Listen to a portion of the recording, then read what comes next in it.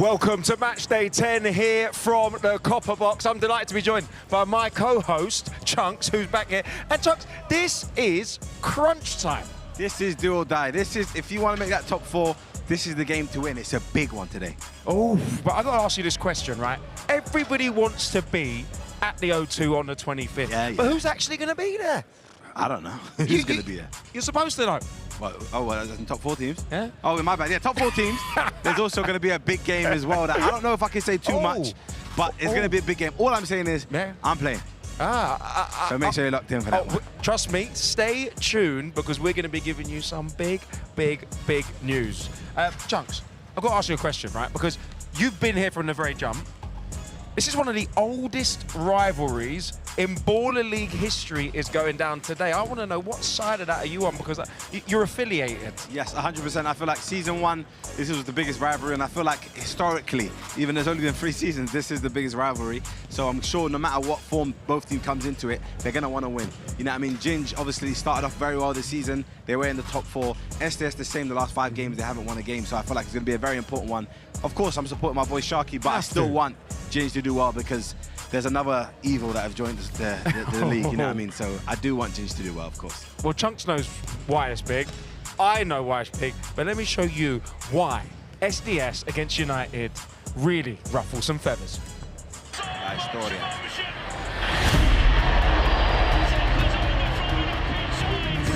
Not good enough! Not good enough! It's embarrassing! Even come out and turn up and watch it. It's embarrassing! It's not worth your time! It's not worth your time! Stay home! Stay home! I want to be people that want to play this! Hide! Have to dive now, whether you want to use it or if you want to go there with it. You want to start, it's up to you.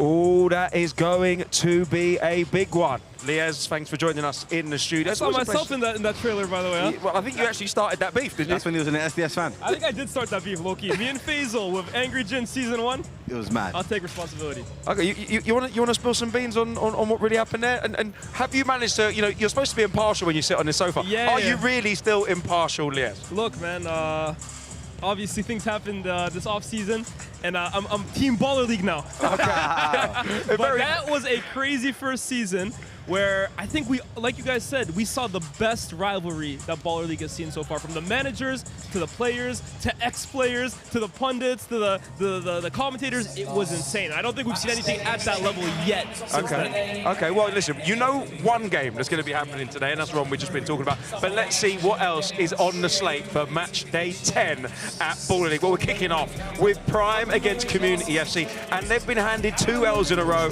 Should be a good game for them to bounce back. And then a massive one in the fight for the Final 4. Wembley Rangers against Clutch FC, and high-flying NDL face Gold Devils, actually fresh off a win as well. And SDS against Yanited, the old-school rivalry. Vision N5, and then Ruckus versus Deport Trio. And what does that do for the table? How will things play out today? I'm going to look at those spots 5 until 9, where everybody's in with a chance. You've got Vision down there in 9, N5 need a win to try and push them out into contention for Final 4. Gold Devils, Clutch, and Wembley Rangers make up those spots just below the Final 4. Can they make it to Wembley on the 25th? We'll find out. And the top 4 consists of SDS, Prime, Deport Trio, and NDL sitting pretty at the top of the table. Oh, boys, I've got to ask you right now, who's going to make it to the Final 4? I asked Chunks before. Liez, you're our analyst. You're our man in the know, the boffin, the brains of the organisation. Who's going to finish in the Final 4? I think NDL at the moment, obviously, they're flying. They look like the best team in the league right now. Deport Trio, they are the team on form right now. Jet is firing these guys right now.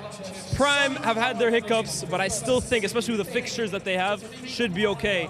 And I think it's that 4th spot where I've looked at SDS over the last few weeks and I've felt that the football has stagnated and the performances and results just haven't been there. And now these next 2 games are really do or die for them.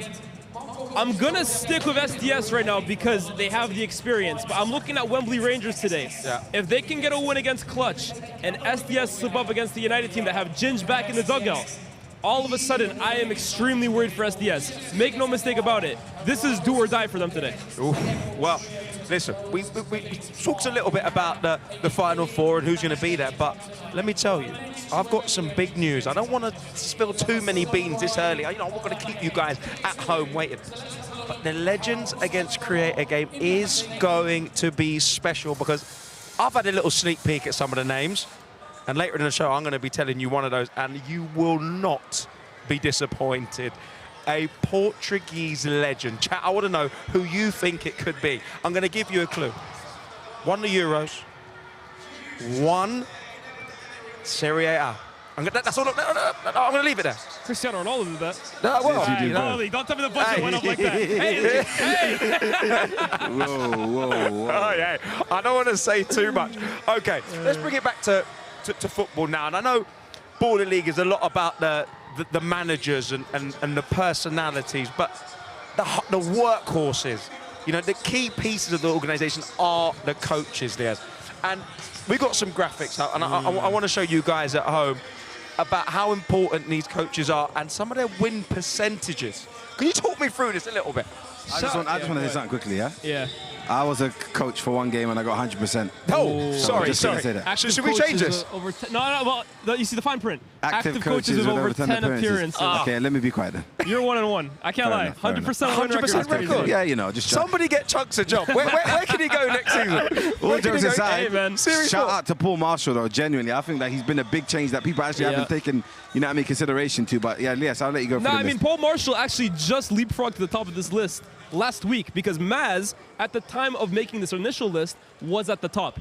And when you look at the amount of wins he's coached, the Final Fours, it makes sense.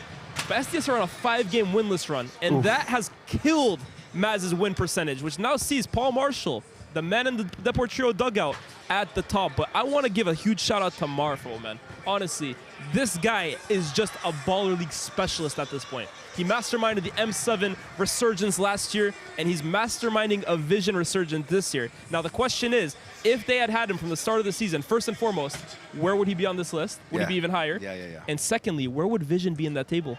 Could they, I mean, top Final Four is not out of the picture yet, but if they had him at the start, the way they're playing, I'd be worried for the rest of the league. It'd be dangerous. But, you know, the coach and the managers can inspire to a point, but sometimes it takes the players on the pitch to do it. Definitely. And coming from behind is never easy. But that has been happening a lot here. So, Liz, talk us through these teams that have gone 1-0 down, suffered an early scare, and come back. I mean, I found this really, really interesting, right? I was getting the data this weekend. And Deport Trio obviously have the highest win rate at 80%. And I think a big reason for that is how good this team is at game changers. The biggest example you will find this season is that game against Prime, when they entered the first game changer 3-0 down, and they ended the half 5-3 up. And it's because they're so good at 3v3s. They have the weapons to go 1v1 against you too. So that makes sense. Clutch. 7 times they've gone 1-0 down, 4 times coming back. I think that speaks to A, how good their transfer window has been because they've really added firepower to come back from losing positions. But the biggest one has to be SDS. They have a 25% win rate when they go 1-0 down. And I think that speaks to the fact that when they go 1-0 down, teams can sit back. And SDS struggle to break down deep blocks. I think that stat says a lot. Well, talking of teams that might have to break down a deep block, first game, Prime against Community. Chunks, I saw you holding court with a couple of the Prime players. That block is going to be as deep as the ozone, by the way, from Community. Near the barber shop. Are we seeing a little bit of an implosion from the big boys? Yeah, I think in terms of playing the way that Community are going to come to set up, I feel like they don't really come to defend, especially because you've got nothing to play for. So I feel like they might be expansive and actually try and play against Prime. But yeah, I think the last 2 games, 2 losses, Prime aren't guaranteed to be in the top 4. Just because KSI is your coach doesn't mean you're going to be in the top 4, you know? So I feel like today's a big one, and they kind of have to get it across the line because that last game against Vision is, as Les was saying earlier, Martha was an incredible coach. So who's to say he can't out-coach Sama when it comes to Vision versus Prime? So I think if they want a chance at that top 4, today's the day to secure it. Otherwise, hey. And it's a big day for Prime, right? Because there's no KSI in the dugout today. So is that a help or a hindrance? I want to ask you that. I think it's a help. Yeah, same. I genuinely think it's a help. I'm of the belief that KSI and Steven Sama have set a target on their team's back this year because of the way they've talked before games, because of the let's call it what it is. It's confidence, but it's borderline arrogance too in terms of we're going to score this many goals. And I think they're writing checks that the players can't cash in all the time, right? It's all well and good saying my team's going to score 10, but you're not the one being tasked with putting the ball in the back of the net. So I'm interested in seeing Prime today. Without KSI on the touchline, we're probably going to have less fights. I think we'll definitely get that, right? Yeah. And I'm interested in seeing, do we get maybe more of a free-flowing team, a team that have less pressure on them because they don't have the big guy on the dugout. Any team that's being managed by KSI is going to have the highest expectation and pressure in the league. Well, there we go. Talking of expectation and pressure, it couldn't possibly be 3 L's in a row for KSI's Prime, could it, Brandon? It can. It can. It can. Thank you so much, guys. And yes, we are back. We are back in commentary as well for Matchday 10 here in the Copper Box. A little word as well to a good friend of mine, Spencer FC, who was filling in on Friday, did a fantastic job guiding you through all the action. No doubt the biggest game of the season. We saw Prime against NDL taking place, but I'm buzzing to be back. Of course, these are 2 massive weeks. And I want to talk first and foremost about the table coming into this. This is our 3rd season in Baller League UK. There's never been a team that's picked up more than 23 points in a single season. NDL have got 2 games left to play this season. They've got 2 pressure points. They've already won 2 of them this season. They could be on to break an all-time record of a team to pick up the most points in a single season. But can they? Most definitely try and book a top 4 place. There is a world today they can get a top 4. A lot would need to go their way and a lot of results, and if buts and maybes, we'll talk more about that. The one thing we'll talk about is Prime. They are without a win in their last 2 games. And Community FC have not won a game in 35 days. Their last one was on the 6th of April. That was quite some time back. But if you have to argue if there's a time to go and beat Prime, it might be right now with the current situation that they find themselves in. No KSO on the sidelines. He'll be watching from afar, no doubt. That's the first time he's missed a game this season. But welcome back. YouTube chat, I can see you from the get-go. Welcome in. It's nice to be back as well. I'm sure, hopefully we'll see more of Spencer FC here down at Baller League as well. Maybe even a little commentary duo at some point. Remember, we are only a few weeks away from our Final 4, the 25th of May at the O2. Hopefully we'll see them. We've got that Creators vs Legends match as well. There'll be more information coming your way there as well. Well, let's have a look at the team thing coming in. I absolutely love these new team graphics as well. There is 3 changes from the side that lost to Ruckus. Serge Fay returns after missing the last 4 games for Jordan Easton. A lot of you in the chat have been asking for him to come back. Wildcard Nathan Okome comes back in.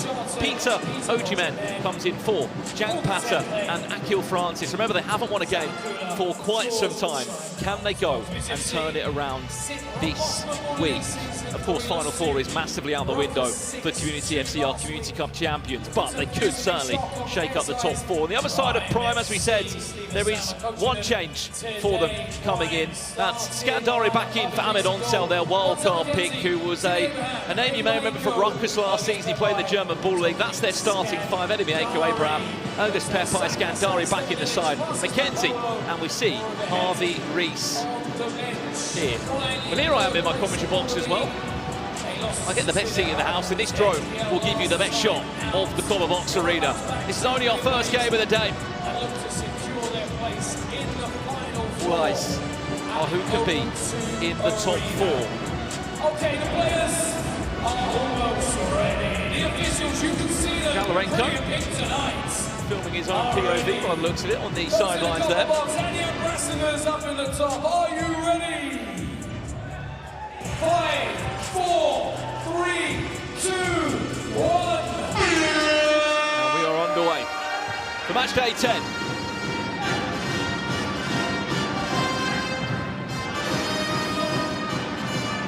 In chat, what did you make of Friday's action? What have you made of Prime in these last 2 weeks? It was their big game last week, the game of the season. Zoe Ball not in goal today. It's 2 weeks he's missed now. His illness on Friday. Enemy Aiko off the side of Serge Fay's goal. Welcome back to Ball League for that, man.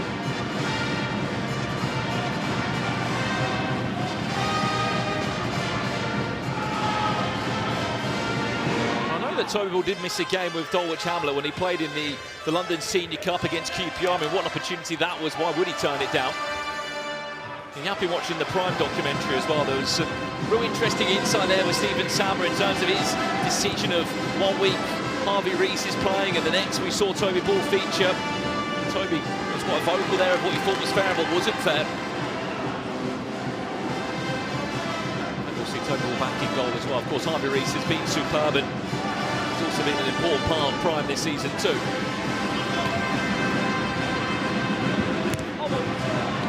Those in the chat saying, can Prime still make it? Of course they can, but a lot would have to go their way, and I mean a lot. I'm talking 2 wins, 2 pressure point wins, and everybody around them to drop points. They needed to really have won last week. That game on Friday night that they did lose to Deport Trio, the 6-4 defeat, did them no good.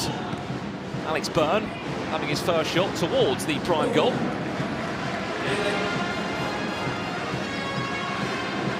Who do you want to see in the top 4? That's the better question, chat.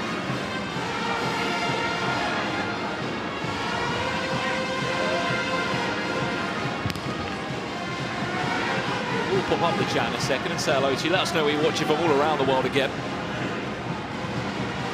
It's Timmy Abraham winning his team a kicking up the pitch as he moves up closer.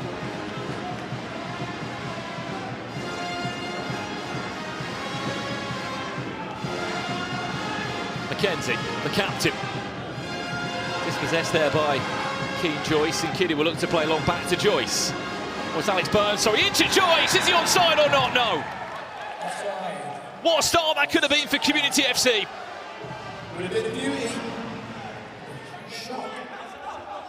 Goal doesn't stand, the offside call does come in. No corners. I say that, 1 corner already given of the game. That's the first one of the match. What a moment that could have been for Alex Byrne. He just about came onside, but his teammate Joyce was just off.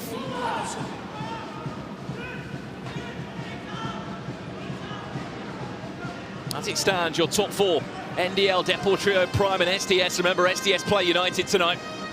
It is the rematch of that famous derby from season 1, but United have never beaten SDS.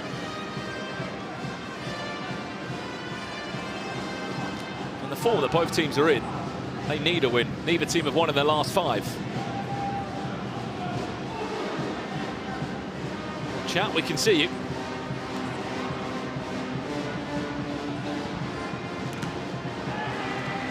Bring back the centre circle logo. That was the Fortnite logo, wasn't it, from last Friday, which a lot of you in the chat were quite vocal about when I was tuning in from the sidelines. Do we bring it back or not? I'm sure you will. You'll tell us in the chat. 62% of you said no. I think that might be the clear answer.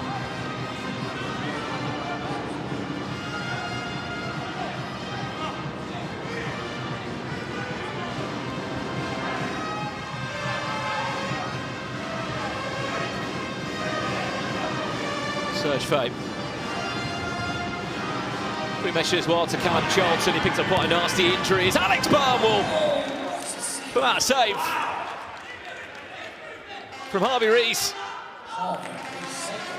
Just over the bar. That is again another warning shot fired. This might be Prime FC. They might be full of the biggest names in Ball League. But there's no reason why they can't go and get a result.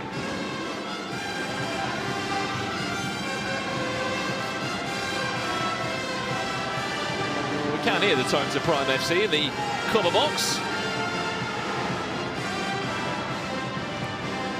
For those asking, can I see the chat? I always have the chat open next to me, so I see all your comments come through. I just occasionally pop it live on broadcast so you can see your own comments on camera.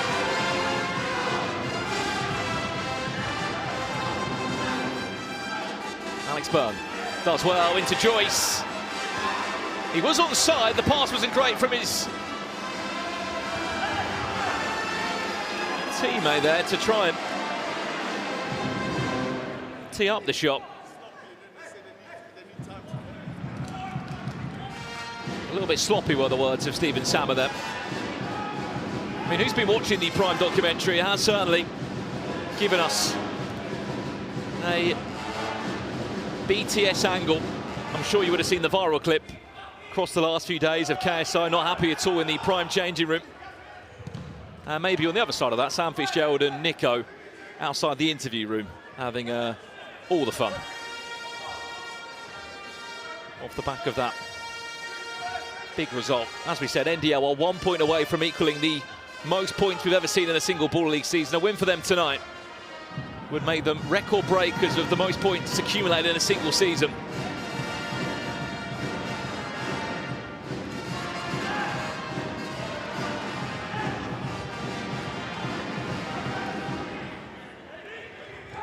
Burn.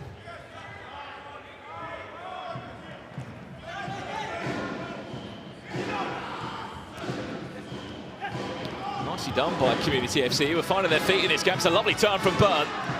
Ran into Mackenzie and Pepe though.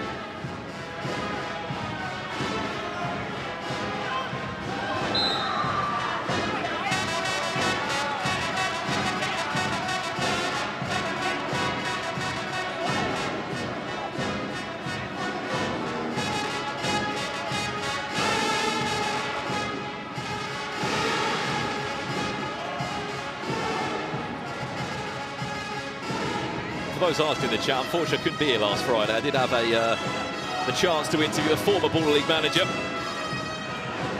It was booked way before the season started. Of course, I didn't expect the Friday match day, which I know a lot of you did enjoy. The first time we've ever had a Baller League fixture on a Friday. 3 match days in a week. The first time ever.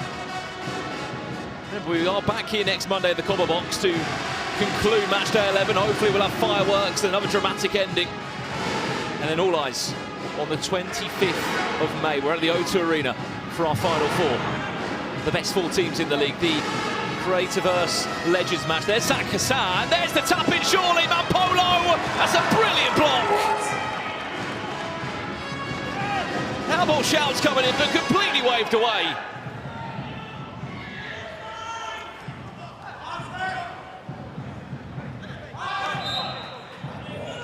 Superb piece of defending there at the back from the World Cup. Peter Ojimen. Look at that. Mampolo thought he scored. Community FC said no. There is a challenge coming in. Is that for a handball on the block? Is that for a... He's saying handball, Stephen Sammer. Referee done it for handball. Handball or not? I mean, it looked like a brilliant block originally. A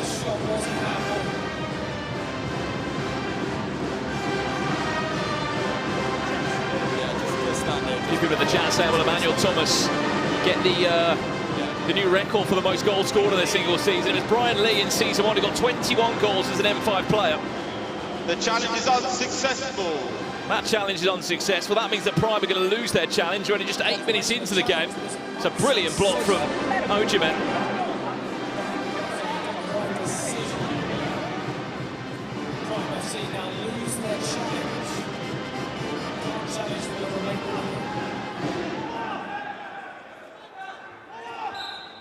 Some of the chats said, am I allowed to give predictions? Of course.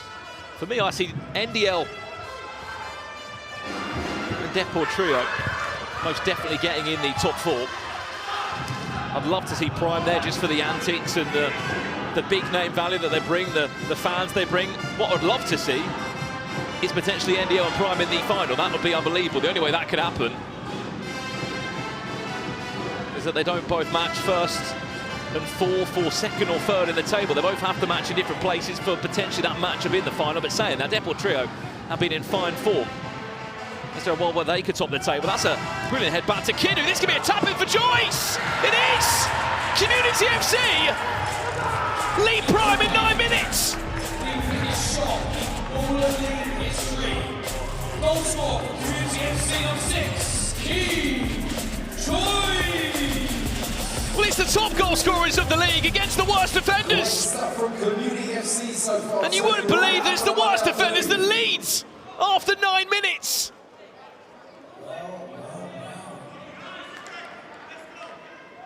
Keen Joyce, he came close minutes before. That one will stand. And Community FC will lead Prime.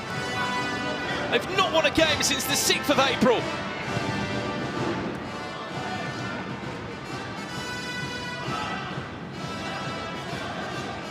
But the one area where they haven't been great, and they'll say that more than anyone,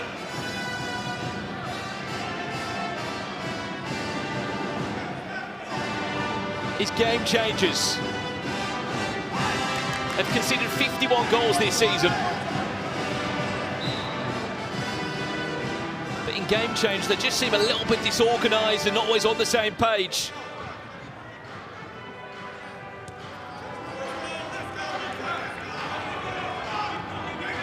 Scandari, he's back in the squad today for Ahmed Onsel.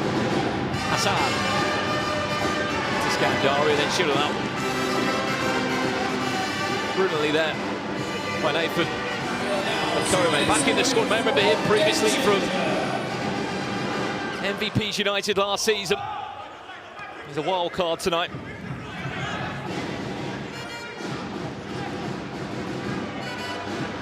This is the side that have scored more goals than any team in the league. Averaged the most possession than any team in the league. Had the most shots on target. As it stands, they're 1-0 down. I know it's a very long game. But I mean, chat, you tell me, can Community FC go and do this?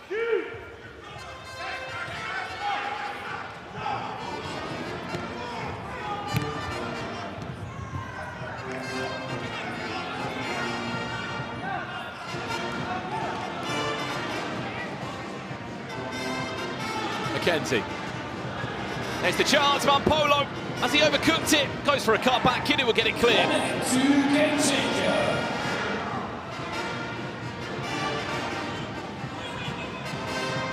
And we are 50 seconds away from our first game changer of match day 10.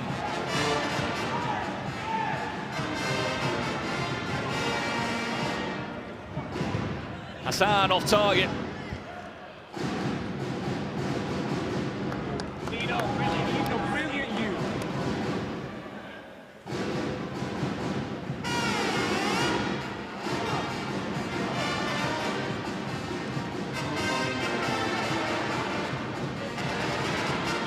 There's only ever been one game this season where Prime have not scored in the first half. That's when they lost 1-0. So Gold Devils on match day 4. 7 seconds. 6.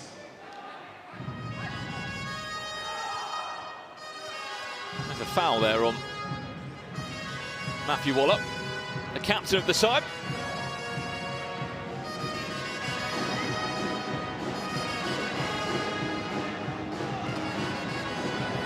Seconds out here now. 4, 3, 2. Game changer. 1. Let's take this thing higher, higher than you ever been. Stand tall like Everest. We go higher. It's time to go higher. +1. Okay, your game changer is. Will be our game change for the next 3 minutes. Game starts with 1 versus 1. I mean, this is an unbelievable opportunity for both teams here. It's a 1v1 plus goalkeepers. After every goal that is scored, a player will be added onto each side. Goalkeepers are not allowed to leave the penalty area or engage in build-up play. If you don't know this game changer, it's 3 minutes of non-stop football. I score, you score. Prime have scored 18 goals in game changes this season to Community's 9. 6, 5, 4, 3, 2, 1.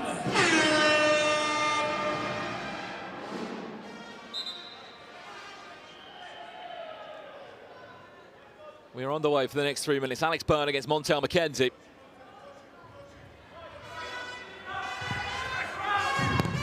Alex Byrne. Now he's won a corner as well. That's brilliant.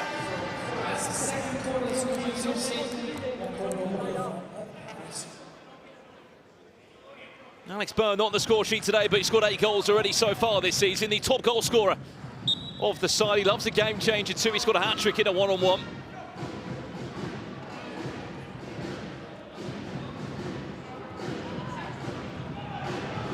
Timmy Abraham, can he pull away? No, great defending. From Nathan Okome. He will get the ball back though, Abraham now. It's a simple turn and it's a shot that's over the bar. Community FC, they win one more corner, they've got a penalty. They could be going in at half-time in a fantastic position. Alex Byrne against Mackenzie. Still Alex Byrne. Keeps possession. And a few fireworks. Is this the pressure? The Prime are under.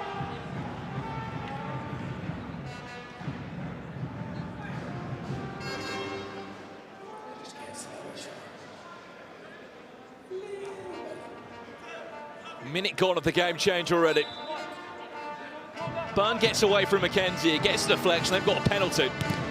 That's what he's tried to do. This becomes quite an interesting tactic here from Community FC. Byrne. Has he won a corner? He has! Community FC have a penalty. They could be 2-0 up here against Prime.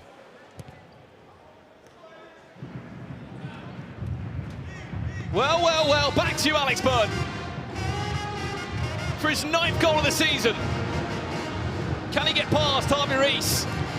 He can! Community 2, Prime 0. Community scorer number 10, Alex Byrne. What on earth is happening? Yes!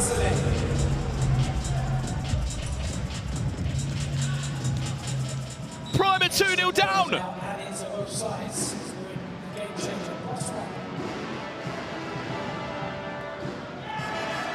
I'm sure Jalarenko can't believe what he's experiencing right now. It's a +1. It's another player added onto the pitch as Zach Hassan hits it over the bar. He won't even need to tell him, but this is not good enough. I'm sure KSI won't need to tell him. They've had 11 shots, by the way, Prime. 1 shot on target in 13 minutes.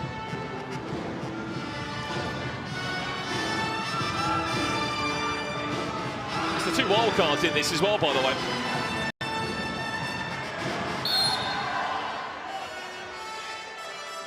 Whatever game plan that Lorenko has set out, so far it's working.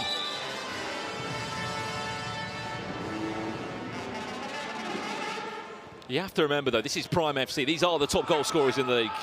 They are ruthless when they need to be. Can this be one of those moments? Zach Hassan delays the shot. Mampola, there's one. Let's go tonight, and it's Prime FC's leading scorer, Francis Mampola.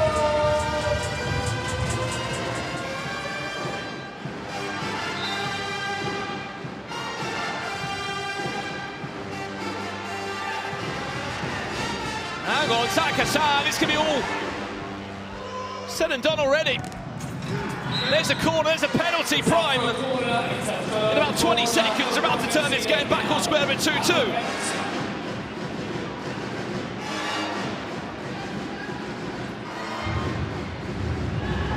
Well, this is their 10th penalty of the season for Prime.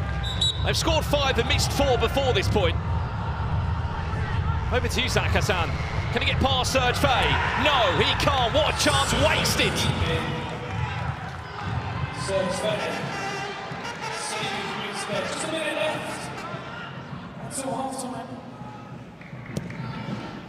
1 minute away from half-time. 3v3 now. Waller on Stefan Ilic.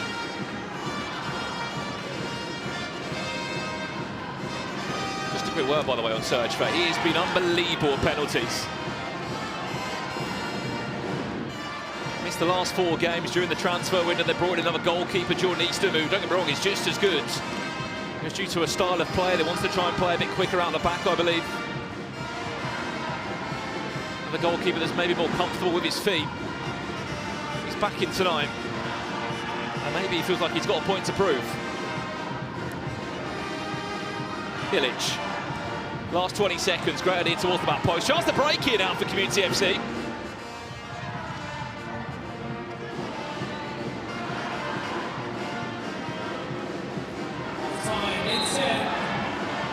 Last 9 seconds, that is a free kick on the edge of the halfway line. Look, they are specialists at scoring from behind the line.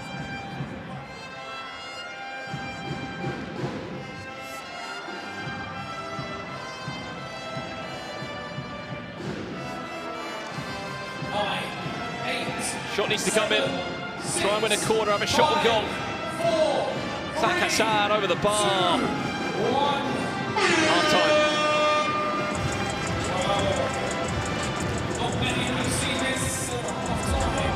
It's got to be a better half from Prime. At the moment, they're losing to the bottom of the table. They've only won 1 goal, and I tell you what, they've not looked too bad, Community FC. This might be the best performance we've seen so far. At the halfway point, Community leads Prime FC 2-1.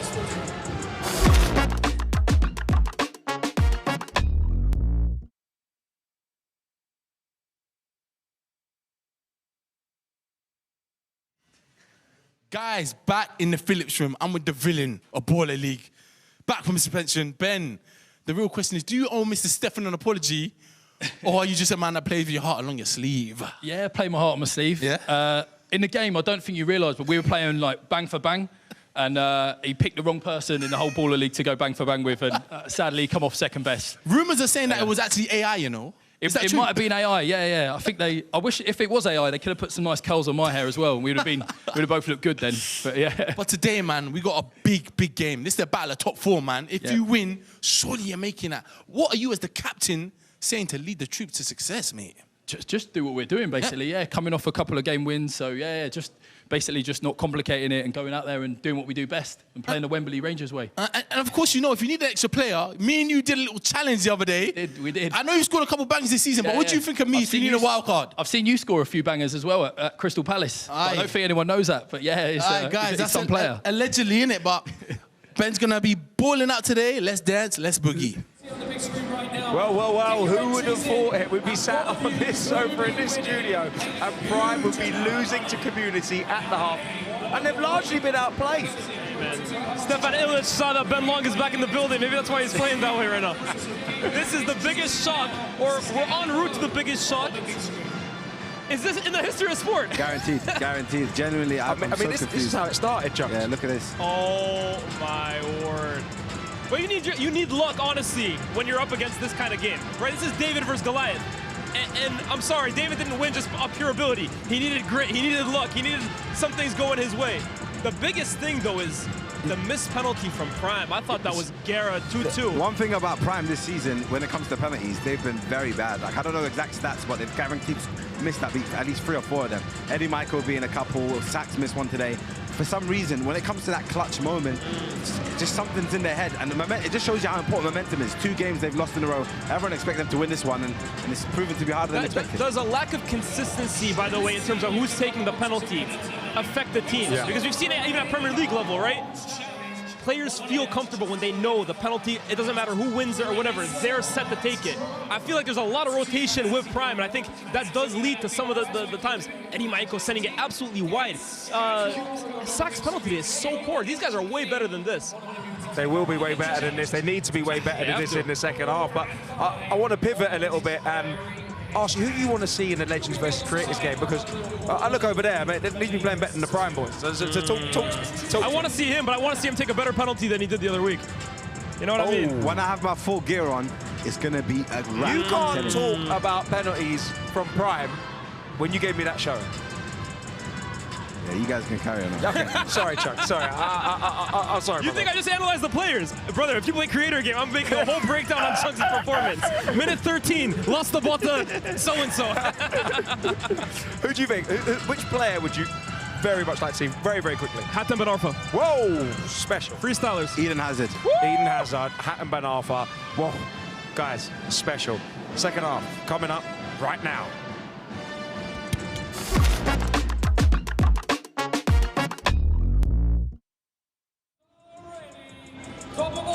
Well, welcome back for the start of the second half and potentially the start of the biggest upset we have seen this season. As it stands, Community FC, who have won 1 game in 9, are leading 2-1 against Prime, the top goal scorers of the league. And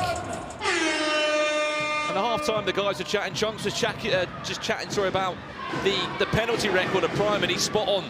10 penalties they've had this year, Prime. They've scored 5, they've missed 5. That's got to be better, especially when it comes to the most important games of the season.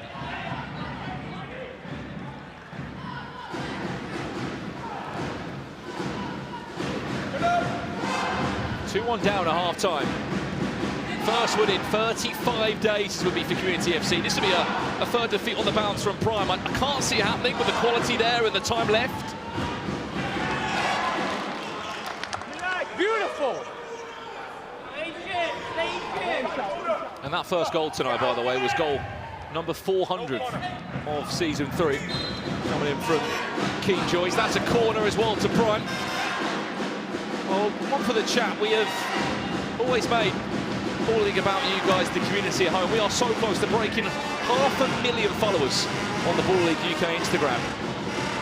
If you're watching near a phone, you've got your phone in your hands, go to Ball League UK, hit a follow for us. We are so close to 500,000 followers. Can we make it happen tonight? I'm sure the admin watching might even pop a link in the chat for us.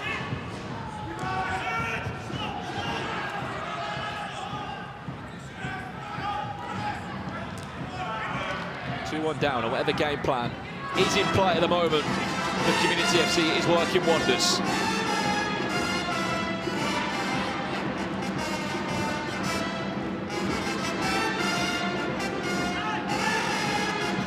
Third foul. Tries to go along to Joyce. It is headed away by Mackenzie. Maravo is on the pitch now. He just had his birthday yesterday, in fact. That is a push there on Joyce.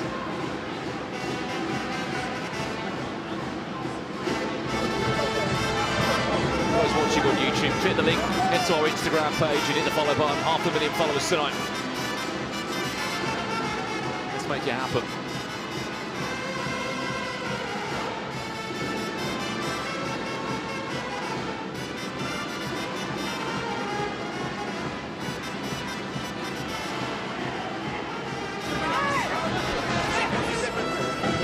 There's Matthew Waller asking for a 2-inch suspension on Eddie Mieko. You've got to rate the approach that Community FC have gone here. They're trying to win every single minuscule battle they can. That's gone out for a kick-in for Prime FC.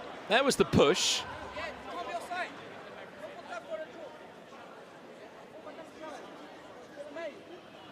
In case you want to keep guessing, by the way, there is announcements coming your way tonight for the Creators vs Legends game. There is a legend that will be announced a bit later on today. Josh Denzel was teasing you.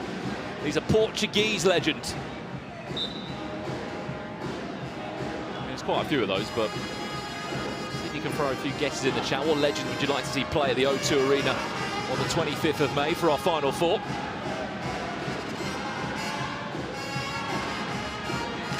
Mackenzie holds on to it. Brilliant feed, Mackenzie. Can't get past 1, 2 or 3 Community FC players. Illich. Shot. No deflection off target.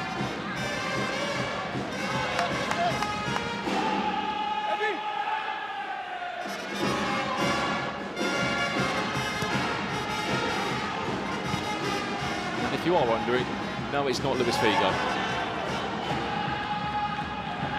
And there's the Prime band.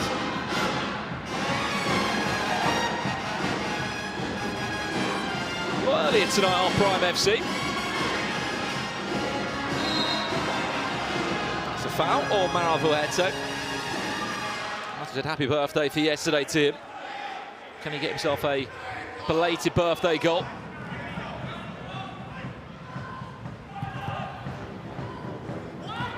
Illich. Mackenzie might be able to touch this down now and get his shots away.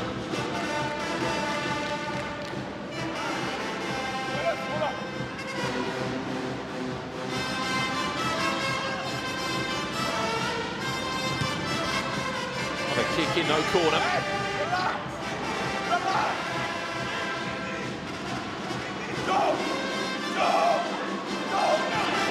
Polo drives it across. I mean, look, if we can, we'll get the YouTube chat up in a second. What legend would you like to see play in the Creators game? Remember, we had Lewis Nani here at the Copper Box last season, who put an unbelievable performance. Mark Albrighton, who then went on to play to Deport Trio for a couple of weeks.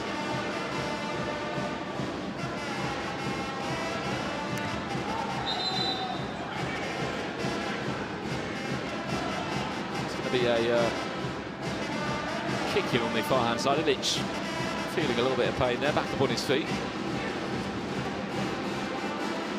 Here we go then. Well, there is a poll in the chat, which I'll let you make your own mind up on that one. Rooney in the chat, you want to see Wayne Rooney play? Little Messi, I mean, that might be a bit of an ask. Akin Fenwa. Previously in last season. That's a brilliant shot off the bar! Ojimen there, the wild card. And a brilliant off-the-line clearance. Near enough, got a goal to remember. Wow!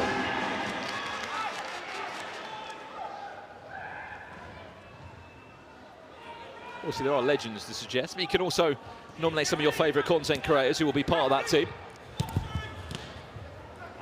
Dispossessed there. Zach Kassan needs to get a shot on target. And the final touch has come off Zach Kassan. That's going to be a kick in for Community FC. They are 10 minutes away from their second win of the season. Obviously, they've still got a game changer to deal with.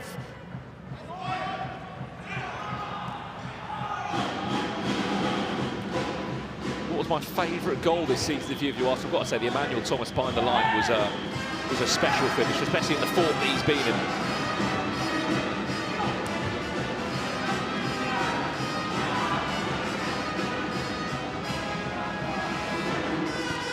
Coman. Joyce.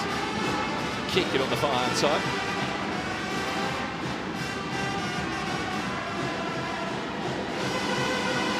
Well, following this one is actually probably the biggest game of the night behind SDS United. It's the match between two sides that are fighting for a top four. Wembley Rangers and Clutch.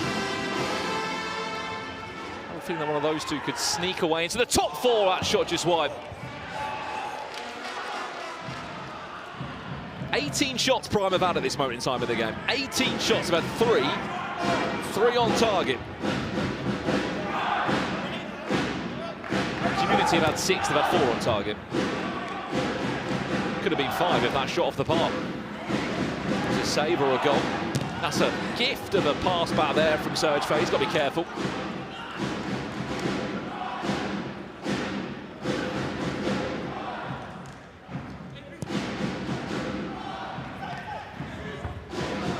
Touchdown there from Alex Byrne. Gets past Mampolo and McKenzie, then switches the play. A bit too much on that for Kiddu.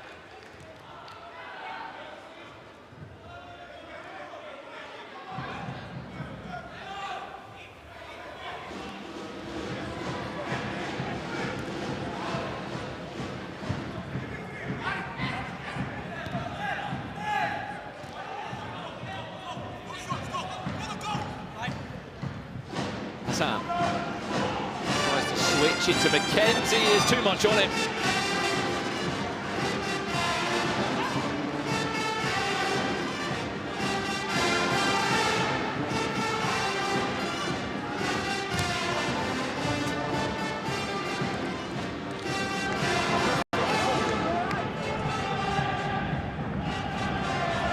Now he's feeling 9 minutes away from the biggest result of the season.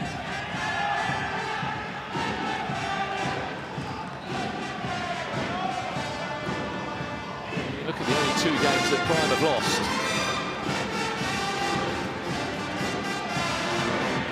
3 of the match they've lost up to this point.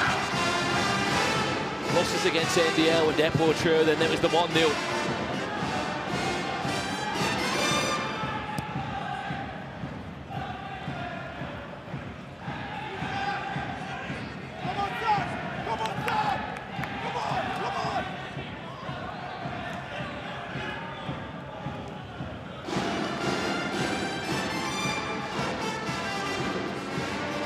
Prime Army is still trying to get their players going. Shot over the bar. It's nearly 20 shots in this game for Prime. 3 on target. Approaching 250 shots this season, more than any other team in the league.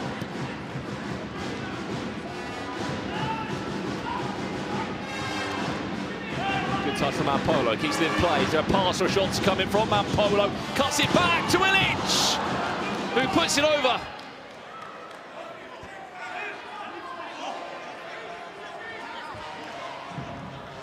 We'll see this one again on the replay. Mampolo did all he can to try and tee up a teammate. You've got to think as every minute passes here for Community FC, they must be getting more and more confident of what could happen.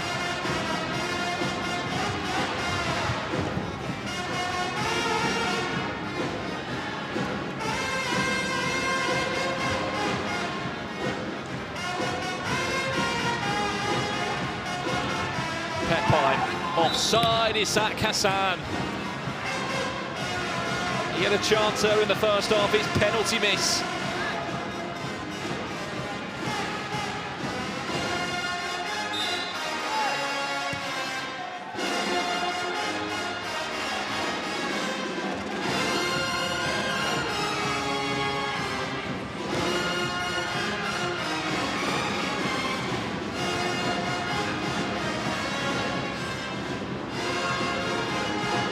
Polo.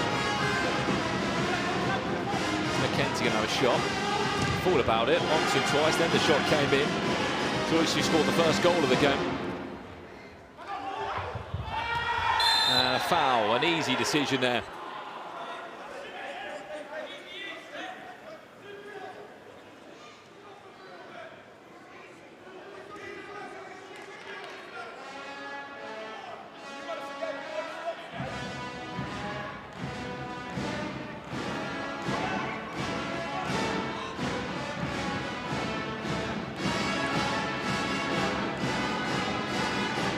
What this would do, it would really shake up the last match day next Monday. We've had some crazy last match days. Over season one, the SDS drama, then qualifying for the final four with VZN Santan drawing. What a save! Serge off the post! Community FC caught napping, but that man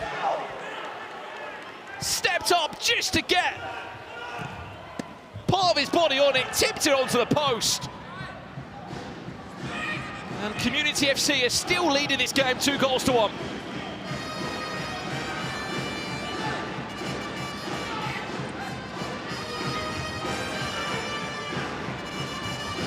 And Polo again, he's done such a job, they've kind of backed into Rukkas Pepe. The pressure point winner this season, a player that scored from behind the line. Fancies another one from behind the line. No deflection over the bar. This is that save again. Just off the outside of his leg there from Serge Faye.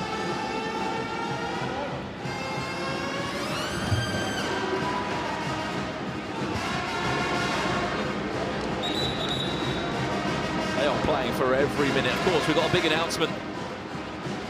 The Legendary Creators game, and that's not that I'm playing in the game. Well, you know. And Polo. Can't find Pepe. We are just over 2.5 minutes away from the game change. There's a moment they're going to get back in this game. Is in the last 3 minutes. I'll tell you what, if it becomes fair play, let's say, for the last 3 minutes, this is going to go so into Community FC's favour.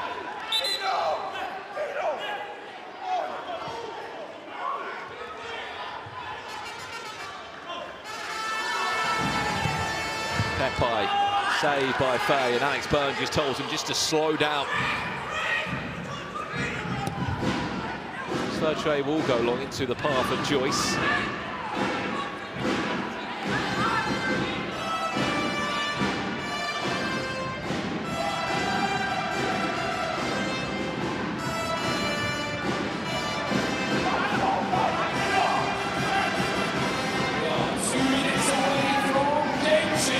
Away from game changer. I mean, look, we are, of course, live across multiple platforms, but boys, interested to hear what you guys think at home, especially for those that are involved in the YouTube chat. Can Community FC go and beat Prime, yes or no? They're 4 minutes and a half away from doing so.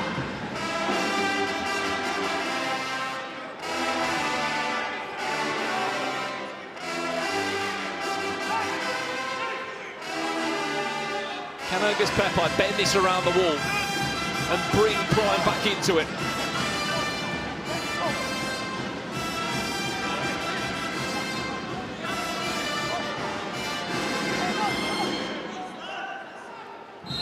He's already scored 2 goals for Prime this season from behind the line. That takes a deflection. Around the post it goes.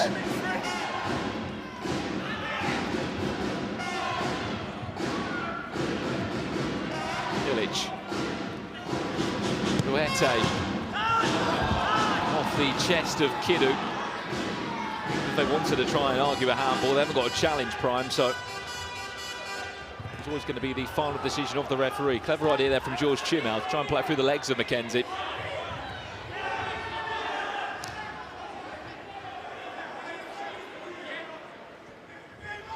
Look at this defensive shape, by the way, for Community FC. It's a 4-on-1 at times. Look at this. 1 minute to game changer. Illich, can he find the cutback? Can Community FC find the counter-attack?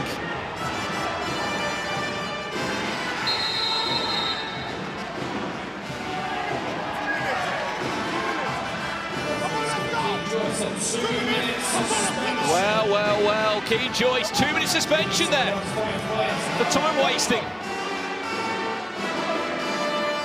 Can this cost Community FC, who've been brilliant up to this point? Abraham save, that's another corner for Prime. He started the game so well, Joyce, he scored the opener for Community FC. He's off the pitch for another 1 minute 52 seconds.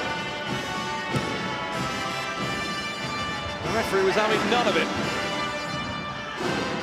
Keep in mind, if Prime do score, Community FC can resume to their usual 6-player squad. When we go into the game changer is the personal penalty versus team penalty.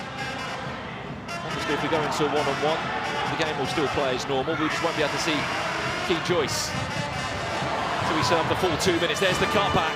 Alex Byrne defends well, goes for a long effort from quite far out. Remember, by the way, one of the big, important things that teams are doing now is just holding possession before the game change. The whole possession before the game changer, they get possession to start the game changer, which is landed back to Community FC's feet. Higher than you ever been. Stand tall like Everest. We go higher. It's time to go higher. And it's going to be the line. The next 3 minutes will be the line. You score from behind the line, the goal will count as double. Keep in mind that a few weeks back, Prime did this twice in one game. Mampolo got one, Ergus Pepo got the other. It was only a few weeks back as well where Emmanuel Thomas, amongst the 19 goals he scored this season. How big could this be? Honestly, it could be the biggest shock in Baller League history. Games today. Yeah. Stop rushing shots, okay? You've got time, bro. You're a captain, okay? Lead us, bro. Come on, bro. One more corner. We're back in the game. We're in it. Big words there from Mampolo, their top goal scorer this season. Just leaning into the captain there, McKenzie, and asking for a bit more. Fireworks. Okay, let's see if this game change is going to have fireworks. We're going to get it started in 10, 9, 8, 7, 6. They are 3 minutes away. 4, 3, 2, Just to 1. explain the game changer once again, if you score from behind the offside line, it counts as double. Prime do this, they're now 3-2 up.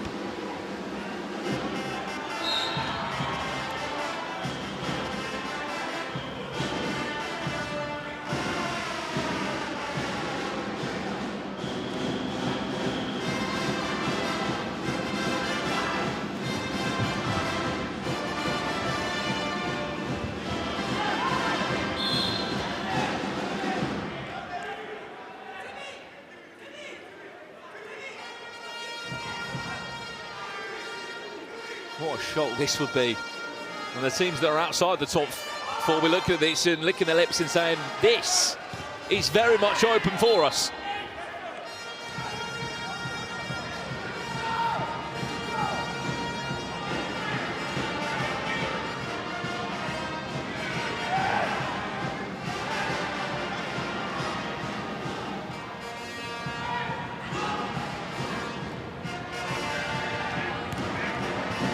McKenzie. Polo, has that gone for a penalty? No, it has. It's a kick him right in the corner. Tries to counter-attack it. It's a clever foul.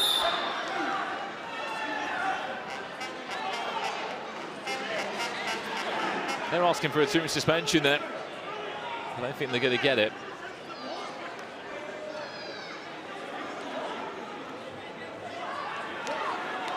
we've got a challenge for a 2-minute suspension. 2-minute suspension here that Community FC feel like Illich deserves. For that foul just given, they want a 2-minute suspension. Let's have a look. Go away, go away. 2 minutes or not, chat? He hasn't gone to play the ball. This is the only question we have here. Yeah. Hold on, hold. No, don't miss out, man. It's like one voice, please. Just the trip. Yeah, The challenge is unsuccessful. Challenge unsuccessful. He will not be leaving the pitch for 2 minutes. A few people in the chat asking why there's only 5 players on the pitch. It's because sin bins don't carry over. He will transform into a personal sin bin, which is only 35 seconds left in that, by the way, before we can see Keen Joyce back on the pitch, unless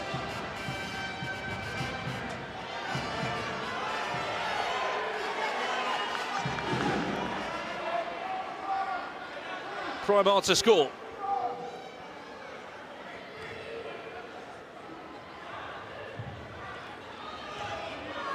They are 1 minute and 54 seconds away from one of the biggest results of the season.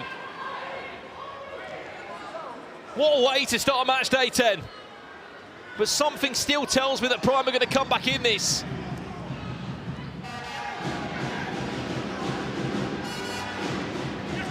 McKenzie. Offsides. It's all just fallen their way, the decisions, the moments in the game. They've had 25 shots in this game, Prime. Only scored 1 goal, then a penalty, they missed a penalty. And what a reintroduction of Serge Fay, by the way. Alex Byrne, what a performance from you as well. Wins his side a penalty. And that man is still there to enjoy every downfall of Prime this season, Nico. He's on action until game 3 tonight. Eddie Mieko! Is there a hand on it? Yes! Penalty! It's over, it's out for a corner, it's a third. As much as that was brilliant from Serge Fay. And a penalty. And a chance to equalise. His side. I know, in quite a difficult situation. Mampolo, can he get round Serge Fay? Is it a retake?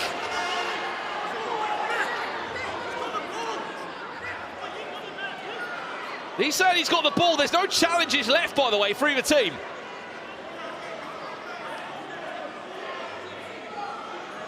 I'll be honest, from that first angle, I do not think that Serge Fay got the ball. Let's have a look. Ooh! I'll take it back. He's got a toe on that. It's a technical goal from a foul on the goalkeeper. The goal's been given. Prime are now back in this at 2-2. Not sure we won't hear the last of that one. Because Serge Fay might have got a toe on that. It was a tiny toe.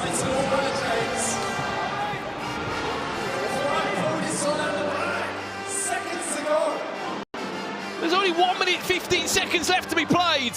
Both teams have used their challenges. That's why it wasn't challenged. The referee made the decision. And Prime might have got away with that one.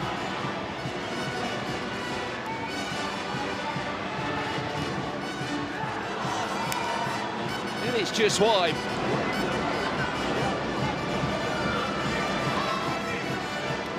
They might feel slightly robbed if they don't go on to at least get a point out of this game. Mampolo. Serge Fay's off his line, he's got to be careful now, no doubt he's probably lost his head.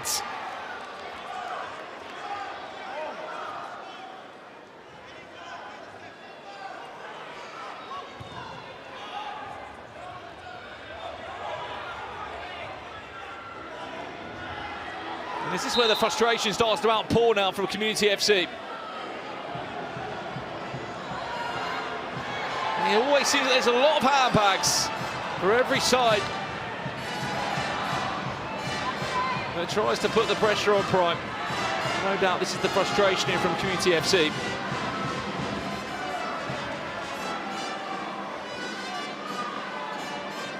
But that was the penalty again for those in the chat. You say how you want it. People in the chat saying penalty, some saying no. Look at that angle there.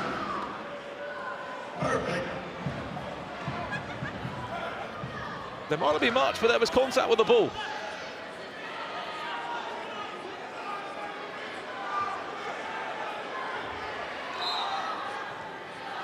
"35 seconds away.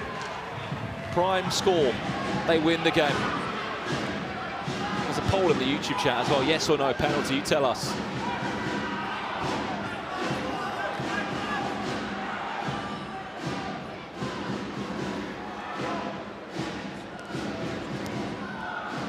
"20 seconds left.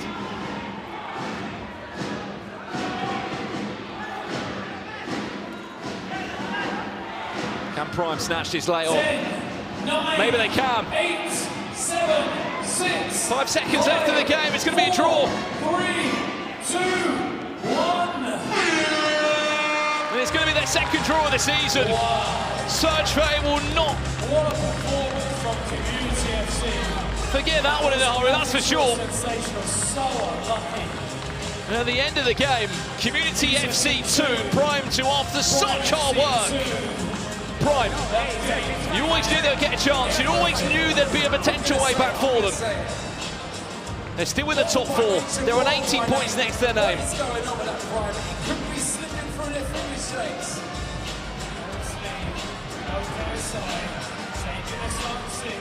Well, let's head down pitch side with Liège, who can give us the latest of that one. Points dropped or a point save, we'll find out. I'm here with Community. I think there's a lot of conversation about one decision going against you guys. We do have it on the screen for you if we want to take a look on the penalty, because I think it's come out that you may have been hard done by. We're going to get another angle of it. Even the referee as well on the side claimed that we touched the ball. I think Surge Fay might have gotten a slight touch on that. Alex, can we get a few thoughts on from you? Yeah, we've been robbed. I can't believe it. One ref said we got a clean touch, and he's the closest one to it. If it's not Prime, it's not give. But yeah. One thing I want to say, Sudo. So proud of the boys tonight, honestly. Odds stacked against us, but we done well. We done proud. I'm very, very proud of the boys tonight. Seconds away from one of the biggest shocks we have ever seen at Baller League. We'll see you next.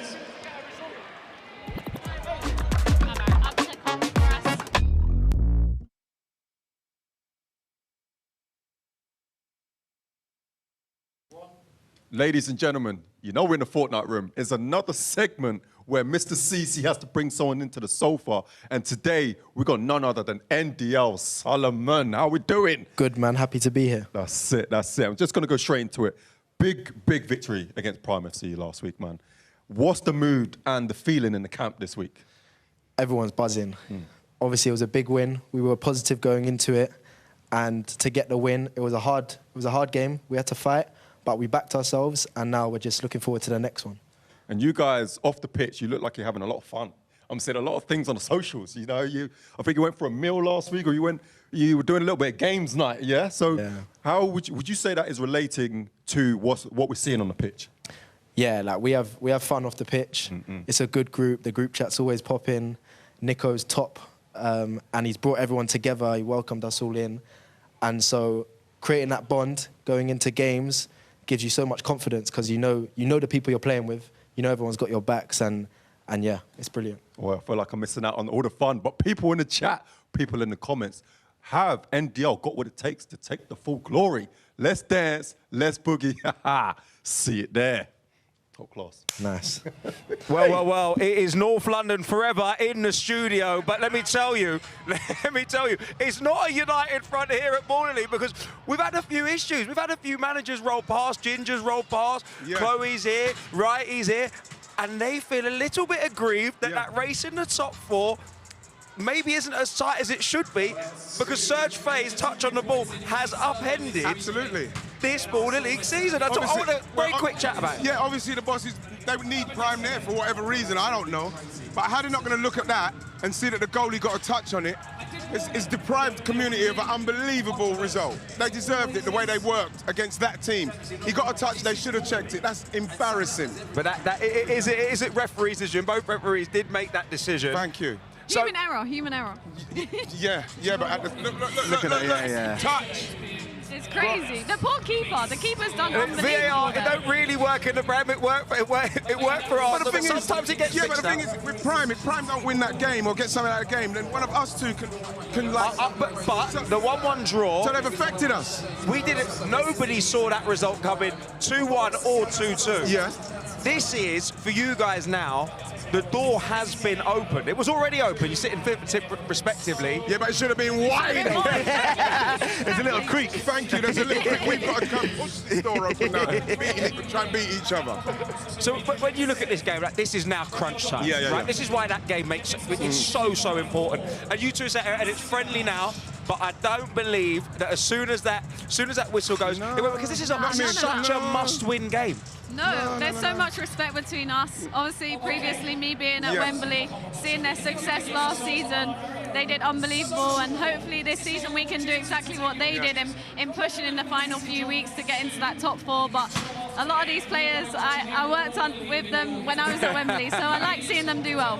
No doubt about it. Now, it feels like that your recruitment that you had, the pieces have really fit together quite nicely now, and you're finding a little bit of a flow, and you're making a real charge.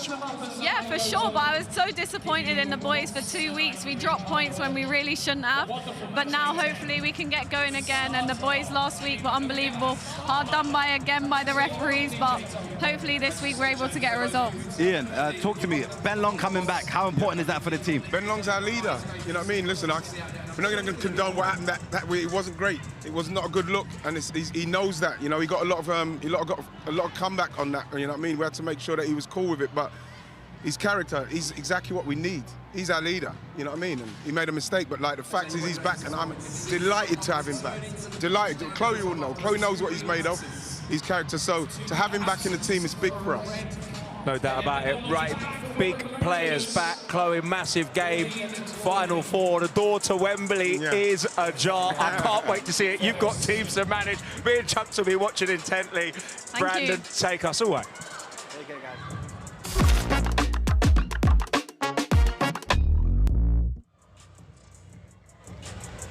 Well, Leah joins me in commentary here. We've only played one game, and the drama has already spoken. Penalty or not, I think we're probably in the same.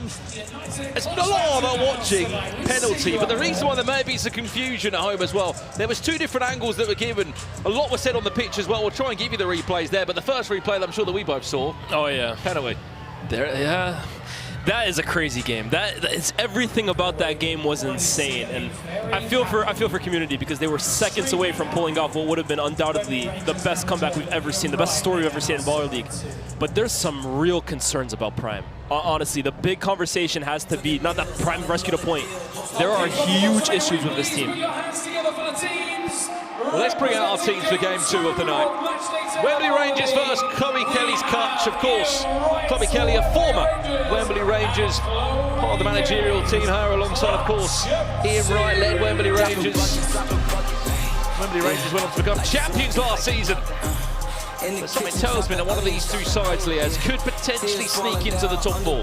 Oh yeah, 100%. You look at what Clutch have done since their window where they brought in the likes of Tyler Winters and the likes of Sandro Camara, and how Wembley Rangers have just grown as the season has kind of gone on, and the form that they entered this game with. Now their talisman Ben Long back in the lineup. This is a huge game. Huge, because either one of these teams wins today and then gets a result next week, they'll favor themselves to be in the Final 4 with the way other teams are playing. Well, a win now would actually put you in the the top 4 for now. Of course, teams still have to play, the likes of SDS. But both are coming into this off the back of wins on Friday night. Let's have a look at the teams if we can. Good to see Diddy back in the lineup as well after that hamstring injury a few weeks back. They're loving Finley Chadwick, and why wouldn't they? Off the back of what he did last week against his former club. He's into the side. Pittman, Morgan Griffiths, Chettiam, Campbell and Pires, who scored 5 goals in one single game last week. Just one change for them. The captain, Ben Long, is back. Hopefully to bring the goals and not the tackles and the drama that we saw. He comes in for Abdullah Abdulaziz. On the other side, there are 2 changes for Clutch. Brian Lee missed his first game, I think, of the season last week. comes back in alongside Jacob Mensah, Fakir Dixon and Eric Kenko. We also see a wild card of Jordan Gilmore return for another week. That's their starting lineup. I mean, they're both in a great position. As you said, a win for them would put them in the top 4 for now. Oh yeah, 100%. And Tyler Winters has been the player I've been the most impressed with over the last few weeks, especially last week. That performance he put in and then carrying it into the pressure penalty too. He's a man on a mission. Can they go and win pressure point again tonight? That is the question. Tyler Winter, no doubt, feeling the form. The Wembley Rangers, 8 goals last week, are champions from season 2. And there he is, Ben Long, back with the captain's armband on his arm after missing 2 match days. Doesn't stop, but no doubt we'll be seeing him. Let's count from 10, 9, 8, 7, 6, 5, 4, 3, 2, 1. And here we go. Check Tiam and Tyler Winters to get us started. What do you favour? Can't split these guys. It's a real hard game, isn't it, to call? I mean, chat will bring you into the conversation as well. As Morgan Griffiths has his first shot, it's off target. Who do you think wins this one? I'm sure we're on a poll in the chat as well. Wembley Rangers or Clutch? It's hard. They both come off the back of a win.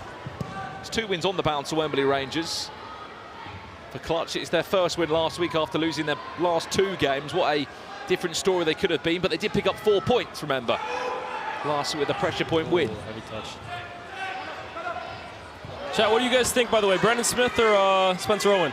We've already had that poll. That's right. I lost. Did you? Don't bring it back. Oh, they don't like legacy here. I thought me and Admin were friends. Wow. No, they said, should we bring Spencer back? And the answer was yes. I think we should. Bring him back for the Final 4. Be great to have him back here on comms. How was it? Justice for Brandon Smith, man. Come on. I'm here for the legacy commentator. Last week. You said about, I mean, Spencer as well. Emmanuel Robe. What was that all about? I'm not getting involved in that because he Emmanuel was Robe, I thought. I mean, that's what I thought too, because I've heard you say his name for the last 2 seasons now. But you said he's worked with him. Oh, God, the Amin's got a chat up. Oh, no. But yeah, he was saying, I've worked with him at Hashtag. He told us it was Emmanuel Robe, and I was like, well, I'm just going off what Brandon Smith says, so. Well, I'd always say Robe. I mean, he's never told me anything different. Yeah, so until he tells me differently. Conversations. Yeah, 100%. But all jokes aside, Spencer FC, a absolute legend. Was speaking to him before Friday night. I want to see a Brandon Smith and Spencer Owen co-commentatorship. Do it. Yeah. I'm here for that.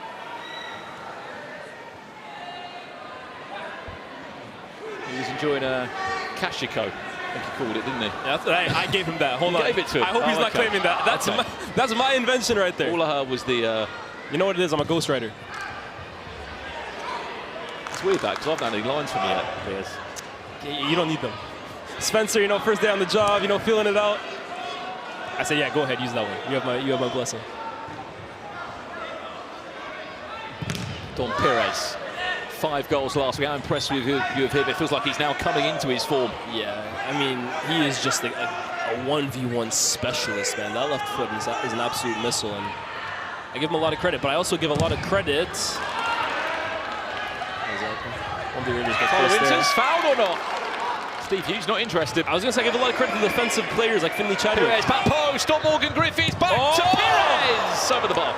Tell you what, that's where that left peg was needed. But yeah, I give a lot of credit to Finley Chadwick. I give a lot of credit to Max Pittman. Wembley Rangers are a team in every sense of the word. So Don Perez taking the headlines last week. I wouldn't be surprised if it's someone else this week. It's a great team that are really coming into their own at the right part of the season, by the way. I wouldn't surprise you just at the back of that performance last week. He went from not being their top goal scorer to their top goal scorer. 8 goals. I mean, before that was Callum Gardner, who's been, of course, impressive in pressure point. That's a potential gift for Tyler Winters. He's found a way into the back of the net somehow. It's that man again, Tyler Winters. The man with the golden foot at the moment. Brilliant header across goal from Alfie Matthews, the talisman. And Tyler Winters needed a little bit of luck there. Bundled over the line by Finley. Outside the boot finish. Might have been the cleanest connection he would have wanted. He did get a hand on it there, Max Pittman. A pressure point winner last week. And back on the score sheet this week. He's on 5 goals for the season. Of course, he moved in the transfer window from NDL. And I always say you can't keep a good man down, especially when we're talking about strikers. Tyler Winter is a certified bagsman. Has been currently is, always will be.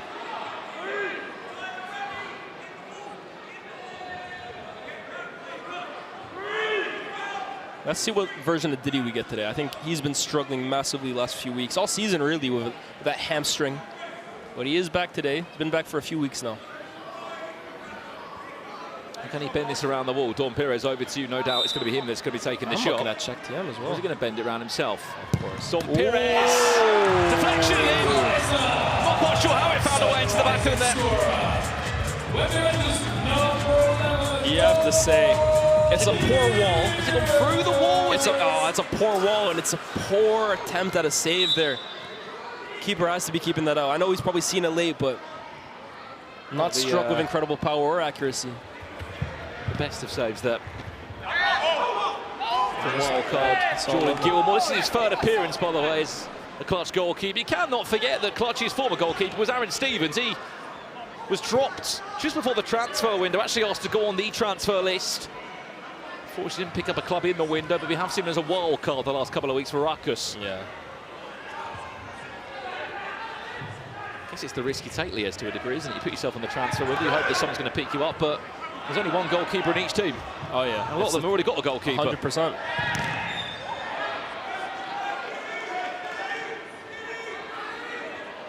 This game's so evenly poised. This is a six-pointer. Oh, yeah, this is the very definition of such. And we had one last week, too, right? Between, was it N5 and Clutch? I believe it was those two teams. Alfie, ooh, fakes the shot.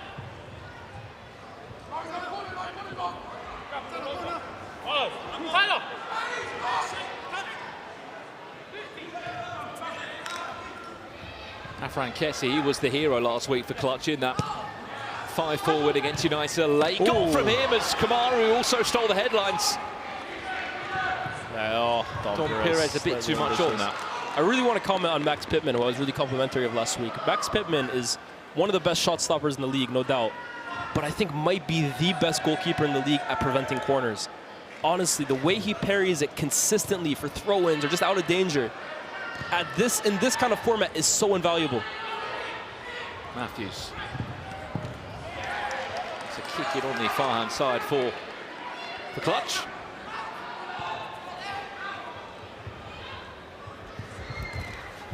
Good defending from Wembley Rangers there. Check TM.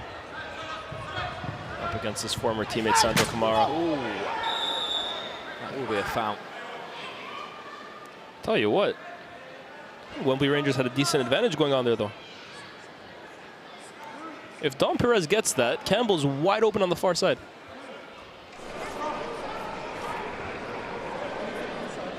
Where do Prime go from here, by the way? I was going to say, if they were to lose the game, it's lucky that KSI isn't here. They could end the day outside of the top 4. Right, if Wembley Rangers wins today, I don't think so. And SDS win. Of course. If Wembley Rangers beats Clutch and SDS beats United, they'll be on 18, yeah. Prime FC will be outside of the top 4 for the first time this season, right? I think they'll still be on goal difference, though. It'll be tight. They'll be on 18. No, but Wembley will be on 19. Oh, sorry. Currently they're on 16. Excuse me. But if they want pressure point as well. Pressure point would decide it. Absolutely Yeah. I didn't realize that was a live table. That'll be the first time in a long time, Lies, they'll be out the top 4. Yeah. He definitely feels like NDL and Deport Trio are a locked-in top 4. Tell you what, I would have paid money to see a live cam of KSI wherever he was watching that. The reactions for that game must have been absolute gold. Well, he wasn't too happy, was he? I'm sure the clip on social in the changing room off the result on Friday. He was not happy at all. Turns out football management is not as easy as you think. I think KSI is learning that the hard way. Campbell, nice step overs into a shot that goes into Ginge's booth. He's here tonight. Of course he is, man. He's up against his derby, isn't it? The old enemy. SDS versus Yanited. I think the rivalry, the derby, has kind of got under the radar the last few seasons as NDL has entered the league and now Prime has entered the league. But let's not forget season 1. I'll be honest, Elias, I wish they were coming into this with a bit better form. They've both not won a game in their last 5. Someone's O has got to go. Checked, yeah, great feet. Nicely done there. A word on Finley Chambers last week, special moment for him, scored against his former club. Released him in the transfer window. What a celebration. It was an acrobatic celebration in front of Jens Lehmann. Yeah, Jens wasn't too keen on it. But I like that kind of stuff, I'm not gonna lie, I do. I understand why Jens doesn't, I completely understand that, but I'm a fan of that stuff. Show some personality. If you feel hard done by, fair enough. Just perform, and he did. Frank Kessie, will he try and angle up the shot the right foot, which he will. No deflection on that, just wide. Max Pittman probably has that covered. Only a one flag situation at the moment for Clutch that are building towards a penalty. There are 3 corners, you win a penalty in Baller League. As you said, match 4 tonight. SDS taking on United. The derby is back. There he is. Welcome back. I haven't seen him for a while. Yeah. He has been missed, though. Certainly by his team. Alfie Matthews, he's never afraid to shoot from that far out. It's been interesting how United has kind of just fizzled out of this season, given the way they started.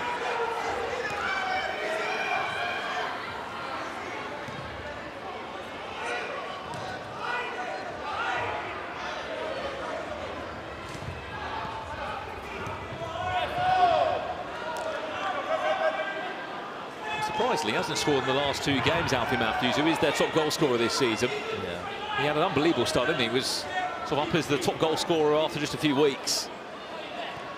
I think the goals have been a bit more shared as Tyler Winters and Sandro Kamara have joined the team.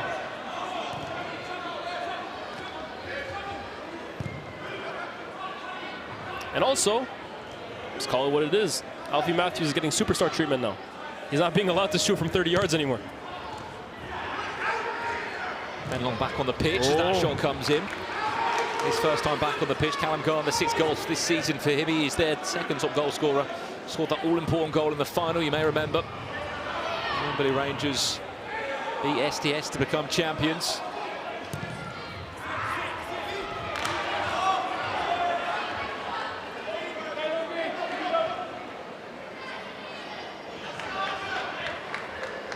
There he is, Ben Long back.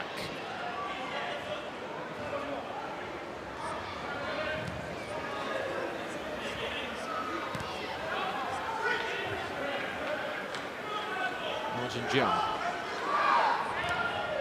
Lifts that one into the path of Callum Gardner, but Alfie Matthews is just there to stop the pressure. That's a clever little flick on there from Morgan Griffiths. Where's the shot going to come in? That's a corner.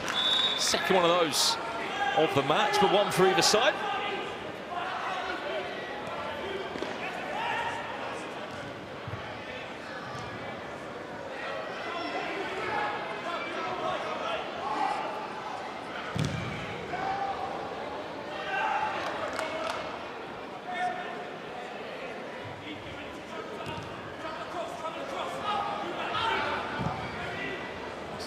Ball into Remy Clarima, will try and head it back into the danger area. Max Pittman hasn't fully dealt with it. Eventually does get 2 hands and just takes it off the toe of Brian Lee.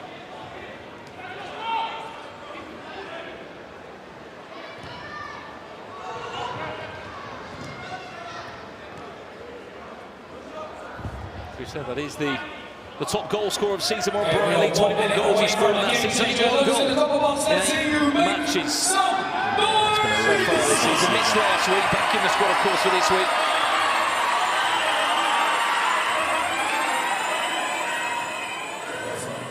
I think we are going to have some new records broken this season, Liez. 23 points is the most that one team has ever got in a Ball League season, and 21 goals is the most a single player has got. And Manuel Thomas is only a few away from that. Yeah. Now he's had a difficult season, Brian Lee. We talked earlier this year about how important fit was, environment, picking the right team. And to be honest with you, I think you can question whether Brian Lee has done that, because I look at this side and I don't know if it's built for a player of his qualities.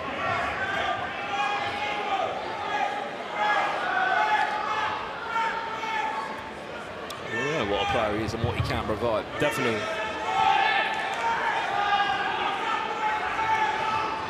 Just needs that run of forward, an opportunity to do so. Right, we are 5 seconds away from our first half game changer. Let's take this thing higher, higher than you ever been. Stand tall like Everest. We go higher. It's time to go higher. Onsides will be our game changer for the next 3 minutes. It's very simple. You just can't be offside for 3 minutes. The usual offside rules that are in play aren't. Offside lines are not in effect. Your game changer Which hopefully will allow for a bit more long ball for the likes of Alfie Matthews trying to find a teammate. On the other side, I might expect to see Ben Long become a target man. 7, 6, 5, 4, 3, 2, 1. 3 minutes of onside.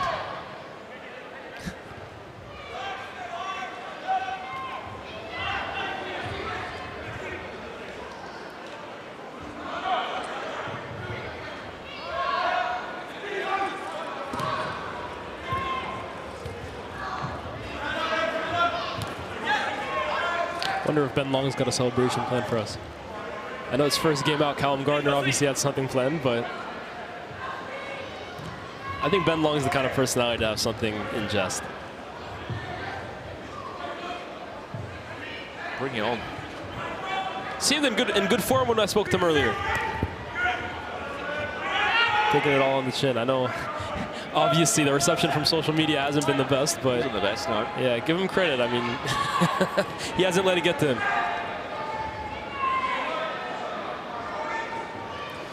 Came at, I could say, a bit of a good time because he actually went away with England's 6-a-side team. They had a couple of matches abroad. So he's still playing football and ticking over. And to be fair to Wembley, they haven't really skipped a beat since he's been gone.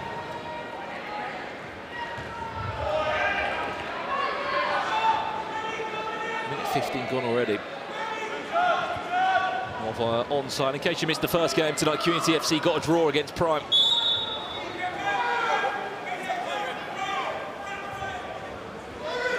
Is it possible for Prime to go one game this season, by the way, without starting a fight?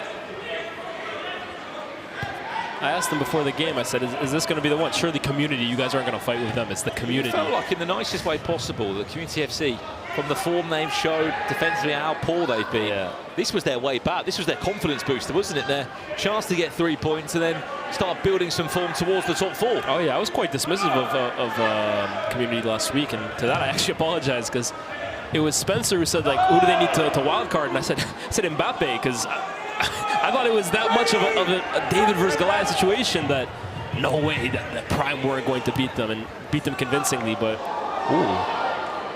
nearly from Wembley there. But yeah, no, I owe them an apology because they gave everything today, and I think they're quite unfortunate not to come away with more. And to be honest, I quite rated the performance from Community FC because they were fine for every moment of the game. Gutsy performance. I actually think when they watch it back, and I like Joao. I was talking to Joao Lorenko before the game. Great guy, great coach. I think he'll look back and think maybe, just maybe, I could have used my wild cards, not my wild cards, my challenges a little bit better. I think for the first 2 minutes that they got, I would have challenged that one because I think it's harsh. I wouldn't have challenged the Stefan Illich one because I don't think realistically they were going to get that one. And at the worst, I keep it because then in a moment like that penalty, you challenge it and who knows what happens. Do you know what I mean? At least the referee looks at it. 100%. So I think that maybe is one regret about how this game went. I think that game in general for challenges, Leo, wasn't great. I think Sama challenged the potential handball on the line, which even from the first look, never looked like a handball. In 10, 9, 8. We are 8 seconds away from half time. It's all square at the moment. 7, 6. Is there time for a shot?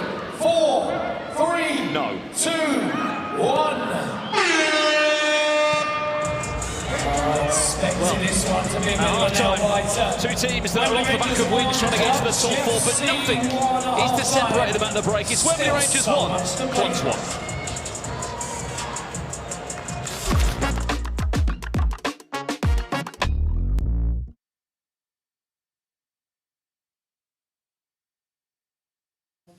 Oh, Serene, mate, we're here in the Fortnite room. Bit different for you, seeing as you're always in the Phillips room. Last time I saw you, chat to you, had 2 barbers going on the hairline, mate. Yeah, that's what I'm saying. That's why it's looking sharp. You're still looking sharp today, man. Today I only had 1, so I was a bit disappointed, bro. Yeah, still looking good, mate. But thank you, mate. Last week, bro, if you look at the stats, they said you had a 0.1% chance of making it to the top 4. I think after that win, we're looking at about 0.2%. But you got a tough game today, man. Do you think you can make it happen? You didn't seem too confident just before the interview. Who do we have? NDL. NDL. NDL. Man. Listen. What to them? Big players, big games. You have to perform in the big games because that's when you get judged the most. So if you beat Prime, you beat SDS, and you don't concede, I'm sure we can get a result against NDL. Let me talk to you for a second, because a couple of weeks ago, in the last kick of the game, you did an amazing run. Do you think if you do such an amazing round and you spoke to Mr. Bilal, you think he's going to set it to you in the last kick of the game today? Man, I wish. I probably should have shouted 1-2s because I had a dream. The dream was to touch. The dream was to touch it left foot and bang it right foot. But yeah. Guys, let's see what happens later today, man. My boy Serene. Thank you. The man. dream. Let's get dance. it. Let's boogie. And we're doing things a little bit differently. We brought in some of the NDL boys. We've got Amin Belane and Sam Fitzgerald in the building. Boys, how much did you enjoy that Prime game? It was good. It was good to get one over some ex-teammates and to get one up on KSI as well, especially playing under Nico. It was good. I see a little banter with you going into the Prime documentary room. How was that? It was awkward. It was awkward, but it was good. There we go. Always like to rub salt in the wounds. And then obviously the result today, the 2-2 against Community. I don't know if anybody saw that coming. Are you boys a little bit annoyed because you're thinking maybe we won't get them in the Final Four? We'd like to meet them in the final. So ideally, we would like them to win today.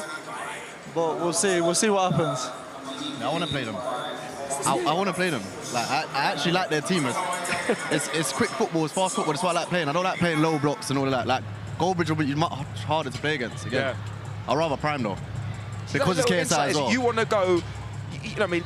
You want it to be a shootout, really. You want to be able to play your ball. You don't have to think too much. You want to be like, right, it's player versus player. It's quality against quality. I can kind of understand that from a football perspective. In terms of the next game, Gold Devils, of course, you see how they set up when it comes to the big games. Like Prime, they managed to get a 1-0 win because of that low block, and then the same with the SDS, where they won 2-0. What's your game plan coming into this game? Are you thinking we actually have to try something different? Because I feel like if they set that low block, they look like a very good team in terms of being able to do that. I think we got a trick up our sleeve, you know. Okay. I'm not going to say now. Yeah, don't give the game away. I don't want to say now. I think Goldbridge is looking. But we've got a plan for that. We've got a plan. Yeah, I think they're the giant killers. They beat SDS, they beat Prime. They have every right to be confident in this game, but if we play how we play, I think we'll be good. Are you guys mentally on a holiday right now, or are you actually going to just try and win every single game now? Nah, man. We want to stay top. We want to get like the most points in Ball League. Good. We're not playing for like, oh yeah, we've won, we beat Prime. Boys, we're good. we got to stop you talking now because second half is about to start. It's been an absolute pleasure. Second half on the way right now.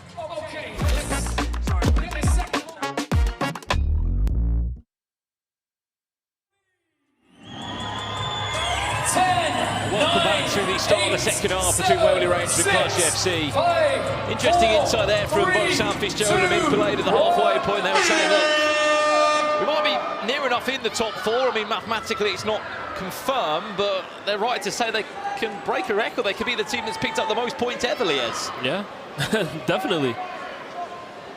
They're in action in our next game tonight.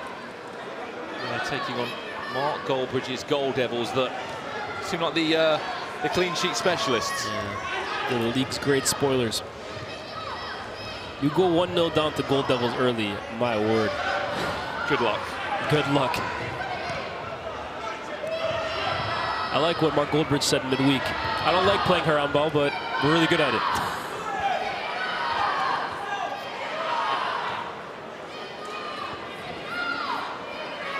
The only side to keep 2 clean sheets in one season. 1-0 win they got, of course, against Prime, and a 2-0 win against SDS just last week. There's a shot.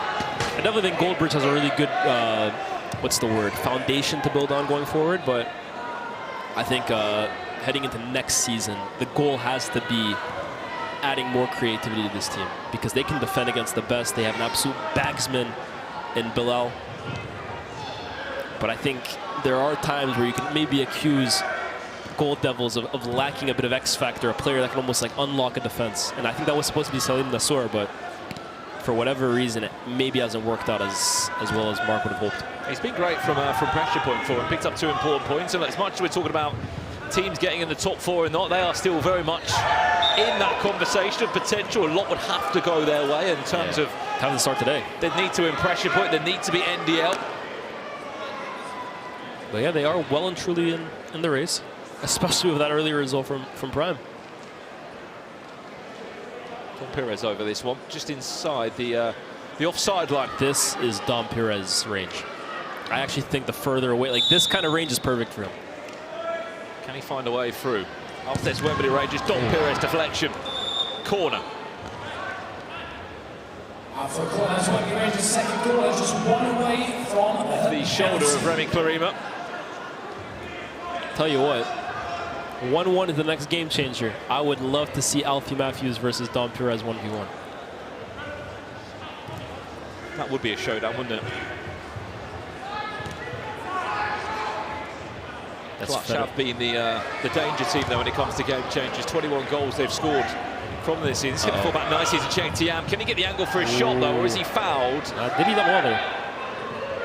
Czech still has it. Alfie gets the ball. Why did he? Bit of a fight for it on the far side. But yeah, I just think those two, man, they're the best at what they do. Maybe obviously with Kevin Vegan actually, excuse me, I'm not disrespecting greatness. It's a great ball. Is there a cut back? There was, but there wasn't really any power on the pass. Foul.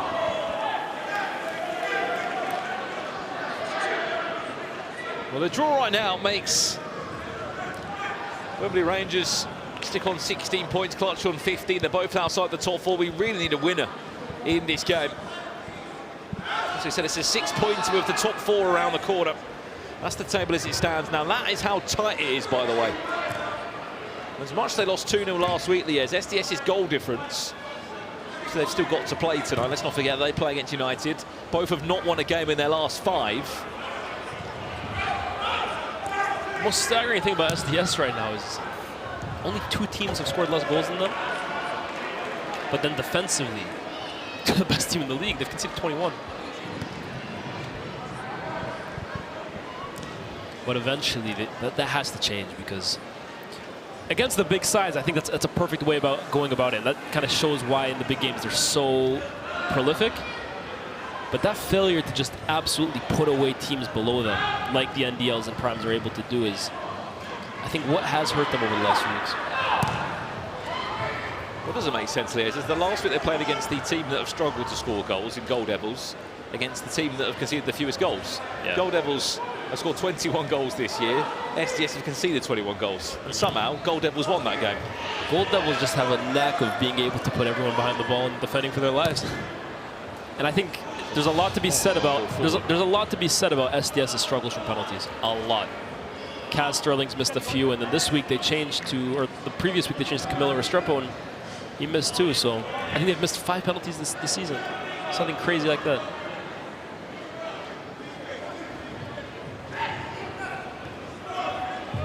Bentley. Save there strongly by Gilmore. Just penalties in general, Liège. Do you think this season keepers have been better, or just the players have not been as clinical? Because Primer, I think 10 penalties, scored 5, missed 5. Oh, checked out. Yeah, we Rangers 8 penalties, scored 3, missed 5. They're still in a negative at the moment. Yeah, we spoke about that earlier in the season, right? Like I think after the first few weeks, the pattern was that more penalties were the post from Campbell. Tiam will get it back. Now will the shot come in? Dom Perez over the bar. Yeah, we spoke about that earlier in the season, right? About how many penalties were being missed, and that just has been a theme all season long. I give credit to the goalkeepers here. I think there has been a strategy from goalkeepers this season on defending penalties. I think they've waited much longer to almost read the move rather than guess early, which I think is what they were doing earlier on. And I think it's now up to the players to find a new strategy. Tian back to Scissor kick finish. Well, Righty will know all about playing against Paulo Di Canio. How far off was that? Christian Campbell, quickest to react. We saw one earlier from Diddy earlier this season. And didn't he catch that well? Brilliant. Wembley Rangers 2-up against Clutch. They are one corner away from a penalty. And they are now officially in the top 4 as things stand, and they could make it more. Should have. Ethan okay there, what a chance it was for him. Gets on his favourite left. What a save! It's a corner. It's a third corner for Wembley Rangers. It may have been a great save there from Gilmore. The minute he gets separation on that left foot, oh my word. All you can do is pray. Over to you, Callum Gardner. He's been so good. He's been a pressure point winner. He's been often so good from the spot. Can he put this penalty away? Gardner. 3-1.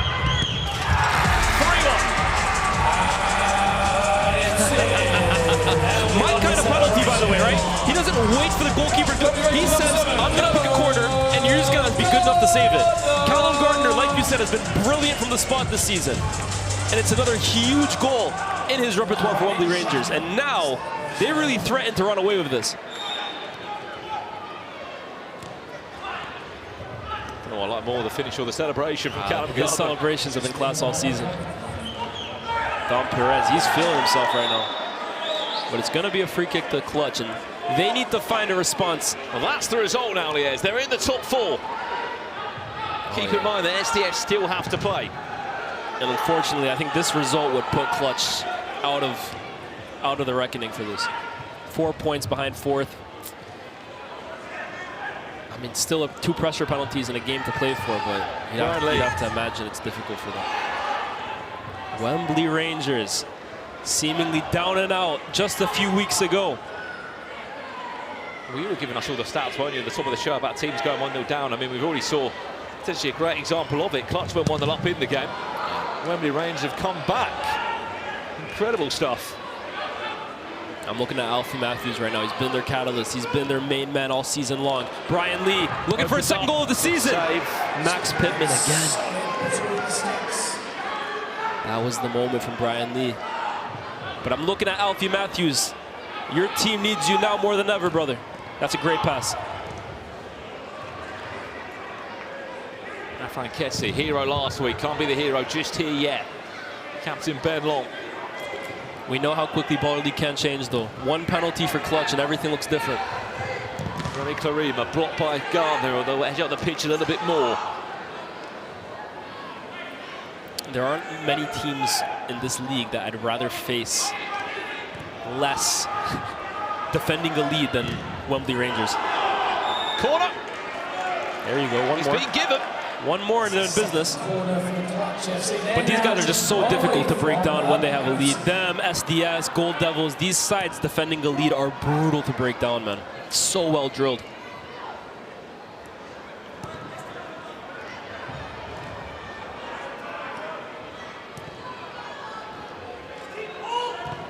As it stands, this result will put Wembley Rangers in the top 4 for now. Loose touch from Ben Long. Alfie Matthews might fancy a shot from that far out because he just won his team a corner before. Those were flying in a few weeks ago. Although when you're the top goal scorer as well, you've got a few of those you can miss. Yeah.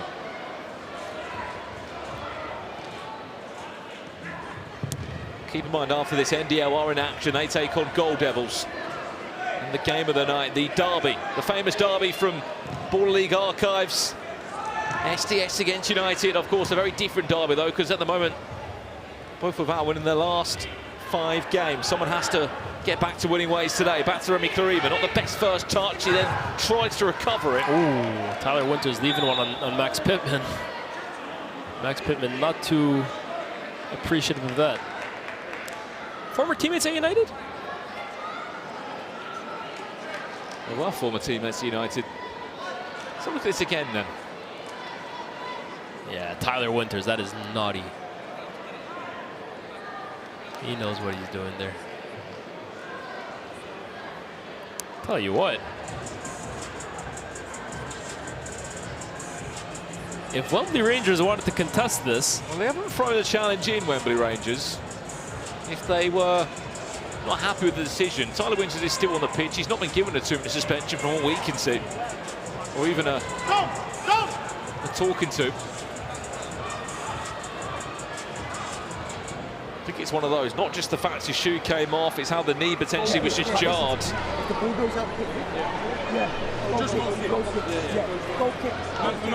Hopefully they'll be shaking hands after the game. Regardless, they are former teammates from United.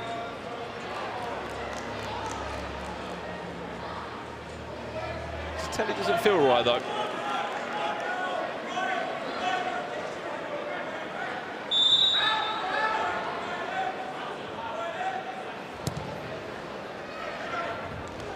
It's a glancing header towards goal. That's off target.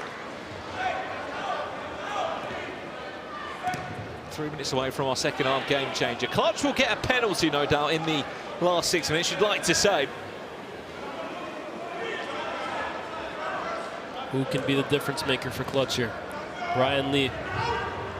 The flick doesn't come to anything. I'm saying that though, as much as they've been great at pressure penalties, Clutch, they've only had 4 penalties up to this point this season. What happened off the ball there? On Alfie Matthews, he's back up on his feet now. Big announcements coming tonight of our Legends and Creators game. Some big names to be revealed of who's going to be in action at the O2 on the 25th of May when the final 4 of Ball League will forcing that mistake. Right, that's not the best from Gilmore as he moans at his teammates not for giving them an option.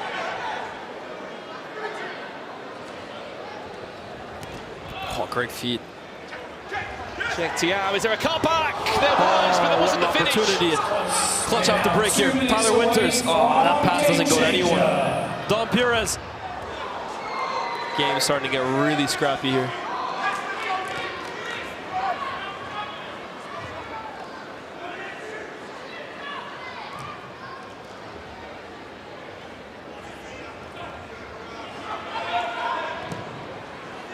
Matthews. Karima. It's a great idea there with the car parried away from Max Pittman. Oh, Finley. Right place, right time there. For That's actually a great foul from Finley Chadwick. Great professional foul because he was in trouble there. But Alfie Matthews, his kind of range.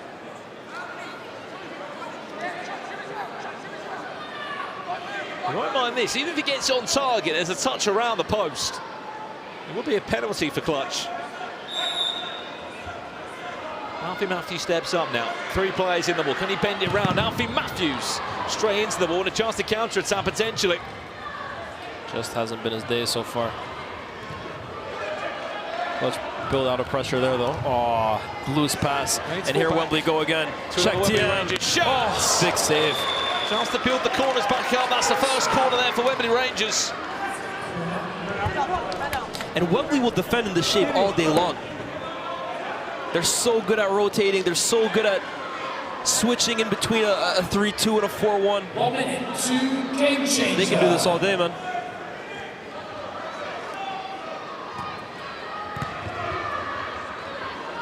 Look 50 seconds away, chat, from our next game changer. The line fair play or one-on-one. What do you want to see? What do you think we're going to see for the final 3 minutes? The dream has to be one-on-one, but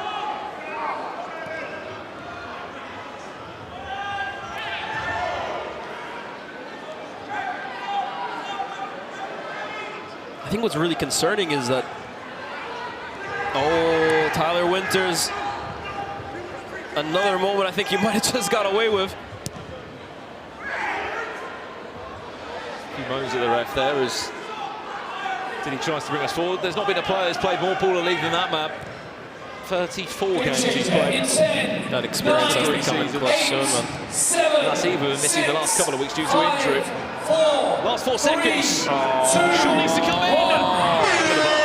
Game changer. So inefficient with their possession.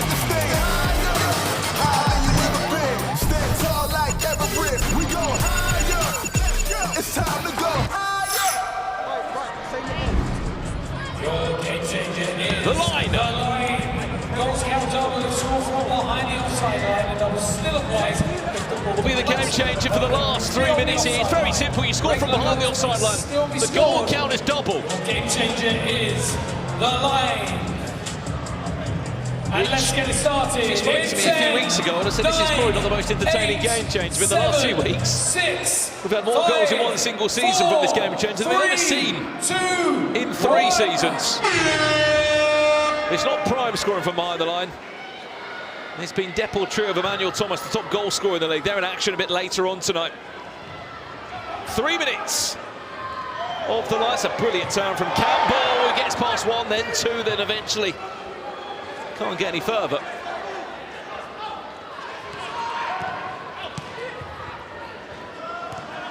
Clutch also are 1 corner away from that penalty. Alfie Matthews fancying it! That's a great save from Pittman, it was dipping. But that's the corner and that's the penalty. It's a third corner for Clutch, it means they have... Look at the dip on this, by the way.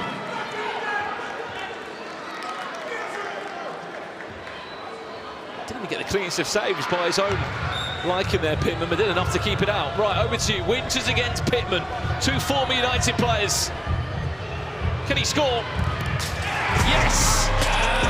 And Winters doubles his tally. 3-2. Clutch's second goal. The pressure point winner last week for Clutch. And once again, Clutch from the spot.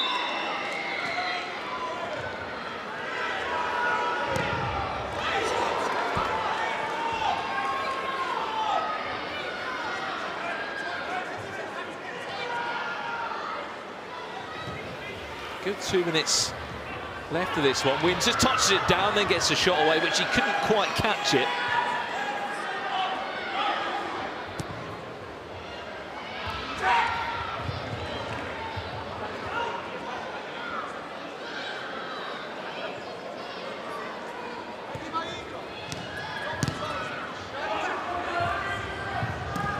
First game of the night was a 2-2 draw, Community against Prime. Prime still are in the top 4 though.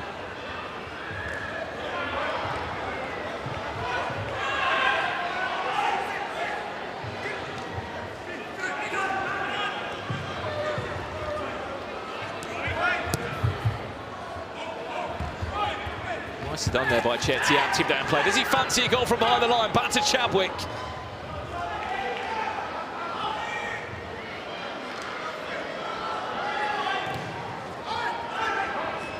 Your first time watching Ball League, you're not familiar with how the corners work. If you win 3 corners, you get rewarded with a penalty. Just your normal penalty though, so 90s American style penalty. Pittman again. It's 2 hands on it.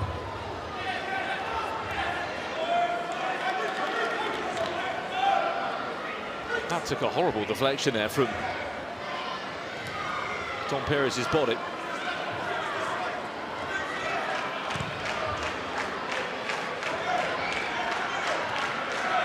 Seconds left. What a game this is. This will put Wembley Rangers, as it stands, into the top 4.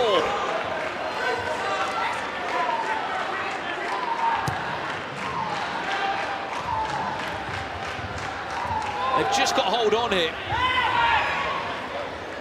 Unless Clutch have got other ideas. They score from behind the line now, Clutch. They win the game 4-3. Who's going to step up to take the risk or the chance?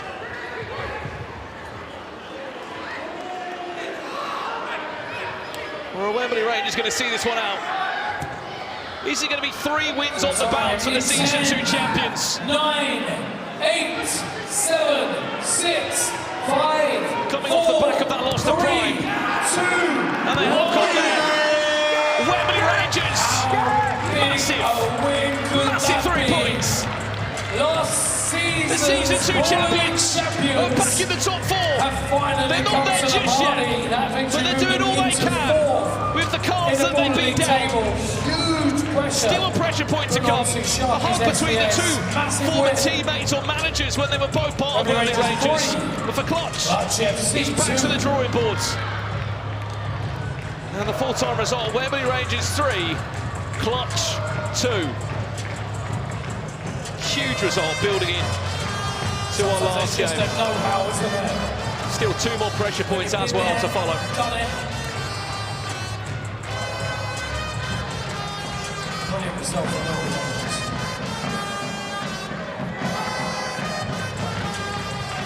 Well, let's head down pitch side now. Leo's who is with the manager, Ian Wright. I'm with Ian Wright, and his team have just pulled off a huge win, and that was a 6-pointer, right? You guys in Clutch going for that top 4 position. How big was a win today for you guys? Well, it was massive. You know, we know exactly what we're trying to do to get to the top 4. You know what I mean? It's been a bit of a traditional kind of like format we've taken on, but like what we're trying to do is win the games. But no, that would have been even more for us because Prime should have lost tonight. You know, and made a perfectly good tackle on him, and that's what we wanted to take advantage of. Same thing Chloe wanted to do, but you know, the main thing is that we won the game and we still got this this winning streak going. Talk to me about the mentality that you want in this team, right? Because I think we can tell with these guys, they're gritty, they're hard to beat, they don't go down easy. Even with the difficult start you guys had, to be in this position with 1 game left is a huge, indictment on the way you guys are coaching them, right? Well, we've had the experience. Like, obviously, the first year we were very poor. The second year we kind of learned a lot from what was going on in that season, and then we're trying to put it into practice this season. We didn't start as well as we should have. We drew 2 games we should have won, otherwise we'd have been in the top 4 now. And we're not a million miles off of what we were doing last season. So everybody's, the mental capacity, everybody's up for it. Everybody's ready to go because they know what it takes from this point on. So I'm just happy with the way the guys played. It was a good game for us, you know, to win. We needed to win it. And if I'm not wrong, Grady, I think you guys are mathematically in the top 4 as results stand. Are you open for a result to go your way later in the day with SDS? I don't business about SDS or any of them. All I want is when we get the opportunity to get 3 points, we get them. If SDS do something, we'll take it. But we're focused on us, and that's why we're doing what we're doing at the minute. That sums up the Wembley Rangers mentality. Thank you, guys.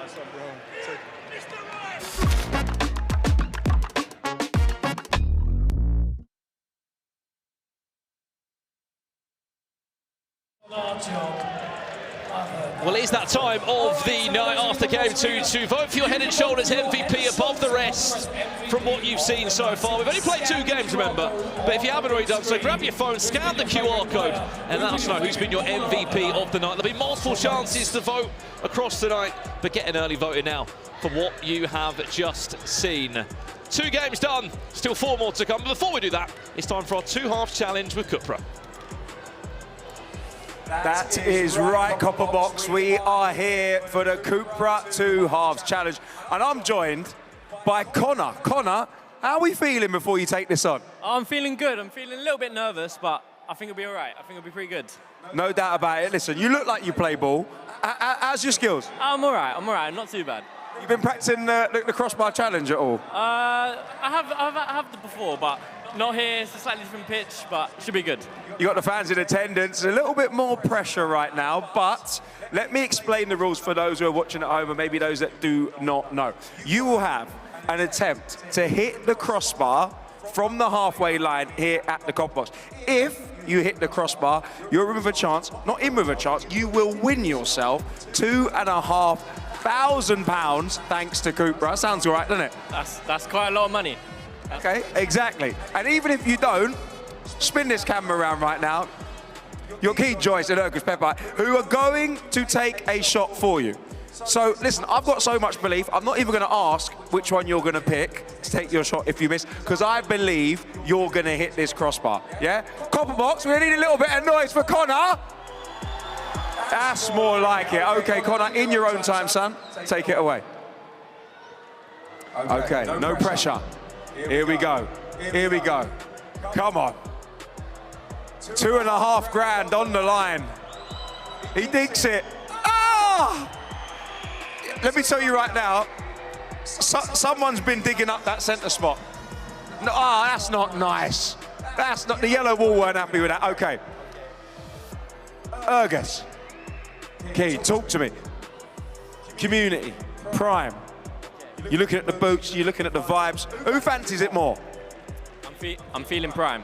All right. All right, okay, come over here. Come over here. We saw the first attempt, didn't necessarily go as planned, but we know you strike a ball really well. Are we feeling this $2.5 grand? Yeah, man, I'm gonna try. All right, listen, you gonna split it? No, he's not having none of it. Ruckus, take it away, son. Take your time. Take your time. It's a thing. It looks good. Is it sliding? Oh! Get over here. Get over here. Get over here. Connor, stand it. Ruckus, wasn't to be, was it? Nah, it wasn't a night, man. Okay. Connor, apologies. It wasn't your day today, but Cupra have still bestowed you with a little bit of presents because when you come to Baller League, we like to look after you. My brother, always a pleasure. That is it from the Cupra 2 Halves Challenge. Still so much football to play here at the Copper Box. Connor, it's been an absolute pleasure. But guys, we're going to leave it back to you in the studio.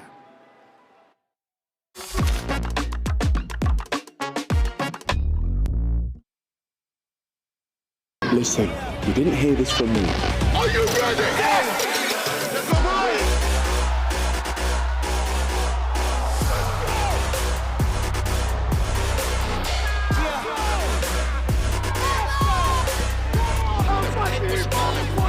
We're about to do our thing, we're about to do our dance.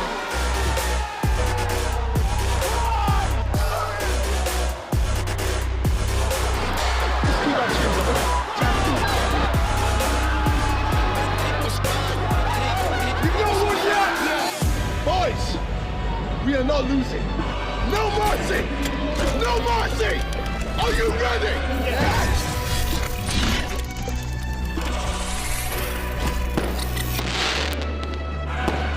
Oh, the final four. It's coming into crunch time. Will the Yellow Wall be taking themselves to the O2 on the 25th? Will they be supporting NDL there? Well, luckily enough, I'm with the king of the trolls, the king of YouTube, the king of Baller League right now, Nico, and of course, Gold Devils Gaffer, Mr. Goldbridge. Absolute pleasure to have you boys here. Nico, I'm going to start with you because you've had a fantastic few days on the Prime Hate Watch, haven't you? Yeah, I mean, I think we've killed Prime. Like, we've literally made the wheels fall off, and I mean, that performance from Prime was a performance from a bunch of guys who have lost their way. And, I mean, that's what happens, and I think we've just got stronger from it. Like I said, it was just a normal game for us, whereas for them, it was their biggest game of the season. They built up to it all the way, and then they dropped. And I mean, that was a shocking performance today. Well, you said you were the ones that caused them to lose their way, but Mr. Goldbridge, you were the one who threw the map away. You turned off the GPS when you beat him. I think you started something here. Yeah, to be fair, I think the first few weeks, I wish we'd played them the first week because they wouldn't be anywhere near the top four. They have absolutely gone. What is it, 3 losses, 2 draws, SDS drew with them. They've drawn to Community today. Community were very, very good. They have absolutely gone. They're not the best team in the league. I'm sat next to the best team in the league. Thank you. You know, we're really looking forward to this challenge tonight. Park the bus, another clean sheet. You know what? Talk to me, Goldbridge. Of course, I see when it comes to the big games, example, Prime, we parked the bus and everyone was backing it. You know what I mean? Everyone loved it. You got your 1-0 result.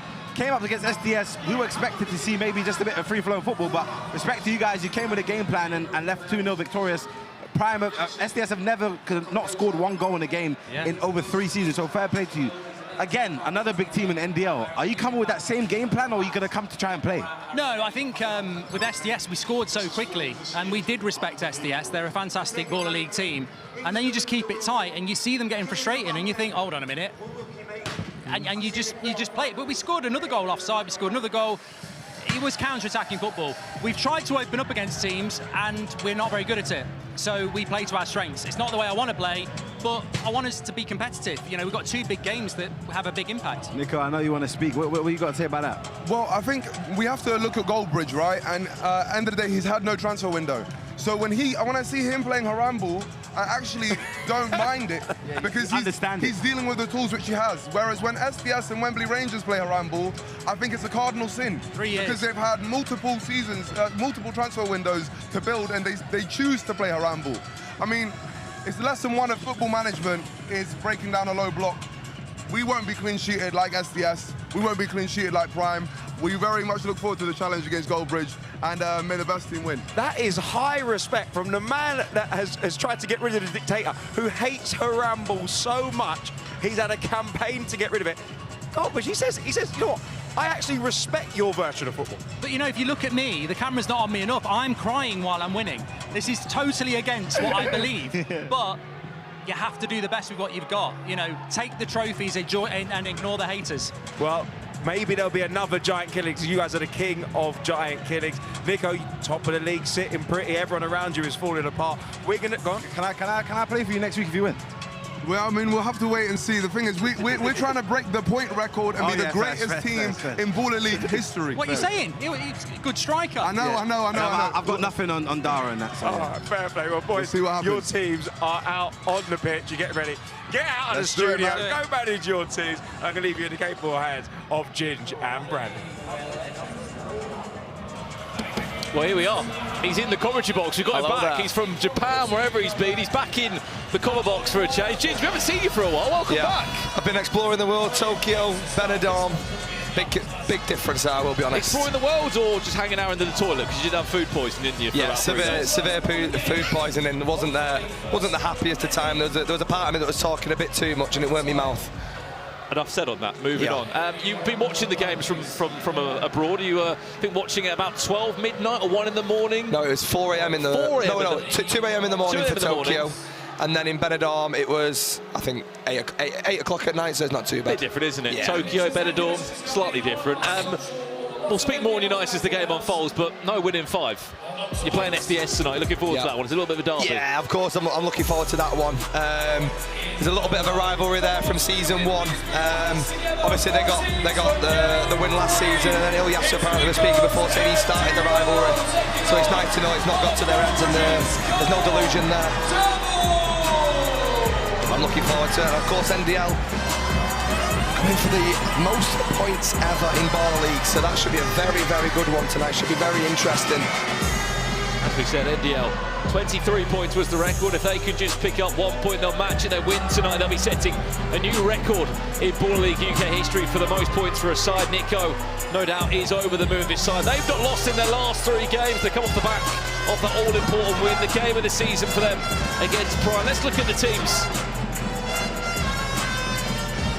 Well, it's just the one change to the squad as Casarate comes in. Off the back of the 5-3 win there was rumours of maybe seeing Kevin Wegan. Unfortunately, he's not able to make it tonight, but once again, the wild card features. Aduwumi, who scored against Prime. And on the other side, for Gold Devils, they might have scored the least goals in the league. They've only scored 21 goals, but they've kept 2 clean sheets. One change for them off the back of their 2-0 win against SDS. Louis Johnson finally comes back in for the transfer window signing of Jarvan Stewart. You laughed, Gene. What are you laughing at? Well, I'm just looking at that formation there. It's a 2 and a 3. I think we'll wait and we'll see a 4 and a 1 in a minute, and I'm all for it. I think it's Goldbridge ball. I think, listen, he's doing what Ruben Amorim didn't do, and he's adapting. He's doing what his players can do, and if that gets him the results, that gets him the results, and I'm happy for Goldbridge. And it's a tough one, this, because I'm a big NDL fan. I love the yellow wall, but I'm also a big Goldbridge fan. Not his opinions on United. I think sometimes he can talk a lot of, and we'll leave it there because we are live on Sky. But other than that, should be a very interesting game. I'm looking forward to it. I think Nico, he has the balance right. Perfect. From entertainment to seriousness to passion. It's going to be a good game for the neutrals today. Gold Devils going to pick up a 3rd clean sheet. We've never seen a team do it more than once, let alone 3 times in a single season. It's had a bit of a weird season, Gold Devils teams. They've not lost in the last 3 games, to be fair to them, but it's 2 draws and a win. They're only on 13 points. They, of course, have won a couple of pressure points in there with Salim Nassour. Yeah. They still could get a top 4. A lot would need to go their way, including pressure point. We're underway for Game 3. Well, I mean, I think the less we talk about pressure point after last Friday, I think the better, because I thought that was our moment. We're now 0-31, I believe. I did drop you a text. I was trying to have a bit of a laugh because, unfortunately, you still don't want a pressure point in 3 seasons. No, and it's making the teams that aren't as good as us go above us, and it makes us look even worse than we are. So, I mean, I'll be honest, we're sat in 10th. But if you take the pressure points off everyone, I think we could push for 9th. Ain't that bad. Extra point or 2 would certainly help. Exactly. And to be fair, at this rate, you might have to put yourself 4th for pressure point. If we drop points today, I will be on pressure point next week, I reckon. Because you on the pitch as well, or not? I feel like I've spoke my voice on the pitch. You know, I've been on there. I've played 3 games. I played 2 games, so I scored 2 goals. I don't really need to prove my point. My point's been proven. Dada, first shot of the game, sticks the hands of Serene Sanek. I thought he's been absolutely excellent. There we go. I can speak now. Excellent this season. The goalkeeper for Gold Devils, Bilal. There's another shot. Scored the most goals across the 3 seasons. That's Bilal Soyud. Well, the way Jet Thomas is moving this season, he might be pushing him for a contest. There's a free kick onto the NDL way there. Fitzgerald fouled there. Between Jordan Thompson and... It's interesting that, because one of the Gold Devil players actually kicked the ball away, but didn't get sent off for 2 minutes. But yeah, make of the, in the Prime game, one of them did. What did you make of the penalty shot in the Prime game? Well, I mean, the same opinion everyone's got. Prime got what they wanted. Am I shocked? No. So it is what it is, isn't it, at the end of the day? I thought Community have busted the gut, outplayed Prime. So it just shows sometimes the amount of money you can put into a team doesn't always mean you're going to get the results you want, and KSI's learning that the hard way. Here's Parker over it. A deflection over the bar. Joshua Park, one of their signings in the window. Must admit, I was actually really... There was something major that happened in that Prime game that really shocked me. And it was actually... Oh, he's got away with that one. The big shock for me was that Prime didn't get one-on-one game changer.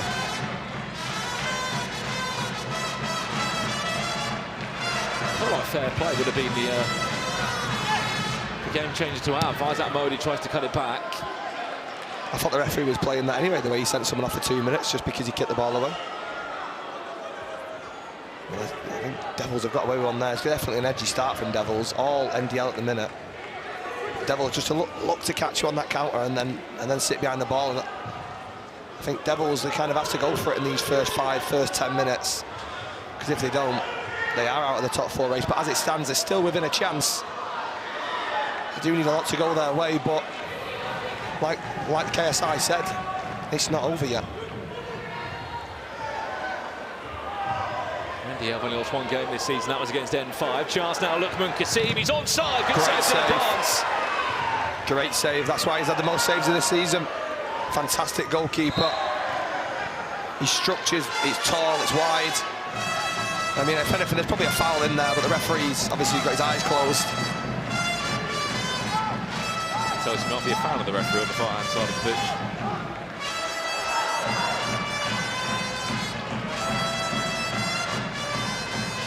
Nice little turn away there from Dara Dada. Joshua Parker, Fitzgerald over the bar. Oh, he's just hit someone's mum in the crowd. I hope she's all right. Oh, no, she fell over the balcony. No, I'm only joking, she's all right, don't worry. What a paperwork if that was to happen.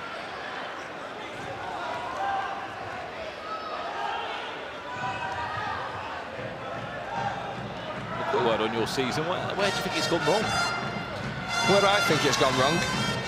Do you want me to be honest? I think myself not pulling my weight in recruiting players. I left it quite late. Most people had already signed people, and of course some wrong options and people that haven't actually stepped up to the mark. I think me and Coxie will take a major responsibility in that, but I also think the players have got to take some responsibility in that, and they do. But Josh Parker's in here for NDL. It's a great tackle. Mike Pateta there up on his feet to get the ball clear. Still 0-0 here as we approach 5 minutes into our 3rd game of the night. Pressure point is up after this one. That shot does go wide. Speaking of pressure point, tonight you were Cadell Daniel. Well, he got to the final last week. He did. He saw quite a few goals last week, didn't he? Yeah, he scored all 4. Absolutely. I think him getting injured was a major part of it as well. But me and Coxie said it. We can't have a team that relies on one person. And if you have a look at the games we played when he weren't here, we dropped our most points there. We drew to Gold Devils. Oh, he might have been. Yeah, he did. I think he did miss that game. We definitely should have. 6 against M5. That was the last time you won a game. Since then, obviously, Deport Trio, the Prime game. The 2-2 draw, but as you said, you didn't have Cadell Daniel for about 3 of those weeks. He had a playoff as well outside of 100% of Baller League. It is what it is, though, isn't it? You have to adapt and overcome, and we've not done that as of yet. So we'll fight till the end. Don't mind that. Ooh. We'll fight till the end, but we do need a lot of help from other results. I must say, Wembley Rangers have done very well to pull it back, because I'm pretty sure they started quite sloppy, quite slow. They've had an absolute world They at the minute. they did start. They didn't start like champions, did they, of season 2? But then sort of found their form. They're in the top 4 as it stands. I believe the next game is quite a big one. I believe if we beat SDS, they're out of it. Unless they get the pressure point, of course. They'll be out the top 4 for now. And yeah, there'll be no wins for them in their last 6 either. So as much as a top 4 might be quite a big ask for you, Ginge, you can still disrupt the top 4 push for a lot of teams. And there's one thing I love, Brandon, it's a disruption. Absolutely. You only need to tell you, Ginge, but you've never beaten SDS. I'm fully aware of that. In the last 2 seasons. Can that change tonight? That is the all-important question. They're up next. Here's Bilal Sayoud. Is he going to try and cut it back, which he does do. Dylan Barnes comes to collect, and a chance to counter-attack with Razak Coleman driving this forward. Drives it out to the right-hand side to mold it. He's give up. I think he should have kept that one in. He's let it out for a kick in. Unless they've got some sort of set-piece routine that they're going to try here. Well, NDL fans, you're always in your numbers online on the YouTube chat. Let's see you in the chat.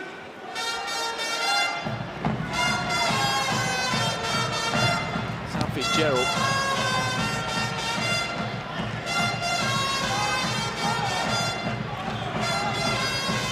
Of current form, what's your final, your grand final? Off form, I'd probably go Yanited. I think they've been really good last 4 games. Is that the fair play final? Or? No, it's a relegation battle. No, I'd probably go NDL, definitely. I'd go... Oh, going off form. And it depends who plays well, obviously. Yeah, there'll be a lot of people that want to see a prime NDL final. That can only work if they finish in certain positions. Right now, a semi-final seems more on the cards because Deport Trio they're very amongst in there. Yeah, I'd say Deport Trio 100%, NDL 100%, Wembley Rangers 100%. And as form shows, though, Ginge, whoever finishes 4th has gone to win. SDS season 1, they won, they finished 4th. Wembley Rangers finished 4th, they went and won the whole competition. Oh, really? And that's the place United are pushing for as well. You never know. You never know. You need a lot to go your way. You need to win a pressure point. Yeah, I think honestly the worst thing is if you said to me, do you reckon you've got more chance of winning both games versus top of the league in SDS, and then or just winning 1 pressure point? I think the odds are in our favour just to win both games. It's been a long record, isn't it, without a pressure point win? It's been 3 seasons. 31 weeks without a pressure point win for United. Give it half an hour, Brandon, it'll be 32. To see you full of confidence. Oh, you've got to be, haven't you? Serene Sane looks to go long. Too long there for Lukman Kassim. Yeah, I've got a question for Ginge. Get him in the chat. We'll...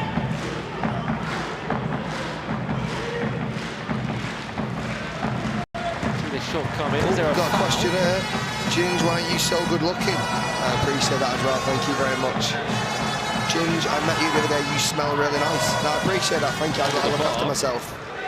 I think we're looking at the same chat here, Ginge. No, it's a quick one, Creators vs Legends game. I'm sure you would have probably liked to play if your team aren't in the top 4. What legend would you like to see at the O2? Oh, what legend would I like to see?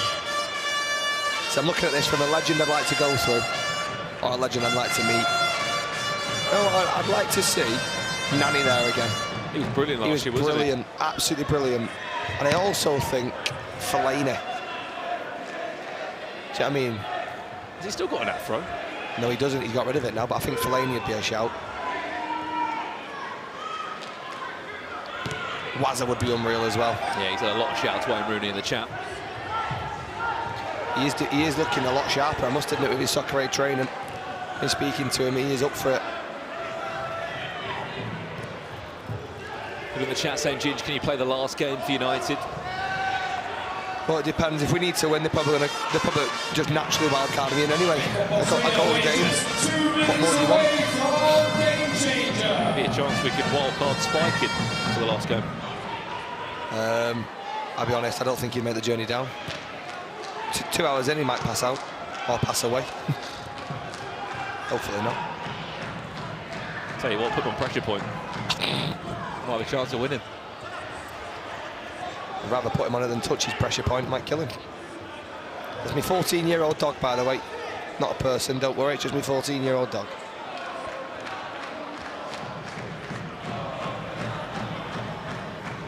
Just over a minute away. Shout out to Spike if you watch him. He's probably asleep. Shot comes in, that one blocks. Move up the pitch a little bit further on. Remember, we were 1 minute away from our first half game changer. What game changers haven't we had yet? We haven't seen one-on-one tonight. Yeah. Of course, that's the second half game changer. We haven't seen 3-play either, which is a first half game changer, 3-play plus 1. Bilal Saeed to have a shot. See, it's on target. Snatched at it. He snatched. If Gold Devils want to get a result here, they've got to take these. I must admit, because of the high press that NDL try, and obviously it's succeeded all season. It's why the top of the league or second. I'm not sure what it is at the minute, but it means Gold Devils will get chances. It's just whether they can take them. A few quick questions in the chat before the game changer comes in. Would you wildcard Benno or Hines? Who would I prefer, or would I just wildcard any of them? Would you bring any of them in? No. Absolutely not. When you play at Bar League, you're playing at a minimum step 2, step 3 level because of the players there. And there's only certain players that can play at that level. And yes, I'm one of them. Evidence has shown. I've scored. Twice. I don't know what we're on about it. Game changer. Let's take this thing higher, higher than you ever been. Stand tall like Everest. We go higher. It's time to go higher. There you go. 3-play. Will be our game changer for the next 3 minutes. It's basically a 3v3. Teams don't have to choose a goalkeeper, they often will when they are defending. If they can pitch the ball back against the team that are attacking, no goalkeeper will be there. You'll often see a goalie score from quite some distance, or a team score within their own half. Who's going to step up in the 3-play? That is the question in mind. Get it underway in 10, 9, 8, 7, 6, 5, 4, 3, 2, 1. Looks as if Gold Devils will start with possession in. Are we on for another clean sheet from Gold Devils? Will be 3 for the season. I'll be very shocked if we are. Bilal Saeed cuts it back, touch. Is there a pass to Kasim on the left-hand side of the 3, or is he going to First time. Which he is. Great save. Through the legs, does get a knee on it. I'm not sure why the time is still going on when the ball's out of play. Save with the knee. Shot comes in. Bilal Saeed makes it 1-0. That's a Goldbridge start. That is what he would have wanted. What do you say? You don't go 1-0 down against Gold Devils. It can be so hard to get back. But I think, NDL have probably done it at the right time. They're going to get chances in this game changer. They're going to do it. 8 goals for their top goal scorer, Bilal Saeed, their franchise player. There's a good save from Sano. Great save.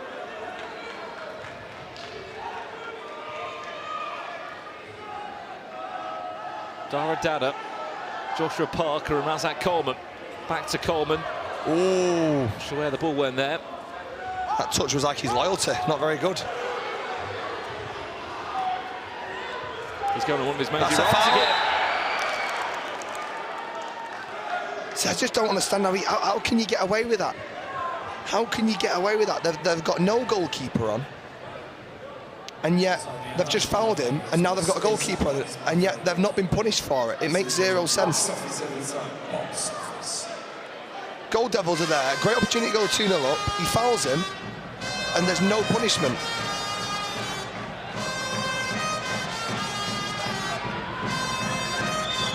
Saeed. There is Salim Nassour. Back to the point, Ginge. I guess it's more the fact that he could have had a shot there. Exactly. A potential open goal. Can't see it. 2-0. There's Kasim. Oh my Gold Devils are leading by 2 goals to 0. There's a shock for me. It'll be a shock for NDL. Top of the league or not, Gold Devils are here and they're here to stay. The form recently, he's taken him to a new level. He's taken him closer and closer to that top 4. Well, there would be 4 weeks unbeaten. Yes, they haven't won every game, but still, it's a record we have to talk about. 16 points they would be on. Razak Coleman does put a goal back. Let's hold on a second. I think NDL are always going to get a goal there. It doesn't matter when. It's not the best defending, it's not the best goalkeeping. There you go, Nico's assistant. Giving him some advice.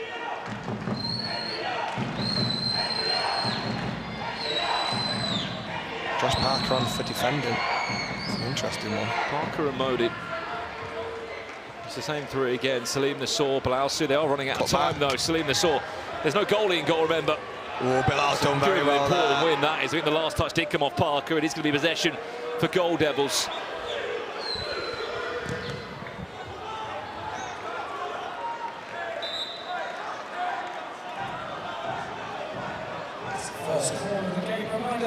I'd also love Gold Devils to sneak in the top 4. There's the overload into Daradana over the bar.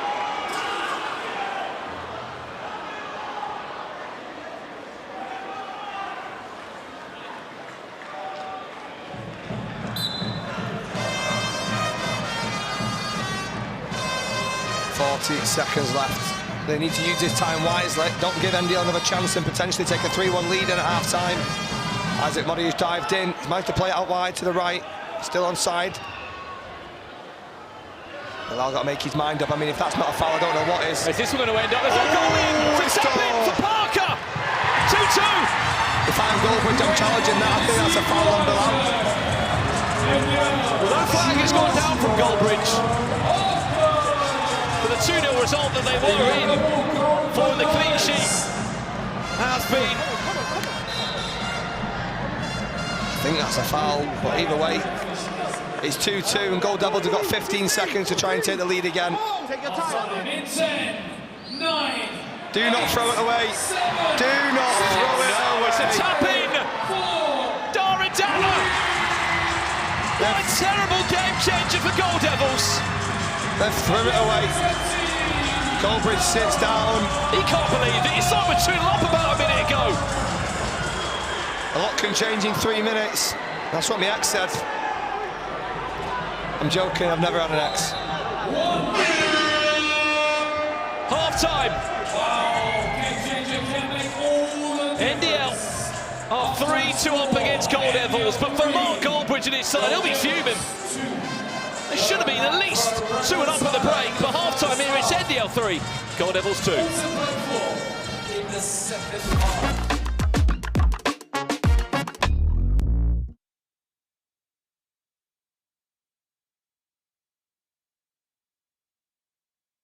Oi, you know we got SDS Star in the building. We got Kazaya Sterling looking like Captain Levi. You know he's looking a bit too clean and fresh. Let them know what's up. You know what's up. So, obviously, arguably, people could claim that you're probably one of the best players, if not top 3 players in the Baller League. So what do you think about those claims? I'd agree with them claims, definitely. Okay, yeah. What is it? So what is it about your game? Because obviously you played with the likes of Tottenham, you played with the likes of Sunderland, Leyton Orient. How would you describe to the people about your game, mate? What's your play style like? I feel like I'm aggressive, explosive player. I like to create. Recently, I like to stop goals as well, score goals. So since joining Ball League, I think my game's become like much more all-rounded. Okay, actually talking about that, you know, obviously you've been in the Baller League, you know about the game, season 1, season 2, season 3. Yeah. What would you say you've refined or added to your game on a personal level to make sure that SDS are getting to the final 4? I think my defensive play this year, I've had that my main focus. I feel like we've added quite a few good attacking pieces. So I feel like me chilling back a bit has allowed them to do their thing a bit more. So I feel like my defensive work's probably one of the things I've added to my game this season. You know what we're hearing. We got Kazaya Sterling in the building. Put it in the comment. Put it in the chat. Put it in the chat, sorry. What has Kazaya Sterling added to his game? Is it the defense? Is it the attack? Let's dance. Let's boogie. We there. We there. Man. See it there. We're there. Well, as you can see on screen, I told you at the beginning of the show we were going to give you a little clue on who is going to be playing in that Legends versus Creators game. some Portuguese legend will be at the O2. Make sure you get your tickets now. Scan that QR code on screen. Chat, we want to know who you want to see in the Legends versus Creators game. Let us know. Now, we were in a situation today where I thought we might get a giant killing, but Goldbridge has been shell-shocked. That game changer was a nightmare for him. Yeah. It's not ideal, I'll be honest. I thought he started off very well. They were frustrating NDL, but that game changer is in the favor of you know what I mean, NDL. Of course, they scored first to make it 1-0, and then the second one here, 2-0.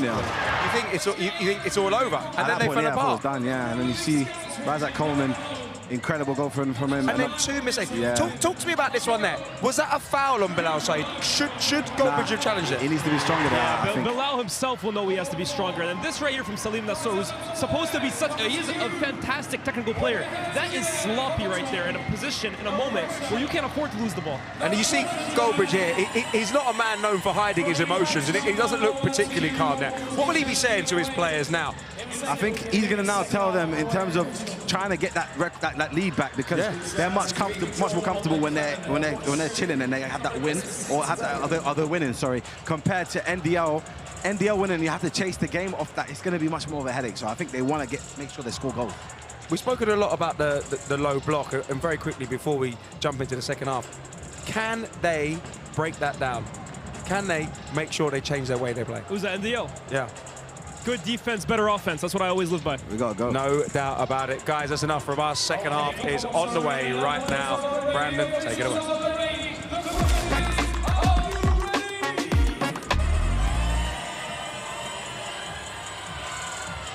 Well, what a terrible ending to the first half for Mark Goldbridge's Gold Devils. I'm sure we'd have had some strong words at half-time. Brandon Smith and Angry Ginge in commentary of our third game of the night. Ginge's side are in action next against SDS. But how on earth the Gold Devils have come out of the halfway time 3-2 down. They were 2-0 up. We were speaking of the famous clean sheet era that Mark Goldbridge has brought to United. Sorry to Gold Devils, but it's not to be the case. No, it comes down to game management. It really does, and it's unlucky from Gold Devils. But you know, it's the first season. But you'd think 10 weeks in now, you get a feel for it. You understand what to do in the right moments. You get a 2-0 lead. It's just lock it up. Let them shoot wide, trust your goalkeeper, don't let him in the middle, and that's where the first goal came from, right down the middle. Raz just tucks it away in that corner, and then the boat starts rocking, wood starts breaking off and it starts sinking, and before you know it, from 2-0 up, you're 3-2 down. That's a free kick here for Fitzgerald. We know he can strike him. It round. No, he can't. It hits the body of Louis Johnson. As it stands, NDL are breaking records here. No side has picked up more than 23 points in the history of Baller League UK. They're on 25 points with a win here, and they still have a pressure point to follow after this game. It's a tough one, really, because, I mean, I've got to say, Goldbridge and Gold Devils are, in terms of game plan and tactics, yes, NDL have been more on the front foot, but that's not what Gold Devils are about. They're about soaking up the pressure and hitting them on the counter-attack, and I'd probably say, going off that, Gold Devils have definitely been the better team. But sometimes being the better team doesn't always work. I think NDL will be quite fortunate to find themselves 3-2 up here. There's definitely a change in their formation and approach this second half. I think the coach, Goldbridge, have noticed Devils are getting in a few chances. They're happy they got a goal up. And that press there from Raz. Played it to 73. Never a corner. Touch. Yes, there was, apparently. Show me that replay. I could see from here they weren't a touch. Challenge. There you go. From Mark Goldbridge. Is he using the challenge referee? Challenge for a corner, no corner. Well, you said you wanted to see the replay, Ginge. We will see the replay again. Well, I always say that hoping we never see it, because then I can't prove him wrong, but I think I might be embarrassed. I'm confident there's no touch on that.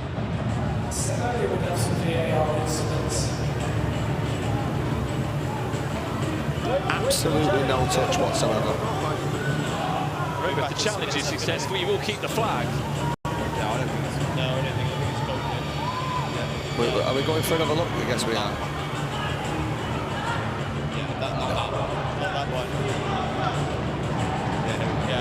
They just need it. Up from Bilal Said as he tries to stomp on the ball there, or no, There's not a time. Let's have a look. The challenge is successful. The corner is ruled out. Challenge successful. Once again, you're seeing someone stood on the other side of the pitch get the decision right and the referee get it wrong. It's... what do you say? What do you say? It's embarrassing. Goldbridge, he stood on the other side of the pitch at a totally different angle, and he gets it right. He will keep the challenge. Remember, a new rule this season, you keep the flag if you get the challenger up to 3 correct challenges. It's going to be Nico that's actually done that 3 times in a single game.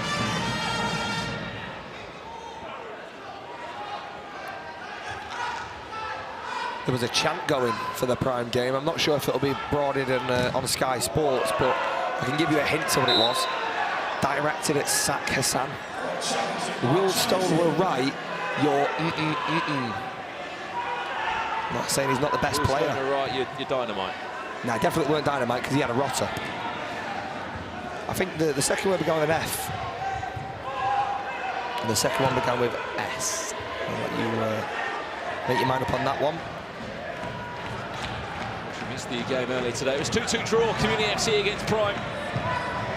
They should still sit in the top 4 for now, but in their last 3 games, that's 1 point from 9. Okay, so on Steve Osama's side as Solomon Bowles deflected. Oh, that's a corner. Referee can get that one right. That's the second corner flag for NDL. It's a good job Goldbridge did challenge, otherwise it'd be a penalty right now.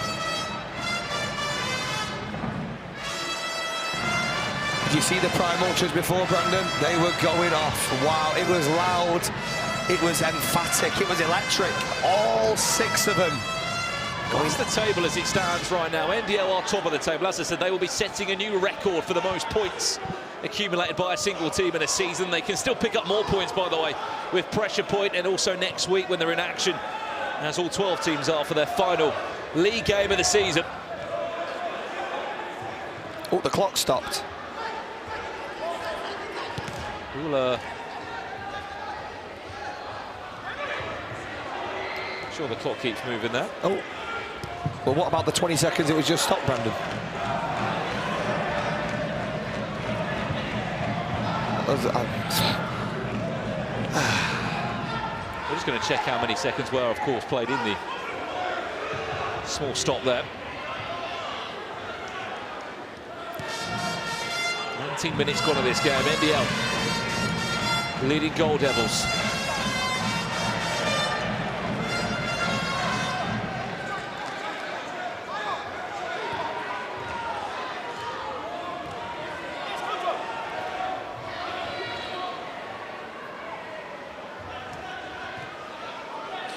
Just wondering when that time's going to get added back on. We're just going to make sure about that and make sure that that clock is fixed, of course. Just looking at the table now in terms of the situation, NDL no doubt are near enough on their way to a top 4. Mathematically, they needed actually Wembley Rangers not to win today as much as I can't see why they don't get top 4. But if you were to go to every single point and every single potential outcome, if it wasn't to be a win for Wembley Rangers and they were to win NDL, they definitely would have been in. But still at this point, if they could win Pressure Point, they would actually be clear. I'm just trying to think, who is it that Wembley Rangers have still got to play? It's a shot. Oh, it's a great save. Wembley Rangers have still got to play. We're just having a look now. Let's say N5. No, N5 there. Oh, you might be right. No, they've played him, they beat him 8-3.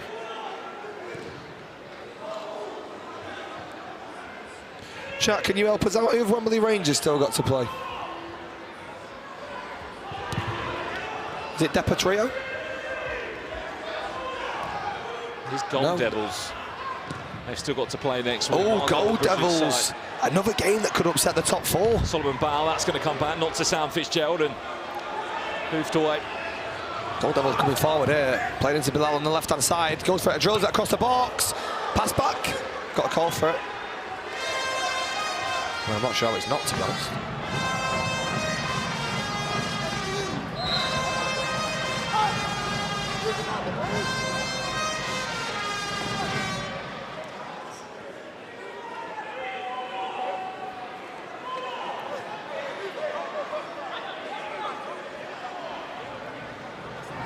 Any chance of the game cracking on here? Oh, referee. Looks like the referee's actually... Oh my goodness, quick ball laid in. It was quick from Dylan Barnes there, just about got 2 hands and his body behind him. One of the games taking place next week, she said. It's our final round of action here on Monday. Vision against Prime. Can Vision disrupt the Prime push for a top 4? Man, there is a world where they might not get top 4. Can you imagine that? If Prime weren't to get a top 4. I mean, I'd be very shocked, you know, in JJ's famous rant that's gone on viral online, he's given everything. He's put it all on a plate. I find it very interesting if they don't get top 4. As it stands, these are the final games of the season. Clubs will play Community FC, SDS, of course, against Ruckus, M5, Deport Trio, Vision Prime, Yanited NDL. It's a nice end to the season for you. It'll be a great end to the season. And Gold Devils against Wembley Rangers. Of course, that is in a random order for now. We'll let you know on social medias, on Ball League UK, of what the games will be, first, second, third, or more importantly, the game of the night. I mean, looking at that, NDL United might be an entertaining one. It will be entertaining. Whether you win, lose or draw, it'll be an entertaining one. Do you want to know why? Both managers are there to entertain. Well, Nico has put himself in the squad at one point. He did the warm-up and that was about it. Yeah, I spoke to him about that. His kid didn't have enough players. And that was the week they lost, actually, so he probably won't do that again. Louis Johnson picking up the ball there. Salim Nassour, lovely interchange there into Kojo Pentang, who can't quite find the finish. Top out for James Nolan, who will hit it against the side netting. Nolan, he's gone for glory. Disciplined young man. Look, your tracker's not tracked, so you keep it in and square it.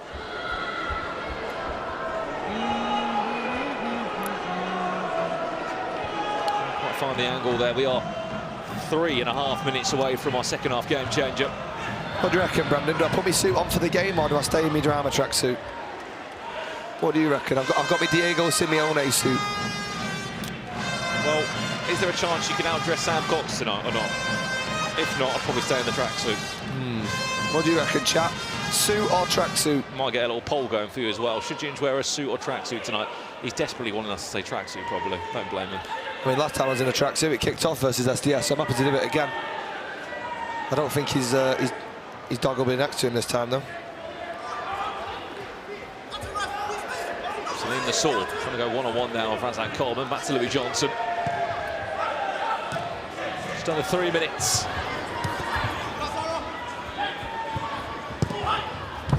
Ooh, done well there.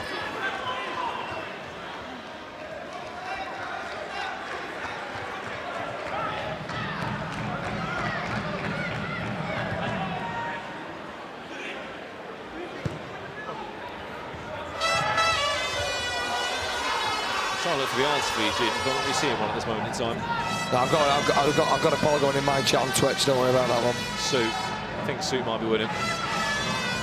If that is the case, Ginge, I'll let you go in the game changer so you can have a few more minutes to try and get it on. Cheers, mate. Well, I've not. Me mods are getting sacked on Twitch. Come on, mods. Shuggy, come on, mate. Kojo Pentang, straight at Barnes. You've got a 3-on-2 situation and you've gone for the long ranger behind the line. What are you doing? Cheers, Joella.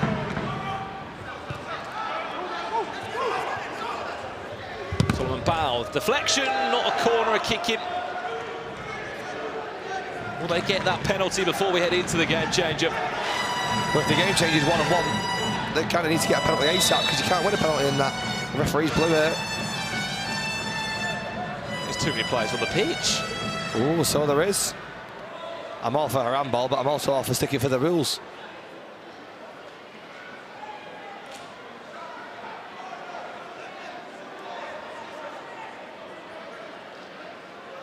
I'm seeing 2-minute suspension. Am I? Oh, so you don't kick the ball away? Let's see what the decision's going to be. I'll say it how it is. This referee's had an absolute rotter today.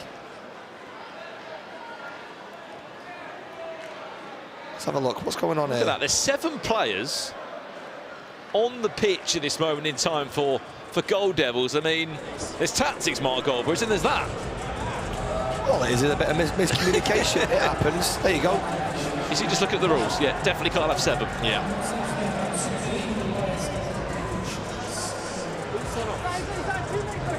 I mean, I'm not sure what's going on here. Goldbridge is off. He's not happy with that. They've sent one of his players off for 2 minutes just because they've accidentally put someone on. And Goldbridge is not happy with that. He walks off. He says, I'm done. I'm not dealing with this. And to be honest, I don't blame him. A slight miscommunication, and he squatted down for a man. Well, apologies for any language in the reactions there. That's Louis Johnson, by the way. It's got a 2-minute suspension, we can confirm. Too many players on the pitch. That's the first time, honestly, I think that's happened in 3 seasons. And now they've got 5 players on the pitch, remember. I don't blame him. I stand with Mark there. I think that's absolutely stupid. He's accidentally put an extra player on. You can easily take the clock back. All it was a kick-in. And yet, he's now down a man. What an absolute joke. He's gone back to his streaming booth, speaking to his chat. I probably won't be repeating what he'll probably be saying in there. 1 minute to game changer. But I said to you that referee had a rotter, and I don't know what he was telling him in his ear to do what, to say what, but it's embarrassing. Goldbridge can manage to get a result here. There you go. Yes, well, you know, at the end of the day, it's an absolute joke. I think this is embarrassing, and it's a total joke. Well, yes. I love Gary Neville. I love Gary Neville. That's probably what he's saying, I think, if I could just translate that word for word. Oh, I think his last word there began with B and ended with a certain SH, and the rest is history. Well, I'm sure someone's already in his stream getting his POV of it, but he's... I can't hold it in. That is unbelievable. He's not happy at all. We are 10 seconds away from the game changer. His side are in a 40-second suspension still. That is Louis Johnson, who's off the pitch. 3, 2, game changer. Higher than you ever been. Stand tall like Everest. We go higher. It's time to go higher. Fair play. I mean, Mark wanted to learn a thing or two about fair play. That's what he did there. Yeah, I'll be honest, I'm standing with Mark on that. I think it's an absolute joke. Well, this is fair play. Basically, any foul that is committed for the next 3 minutes will result, of course, in a free kick or a penalty, but also the player will be sent off. Completely sent off. Fair play. And we're going to get it started in 10, 9, 8, 7, there we go on the sidelines. Is he going to come back out for the remaining of the game or not? What's he just said it? Oh, I think he just said I want Karen for the full-time job. He's changed his tune. You're quite good at lip reading, aren't you? I'm very good at lip reading. I'm quite professional. So one thing I definitely picked up there, he said he wants Karen for the full job. 3 minutes of fair play. Anyone wondering what Goldbridge does stream on is on YouTube, it'll probably be That Talks Football.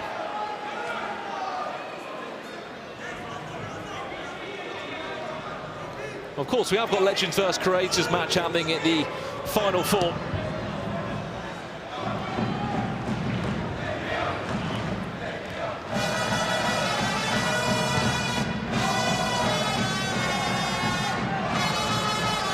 Is there any confirmed?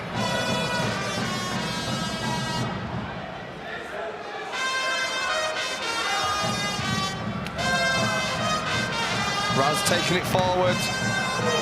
Gold Devils. Chance to break away here. Remember, any foul. I wouldn't want a player being sent off for the remainder of the game. How come Gold Devils' suspension's gone now? Well, it still runs, of course, across for the remaining seconds, and there is personal penalties versus team penalties when you go into a game changer. No, but they're back to 5 players unless it's just not on the screen. I know. Oh, he is still off the pitch. It's just that he's not on the screen. Well, they've not. They've got 6. Also, the 2 minutes has gone as well. It was 1 minute 30 in the normal time, then 30 seconds left in the game changer. Okay. It's a brilliant flick. Beautiful flick. Oh, you've got to get in there. You want to come on, man. You've got to get in the box. You've got to make that overlapping run. It was there for a tap-in. Come on, it's do or die for Gold Devils. You've got to bust a gut to get in that box. If you don't want it, get off the pitch. Sound like the new manager for Gold Devils. They've just lost the manager. Come back off the pitch. Let us know in the chat, by the way, who is one legend you'd like to see play in the Creators vs Legend game? Maybe a creator or a legend. Ginge has been saying, love to see Lewis Nani back again. Of course, we'd love to see Wayne Rooney. I mean, is that not a foul? I mean, there is no foul. But I think it's protector there. There's the overlap. There's Sam Fitzgerald, and it's a tapping in the back post. NDL will confirm. He's challenged it. That goal is They're spotted the final four for a result here. That goal will not stand, in my opinion. And if it gets overruled again, you have got to look at the referees. Foul in the build-up for the goal. If this stands from the... I'm going to watch the replay before I make this statement. Maybe it's not a foul. Maybe he's just backing into him. We'll have a look, but on the eye, first of all, it looked like a foul. There is always the element you're looking for a foul in this game, just don't get me wrong, but I do agree, it did look... Yeah, it looks like Raz pushing. He looks kind of innocent as well, though. Look, let's look. No, he pushes him to the ground. He pulled him on the first. So we can all have a push and a pull, just not in fair play.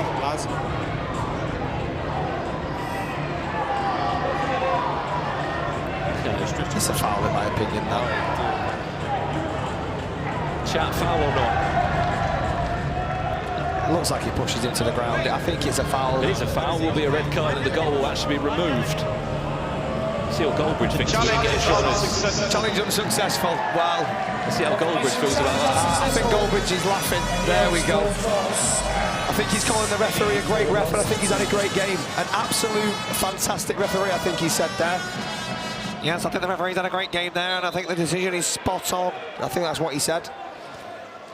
Now, if you want me to actually tell you what he said, he's called the referee a moron. But just to be fair, he's not the worst.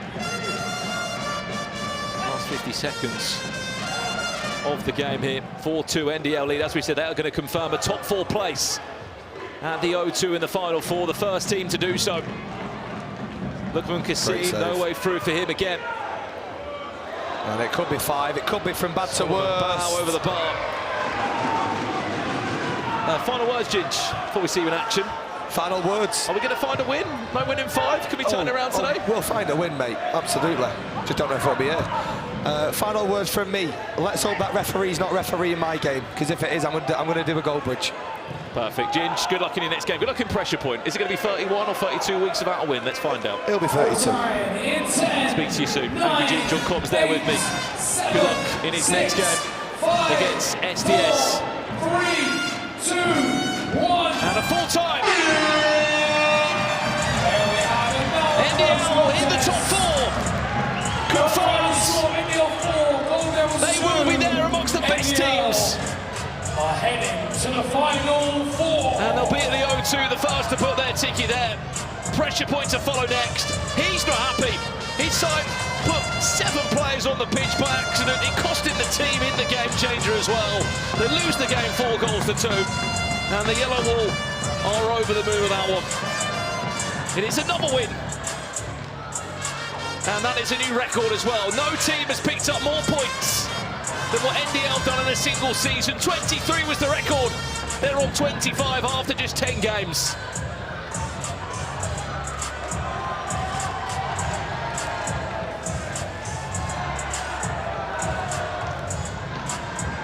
Celebrations with the Yellow Wall.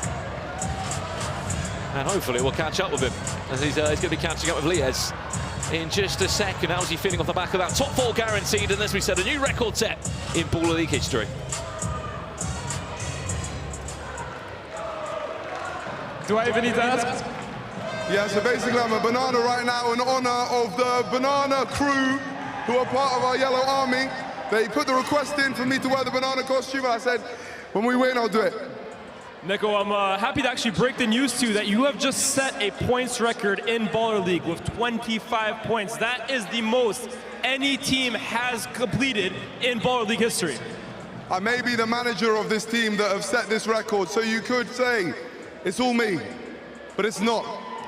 I've got an incredible team around me, players, coaches, and we've got the best support in the league as well. And yeah, that's the reason. It appears as well that you made Mark Goldbridge rage quit. Yeah, very unfortunate. I think I'll chat to him after. I'm sure he's all right. I'm sure he'll be okay. Final four to look ahead to now, right? The rest of the league is really about finalizing those other final four spots. How much are you looking forward to now, this final? Yeah, Schmidt, like, I feel like I'm very excited. I feel like we want to see Prime there. We want to see SDS there. Hopefully they make it. But yeah, I think we just want to prove ourselves as the best team, and we'll do that. Fair enough. 25 points tells me that it's the best team. We got the pressure penalty coming up next.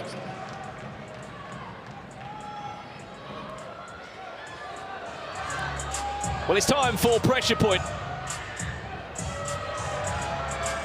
Let's have a look at the table, just leading back to what Lies was saying. Here I am in commentary, come and find me in just a second. A record has been broken. This is season 3 here in the UK. Last season, M7 got 22 points. In season 1, it was Deport Trio with 23 points. This season, it's NDL with 25 points next to their name. And that is only off the back of 10 match days. There is still pressure points to follow in just a second, and they've also got potentially 4 more points up for grabs next week. They play United in their last game of the season, and they could also win pressure point for another week running. Right, it is that time of the night again. Pressure point. All 12 teams will put forward 1 player each in a non-stop rolling penalty shootout. The last team standing, the last player standing will earn their point. And what a big point it could be. Last week it was Punch with Tyler Winters picking up those all-important points to give his team a chance of a top 4. Of course, they did lose to Wembley Rangers earlier on, but the joke has been ongoing between Ginge and myself in commentary. His side have not won a pressure point across 3 seasons, across 31 weeks of Baller League action. Can this be their night? All sides in the league have 1 pressure point other than United and Community FC. Key choice to get us started with Community FC. They are out, and unfortunately they're not going to be winning a pressure point either. Up next will be Rukkas, a previous winner. No players won it more times than him. He's into the next round. Callum Garner for Wembley Rangers, a previous winner, a goal scorer in the game earlier tonight. Out. Goalkeepers for this week are Seth Locke and Renault McKenzie-Lowe. You may remember him from previous seasons. They are neutral goalkeepers. Tyler Winters, a winner of last week, is through into round 2. Solomon Bao of NDL. Can they get maximum points this week? Maybe so. Celine Saul, a winner in week 3 and week 5 of pressure point.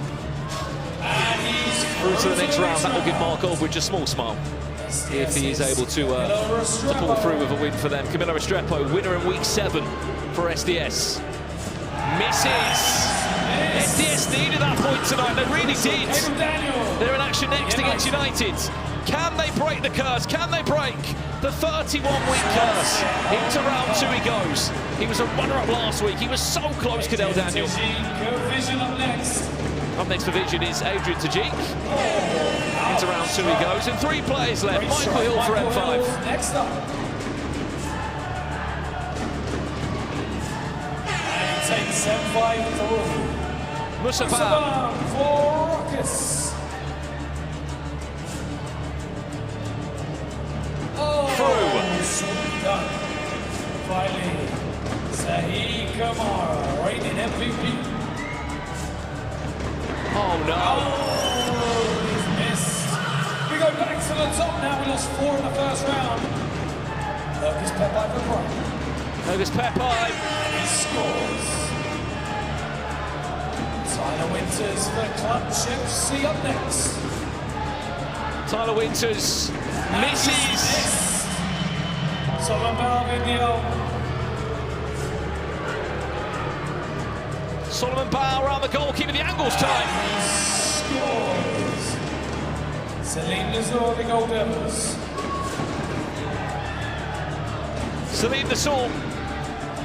Through. Slotted home. Patch start, Cadell Daniel for United. Saved, it's 32 weeks without. Agent to Zeke, oh, Vision. A pressure point for Ginge. And he's missed as well. Michael Hill for M5.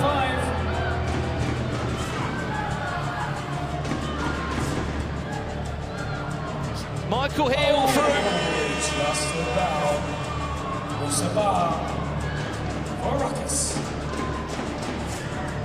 Musabah into the next round. We are into round 3 now. And there are 5 teams left. Rukkas Pepai, how's he got that in?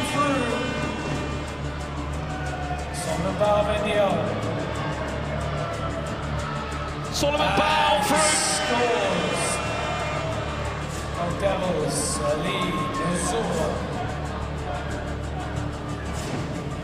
Salim Nassour. Through he goes again. Can he win it for a 3rd week? Across the season. Michael Hill. Musabah. They find a way round set block though. Keeper can't do enough that time, scores. 4. We're about 5 teams left still.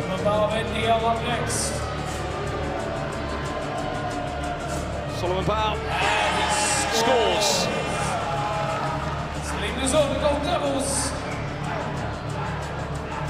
Salim Nassour, ball all around the goalkeeper and in.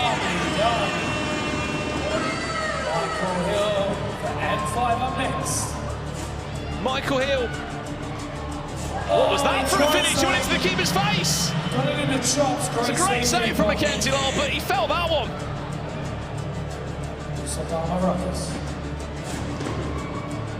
Musabah through. We go round again, 4 remain. Rukkas Pepai from Brian. Rukkas Pepai goes through. up next. 4 left. Tell you what, this might be NDL tonight. Could be 26 points on the board for NDL, by the way. Salim Nassour, how's that got in? But it still has. Just about. Ruckus Musabah, that is a bit too much. Final 3 Rukkas Pepai for Brian. Brian through. NDL Solomon Bow next. 3 teams left. NDL are through as well. Nicely done. Gold Devils. Salim Nassour out. Save into the final 2. Well, will it be a 3rd win for NDL or a 2nd win for Rukkas Pepai? This would really help out Brian, by the way. This would actually put them 2nd in the table before Deportrio have played their game tonight. Solomon Bow, a bit too much, still scores. Down to the final 2, it's Prime or NDL. Last week they were going head-to-head on Matchday night, now they go head-to-head in pressure point. So comfortable, Rukkas Pepai. Rukkas Pepai. Solomon Bow, pressure on, must score. That's the score, Solomon Bow. Oh, he's got the other we go way again. Wow, it's a real head-to-head battle. Right. Rukkas Pepai has to score, does. Scores. If he wins this, by the way, 6 pressure points across 32 weeks. He's won more than any other player. And still, we can't find a winner. We go again. Playing till someone misses. Chat, Prime or NDL? Rukkas Pepai just hasn't looked like this in all night. Once again, Solomon Bow must score. Solomon Bow. Can he get past their block? Yes. Is this the longest pressure point we've ever seen? Rukkas Pepai again. Rukkas Pepai, ball roll finish. He does it in multiple ways. He keeps going. What a standard A change of goalkeeper, Mackenzie Law comes in. We go again. Who is going to crumble? Who is going to crack first? Rukkas Pepai out! But he has to score. He has to score, it's not done yet. NDL to score, to win pressure point.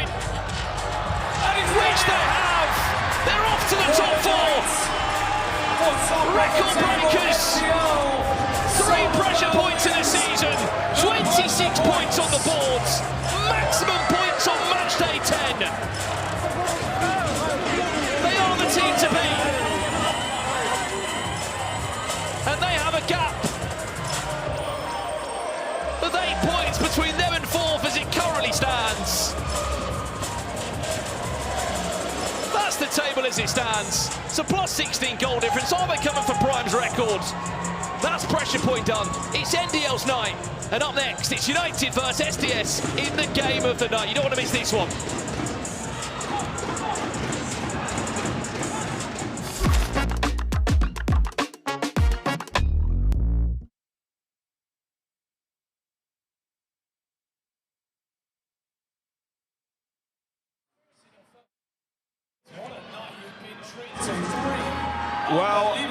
Well, we teased it, we squeezed it. We can now tell you that the Portuguese player in question playing in the Legends versus Creators game is Ricardo Quaresma. Not only that, Wilfred Boney's going to be there. Chunks is going to be captain of Creators, and Max Kadar and John Nellis will be there. And also, we're going to reveal another player. Make sure you're there to witness a Champions League winner, a Super League in Turkey winner, a Premier League winner. Wow, this is going to be special. Grab your tickets, and a little present for you guys. Tickets for the next hour are 20% off. Buy one for your next door neighbor, your cousin, your friend, your mate, your uncle's dog, anybody. Scan that QR code and get involved and be at the O2 on the 25th. Wow, wow, wow. Okay, boys, an absolute pleasure to have you in here. And I've been told this is the original rivalry. The bad blood runs all the way back to season 1. Chunks has been filling me in. I can't believe you two are sitting here so happy. We've come a long way. Yeah, I've come a very long way. Obviously, the teams, the clubs, the history's there, the rivalry's always going to be there. Our fans don't like their fans don't like ours. But yeah, it was very, very heated in season 1. And I think I'll be honest, I know there's Nico and case I've joined in the last couple of seasons, but we've carried this league from day 1, I think. So it's good to have this rivalry still have a name. So you boy, that fire still burns, and I know, Ginge, it hasn't necessarily been the back end of the season that you wanted. You're in a tough position, but it's easy to get up to a game when it has this much history, you know? 100%. I think at the end of the day, the position that we're in, including the position we finished last season, they're obviously still on for top 4. We need a miracle, but the players aren't playing for their position this season now. They're playing for it next season, and if they're not on for this game, they won't be here next season. And I want to go out there, I want to see a team that's not only playing for me, they're playing for Coxie and they're playing for the fans. And if we don't see that, there's not one player that will survive that. You're back now, though. You're away for a little bit, and a downturn in form kind of matched up with that. You've been in that dressing room, you've been telling the boys how it is. 100%. I mean, I've not managed to make it to the dressing room just yet, but I'll tell them on the pitch. But obviously, yes, we've got SDS today, but it's the other things we've been fighting against. You know, you look at the top 4, the top 5 teams, there's 3 teams in there that have done alleged dodgy dealings, and I've got actual evidence of it. And we got told before the season that if this does happen, there's point deductions coming in place. So if I need to publish that evidence to get the points deductions in place, you might make top 4 that way. You might make top 4 that way. 100%. If they get and I feel as though the rules are there to be stuck by. And I feel as though you get Prime, they've had one-on-one 4 times out of 10 weeks. They've played once, they've played first game of the season once, and that was today versus Community, and they dropped points. And there's a big difference when teams like us that are doing it by the rule book, we're turning up every week, and there's certain teams that aren't. You've got to try and take a look at that as well, in my opinion. That Sharky. Very true. Winless in 5. Yep. It's time to turn that around, because that top 4 race, that race to the final 4 is getting very tight. I told the boys, look, we win 4 games in a row, win Baller League. It's kind of like Arsenal right now. Yeah. Just win. Before yesterday, win 4 games in a row, we win Champions League and Premier League. We are on track for the Sharky treble. In a space of 6 days, we could be Premier League champions of Arsenal, Baller League champions of SDS, and Champions League winners on the 30th of May.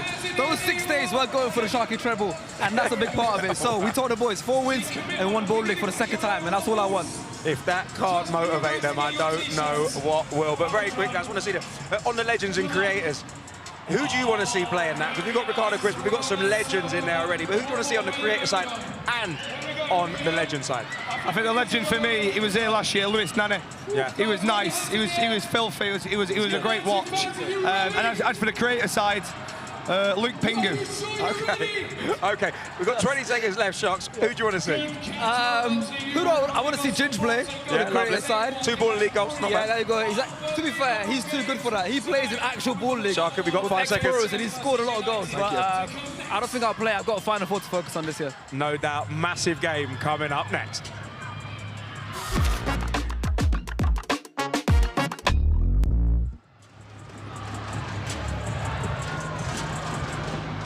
Well, it's Derby Day. You can argue on Matchday 10, but it's a Derby Day that doesn't mean as much for maybe United as it does for SDS with the current standings on the table, with how things are looking as it stands. It's the first time these teams would have matched in the history of Baller League. SDS have never lost to United, and I can say this to someone who knows it more than anyone. Liège, who's alongside me, this is the first time he's commentated a game. I guess in the position that you are in now, you normally previously were down there with the SDS goggles on, you could argue. Now you're in the eyes of Baller League here. I mean, look, history speaks for itself. United has never beat SDS, and I mean, Sharky's always won for history. His side have made it to 2 finals in a row. They've been champions before, and as much as he can joke around, Ginge's never beaten him. First and foremost, it took Baller League 10 weeks to analyze whether I was ready to neutrally balanced commentate SDS, and I think I passed the test. So this is going to be a big test for me. But also, all jokes aside, this is a massive game. And you talk about how Ginge and United might not have the pressure that SDS do, but I think Ginge will disagree. I think Ginge looks at this game and the rivalry between these 2 teams over the last few years, and he will have this game circled on his calendar at the start of the season as one he wants/needs to win. And as you said, he's never gotten one over Sharky, but today would be a great day to start. There's the United Ultras that Ginge has been patiently building throughout this season, but it hasn't been a great season for his United side. They were top 4 in Season 1. Season 2, they weren't near it as it currently stands. We're in 10th place with 11 points on their name. Their last win came quite a few weeks back. It was against M5 all the way back on April 6th. This is their side that they are facing tonight. This is SDS's side. 3 changes off the back of their 2 defeat last week. Connor with Danny Bassett and Dukafall comes in for Salim Saeed, Frank Cater and Christy Patterson. That's their starting 5 that they will be leading with tonight, including former top goal scorer of last season, Keziah Sterling. On the other side, 2 wildcards tonight, Constable in goal and Tommy Willard. No Hubert Graysick in goal. 2 changes from the side that lost to Clutch last week. As we said, Raven Constable comes in for the regular goalkeeper, and John Bostock back in for Dylan De Silva, a former wildcard there. Again, United without a win until 5 weeks back. That needs to change. SDS also without a win in their last 5 games. You speak to Sharky more than mostly, as what's been going wrong with those guys? What's been happening with them? They are still in the top 4 conversation, and I think they will probably still make it there in current standings, but they haven't won in 5 weeks. Yeah, I mean, at one point, I think Sharky was probably looking at the situation and thinking to himself, well, we played NDL, we played Prime, we played Deport Trio. It's not the worst to draw to those games. But then when you look at the Vision result, which really kick-started Vision's run of form, and then you look at last week, the defeat to Gold Devils, being shut out for the first time in SDS history, those were big losses. And I think now the pressure cooker has started to increase. And this is where SDS usually do thrive, in the big games, when pressure really is on. But I'll tell you what, this might be in the top 3 biggest games SDS have played, and that includes Final 4 matches, because failure to win today, and it's looking very, very difficult in terms of the top 4 race. They still are in control of their own destinies at the moment, but that top 4, as we've seen numerous times tonight, is starting to get closer and closer and closer. Yeah, their last win SDS was against Clutch in a 5-3, but as it stands in the table, they're in 5th. A win would put them back into the top 4. And depending on Deportrio go and the goal difference for SDS, who knows? They could even have a charge potentially for 2nd place. Prime so close, by the way, to coming to that pressure point. But if they were to win that, Liège, that would have really helped them out tonight. Yeah, no. Urgus versus Bao, honestly, that is the greatest pressure point round I think we've ever seen. Oh my goodness, Felivi, by the way, this is a storyline to watch out for. Former SDS captain. I forget about club, former SDS champion, captain. And we've seen a few former SDS players come back to score in their former team. Let's see if Felivi can be the latest one. But yeah, what we saw between, Bao and Urgus Pepai. Oh my word. Best pressure point of the season? The best pressure point ever, honestly. To do what Bao did, how many was that? 10 rounds in a row of rounding the keeper. Guys, at home, I need you to understand how difficult it is, how exhausting it is to round the goalkeeper every single time. And he did it without fail. Unbelievable. In case you missed the pressure point, looks like Nye Kirby may have felt an elbow or a hand in the face there.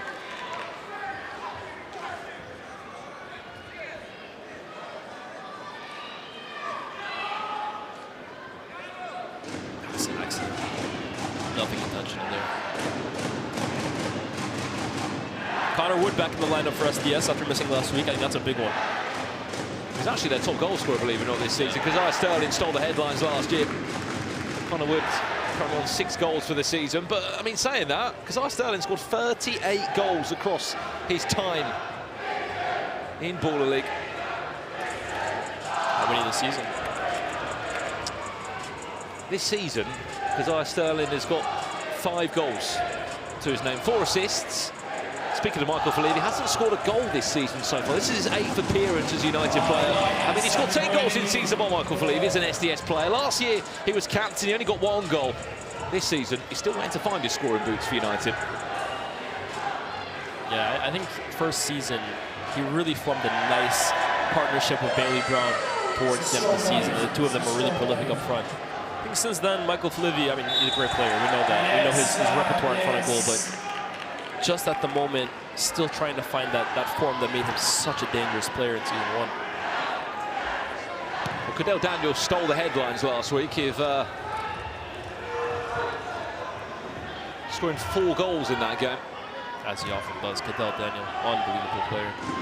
They might have lost 5-4 to Clutch, but he scored every single goal, back to his usual form we've come to expect. Ooh, well played out of the press. SDS had them in the corner. Daniel. But here they are now. Rodney towards the back post it goes. Falevi gets his former club off the line. Ebenezer and Okafor. How close was he to opening up his scoring for the season? And that would have been his first goal of the season against his former club of all teams. Took it so well. I think that's destined for the far corner. Ebenezer over the bar. Strong tackle. 2 corners early on for United. Corners in 2 minutes. This might be the quickest ever corner we've seen, but unfortunately, penalty drama for United. They've had more penalties than any team this season. They've had 15 penalties that they've won. Wow. They've scored 8, they've missed 7. I just wonder if United spent their recruitment on signing an Urgus Pepai kind of player, where would they be in the league? Because I hear you mention every single time on commentary about their woes from the pressure penalty. 32 in a row now. 32 in a row. It's got a little bit of a joke, unfortunately. And then you're talking about the amount that they've missed this season for the amount that they've won. Just think, like, those goals right there, man, you're leaving points on the table. Similar to SDS, by the way, who've missed a lot of penalties, and even last week changed to Camilo Restrepo from the spot, and to no success. Well, I thought for a second on Friday night, Liez, that United were going to win the pressure point. They went into the final 2. Of course, it was Tyler Winters, the Clutch, that won it. It was NDL that won tonight. They are officially in the top 4. Then the pressure point was just an exclamation mark on that, a postage stamp that they are there. In the O2! Someone else is there. It's Camilo Restrepo. How's that snuck in? He's just squeezed it in, hasn't he? They get to Rabo Constable. That's a moment Constable's going to wish he had back, because from that range, yes, a good finish off the post, but as a goalkeeper, you can't be getting beat from that distance. Post and in, yes, but certainly a moment I think the goalkeeper wish he could have back. First blood SDS, though.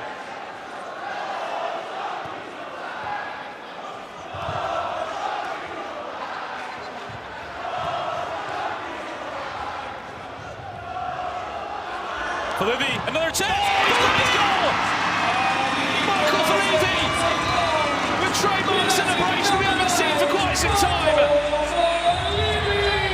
Well, I'll tell you what, we saw that celebration a whole lot in season 1, and we've been waiting for him to pull it back out. And what a time to pull it back out against his former side. What a finish from Falevi! Ginge waited 10 weeks for it. Another ex-SDS player coming back to haunt his former side. And after what a 8 time. games as a United player, he's finally got his goal. Wow. What a moment for Michael Felivi. He's had to wait patiently, but all worth it in the end. I wasn't sure if the trademark celebration was going to come out against his former side, but he's been waiting quite a long time to get a goal here, so like it had to come out.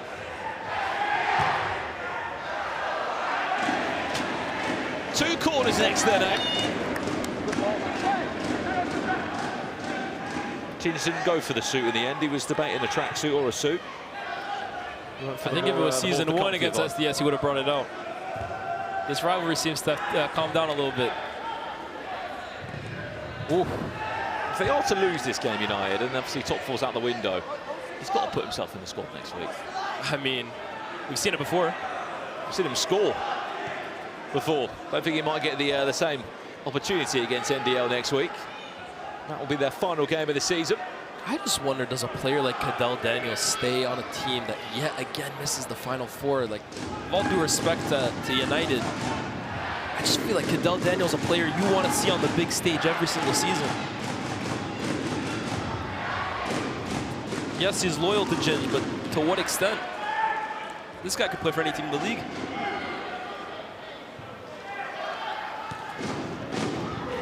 He has been superb, Cadell Daniel. He scored the most penalties this season of any player. He scored 7 in total. Just in general, though, Cadell's one of the best two-way players in the league. Locks up the best player on the other team. Takes responsibility going forward. Wonderful dribbler. In saying that, he's scored 11 goals this season, 7 of the 11. So will come from the spot. Still, though, he's not been able to lead United, unfortunately, to a pressure point win yet. Don't forget he missed a few weeks too, right? He has. He missed 3 weeks in the end between a hamstring injury and a playoff charge with Croydon. Tommy Willard, who's become not just a wild card, but a regular name that we've seen week after week. There's a matchup quickly beginning between Cadell and Kaz Sterling. Keep an eye out for that.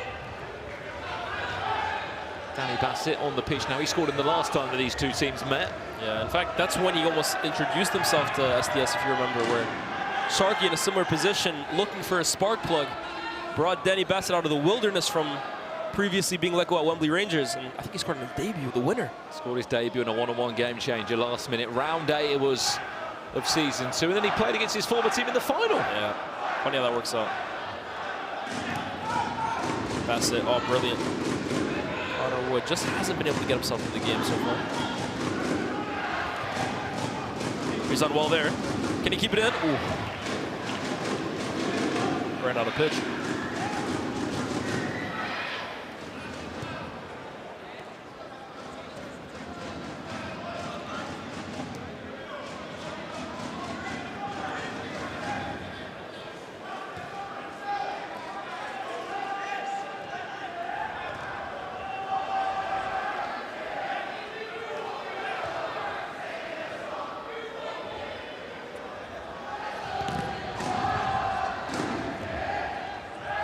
Oh, Kaz, good feet. SDS have numbers now. Sterling. Connor Wood. Connor Wood back Kaz, to Sterling. Oh, he hasn't finished it. And that sums up his season, to be fair. Another huge opportunity. SDS had numbers. Should Connor Wood have pulled the trigger early? Made the right footballing play, perhaps, but Kaz Sterling unable to finish.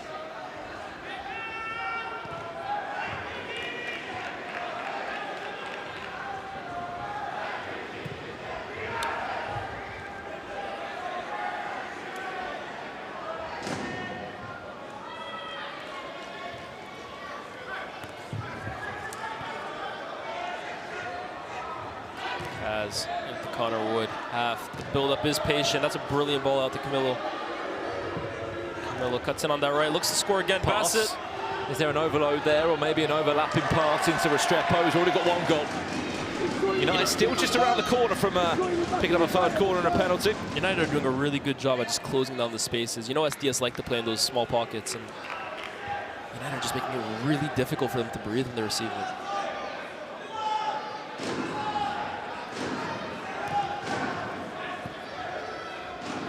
The best case scenario, if you are a Wembley Rangers or a Prime, you are desperate for a United win here. We're sure there's just a bit of a gap between 5th and 4th, or 3rd to 5th. That's a great pass for Josh Emmanuel. Oh, lovely idea there. Has it been given as an offside? Not a corner, an offside. The look was really good, threading the eye of the needle. Not the worst attempt there.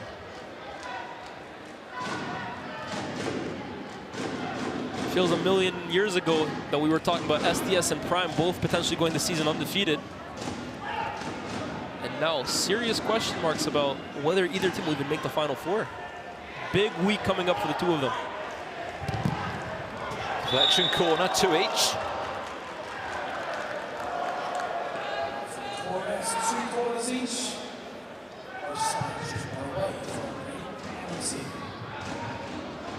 There's no side that have more experience in Ball League than SDS, and also had more drama. What we saw in season 1, how it ended, was incredible. Yet another close game here at Ball League tonight, and we're 2 minutes away from a game changer.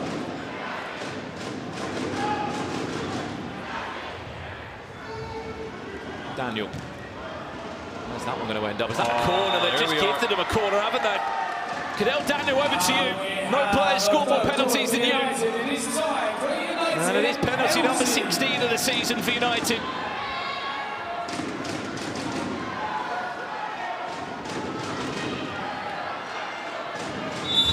Cadell Daniel to make it 2 for United. Here he steps up. Cadell Daniel round the goal. Penalty.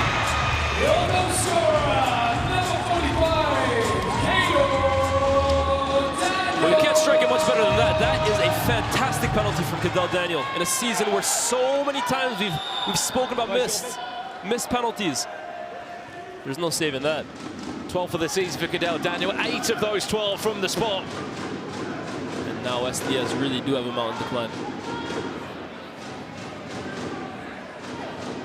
Usually speak about Rukkas Pepe being the man from the spot, mainly in pressure point, but Cadell Daniel, how good he is in normal time, Liaz. It's surprising that he hasn't carried that form over to pressure point. Yeah. It's in the name, the pressure. Naya. Oh, the angle is just too small there.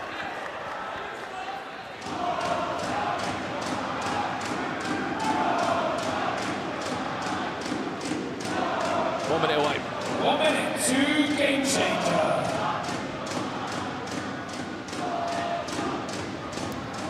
United have never beaten SDS across 3 seasons up to this point. Can it change tonight? That is the... What a time for that to change. Potential conversation point here.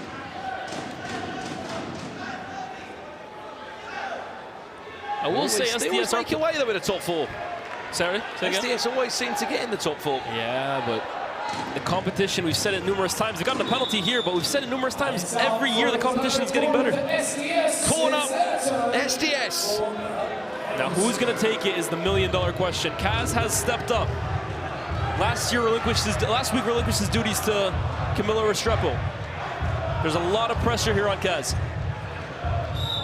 Kazai over to you to get goal number 39 across 3 seasons from the spot. Can he do?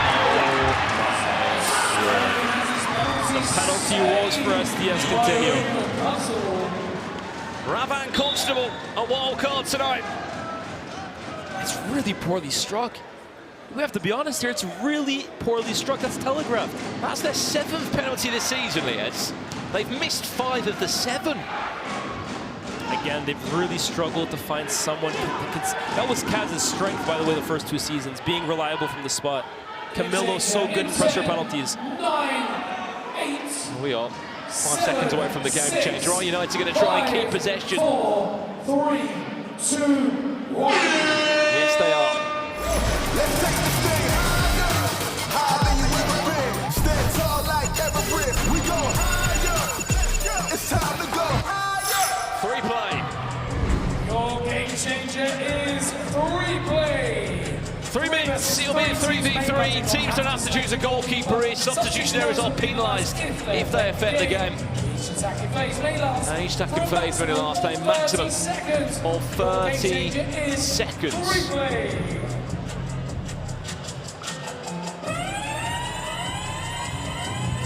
surely a chance to hopefully have a few more goals on here. Underway in 10, 9.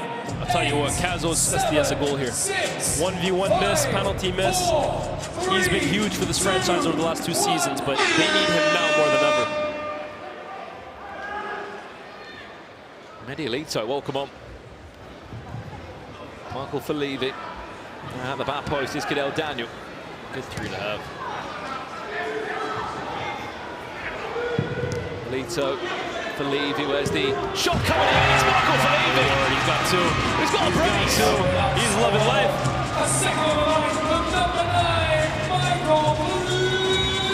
Michael Felivi's on the verge of a hat-trick against his former side. I can't believe it.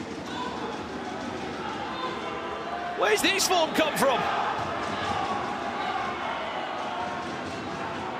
Well, this is going to be interesting for Raven Constable. First time he's had to face a game change or be involved when it's his first of a week in Baller League. Danny Bassett, Kazai Sterling on for goal number 14. They needed that.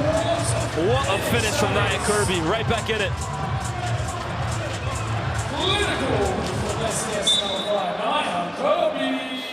Nia Kirby in the top corner. No saving that. Michael Felivi hat-trick before half-time.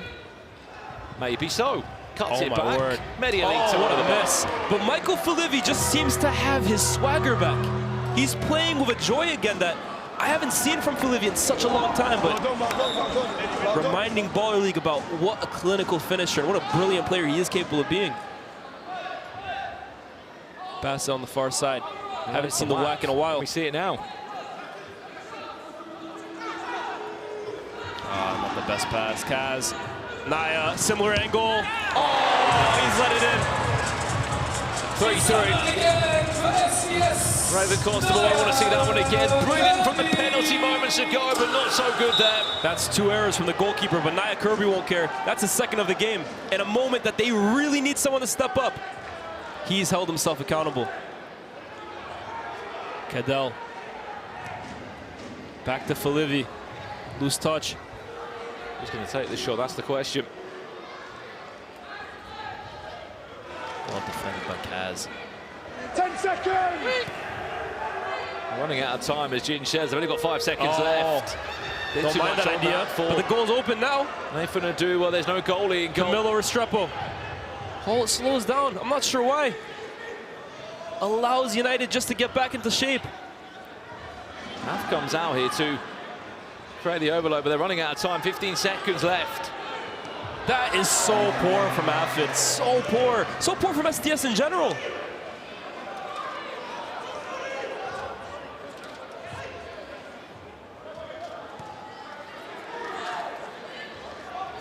Nia.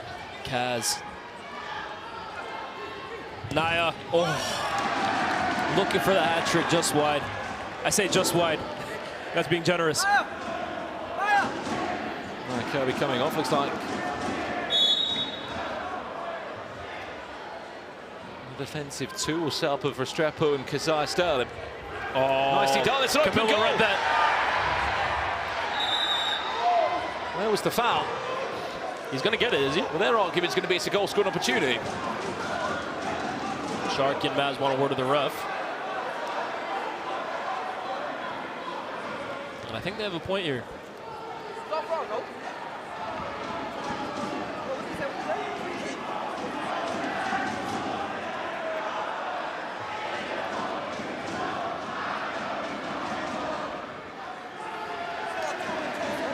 Whatever he's done there, foul or not, Medialito's probably saved his team a goal. Well, they've gotten a penalty.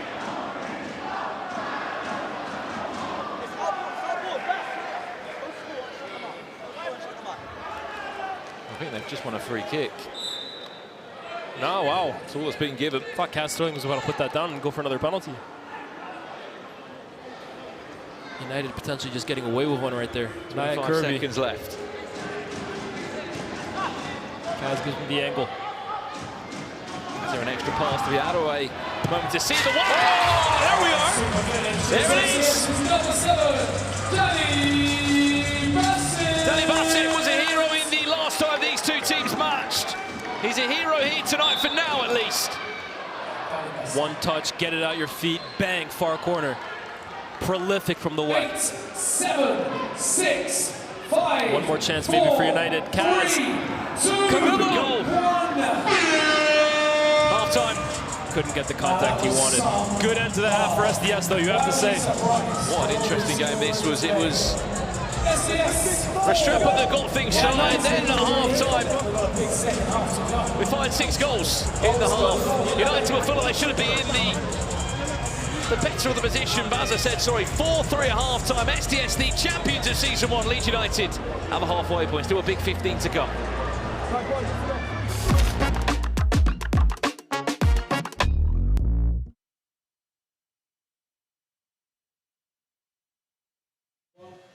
Oi, you already know what time it is when you see Mr. CC in the Phillips barbershop. And today, you know I had to bring Florian Castrati with me. Right, I'm just going to ask you a quick question, you know, just so the fans know a little bit about you. What is your football journey been like? So it started off at Crawley Town when I was 19, signed my first professional contract. I was there for 3 years, didn't get to play much because lots was going on with the club, going through like change of ownership, new managers and stuff. So just going out on loan quite a lot. It wasn't enjoyable, but I just kept grinding, put my head down. And yeah, I'm in Baller League now, so everything happens for a reason. Hey, and speaking of Baller League, obviously you've been in the game Season 1, Season 2 and Season 3. What would you say you've added to your game or refined your game? I'd say defensively I've adapted quite a lot to the game. Obviously it's gotten much more tactical throughout all 3 seasons. So I feel like I've had to adapt my awareness off the ball, knowing when to press, when not to press, when to hold shape and stuff like that. So yeah. Okay. And obviously for the fans, the VZN FC fans, they thought there was a comeback coming on. But what's been the message this week? The message was clear, just 2 out of 2 wins for the last 2 games, finish on a high, maybe get a pressure point or 2 and never know what can happen with other results. So it's a small chance, but we're still hopeful. People in the chat, people in the comments, are VZN FC going to get the last 2 wins? Let's dance, let's boogie. See it there. If an end-to-end game like that doesn't make you want to get involved in Ball League, I don't know what will. And as you see, I just said to Chunks, you're sat next to Charisma. This looks unbelievable. This is the Legends versus Creators game that is going to pop off at the O2. I can't wait to see him lace up his boots. Legends of the game. And let's not forget, we'll be announcing another mystery player very, very soon. Make sure you grab your tickets for the next 45 minutes or so. They will be 20% off. That is a bargain. Now, Chunks, this was billed as an old school rivalry. You know, there was a little bit of bad blood, but the teams that have done it the right way, and they're playing football like it is a rivalry. It's end-to-end stuff. Yeah, I feel like whenever you see SDS versus United, it's always going to be a big game, no matter what the form is, no matter anything. You can see great goal. I'll be honest. Shall I be honest from the jump? Please, Chunks, I like it when you're honest. Keeper needs to be better there. Keeper needs to do better there. Of course, Felivi scoring against SDS, amazing. Cadell Daniels, very reliable when it comes to the penalties. Great finish. And then that Medialito passes it on. Felivi scores 2. Great finish. He's going to be happy about that, I'll be honest. And of course, Kaz gives it to Nia Kirby, smashes it. Nia Kirby does what he does. Gives it back to Nia Kirby. Goalkeeper again has had an absolute howler. And then Bassett giving the jinky, and then smashes it side netting. I'll be honest, United have had a goalkeeper issue this whole season. They've had probably 3 of them now. That's probably their 3rd one. And I feel like they just haven't got it right when it comes to that. They shouldn't have got rid of Max Pittman. I know I'm talking nostalgia and stuff, but they shouldn't have done it. But it's a big game. Anyone can still win. I love it. I absolutely love it. This is why 7 goals in the first half of ball. I mean, it's normal now, but this is absolutely special. I cannot wait to see how this game plays out because I really can't call it right now, but SDS desperately need this if they want to be involved in that Final Four. We're going to find out, will they be knocking on the door of the O2? It's going to find out after the second half.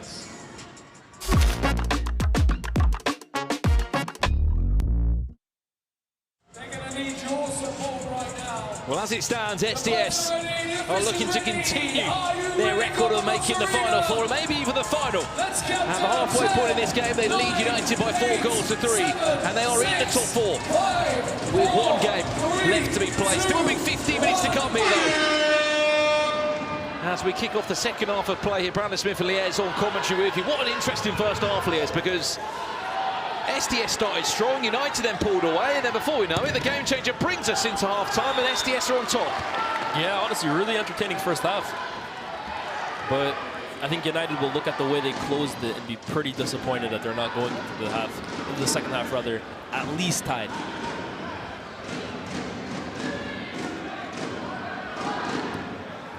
But the story of the first half, undoubtedly, Michael Felivi, back and better than ever. 2 goals. I mean, he scored more goals than he had last season. Yeah. In one half, he didn't score in the last 7 weeks.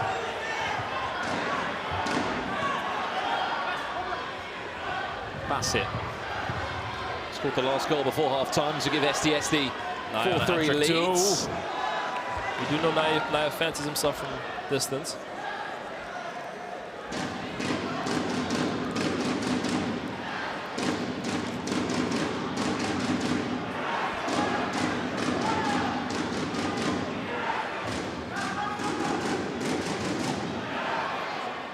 Quite an entertaining game changer. 4 goals in total during the game changer. 2 of the sides that actually struggled to score in game changer, believe it or not. Both only had 10 coming up to this point. Oh, blocked by Camillo.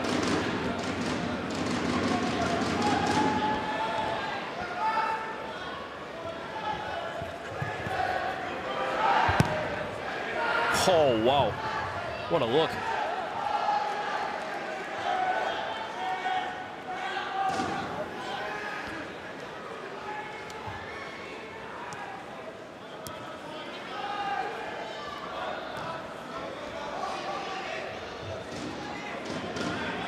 Chat, we can still see your comments coming through as always. Who do you think is going to win this one, SDS or United? Where are the fans of these 2 sides? Where are you split? First look at Josh Abbott. Surprised at how little he's played over the last few weeks. Started off the season really freshly, honestly. It was a breath of fresh air for SDS. Still on the sidelines, you can see Bailey Brown. It's hard not to miss him. Yeah, he hasn't featured either yet. He's that, or came back in during the transfer window. As I said, Josh Abbott, formerly of M7 last season.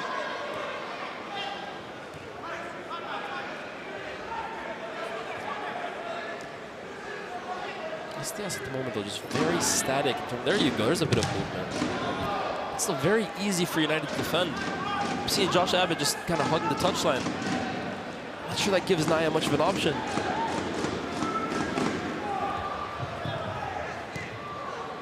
Well, when Cadell Daniel wasn't here, it was that man there wearing number 8 shirt, Tyrell Miller-Rodney, that has been scoring most of United's goals.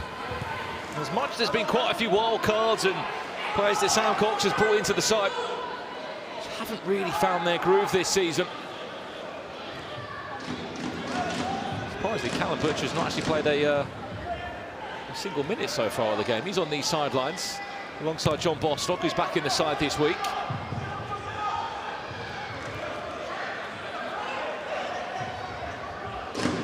Respectfully on the other side for SDS, we haven't seen Bailey Brown or Yusuf Shentov play a minute of this game yet.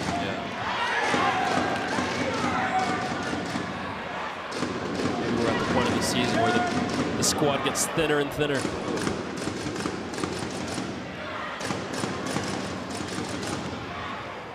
Oh, Kaz, that's lazy. Well, won back by Daniel Bassett.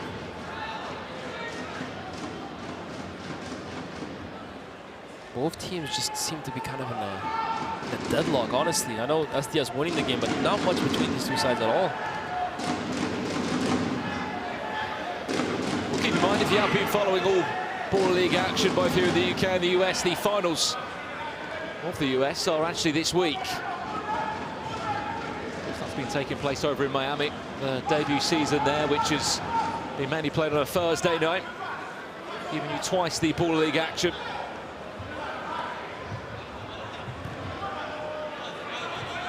Interesting to see who comes out on top as our first USA champions. Felivi. Rodney.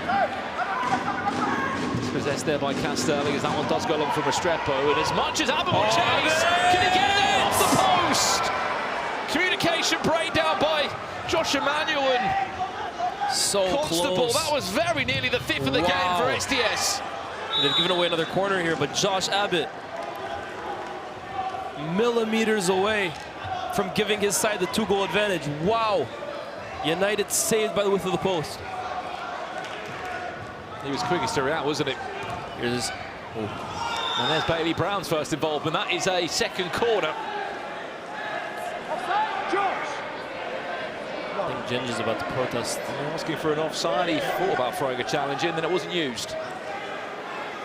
I thought more so the fact that they should have had a second corner. And it doesn't appear like they've won it. Willard. Well, this is going to be their second, but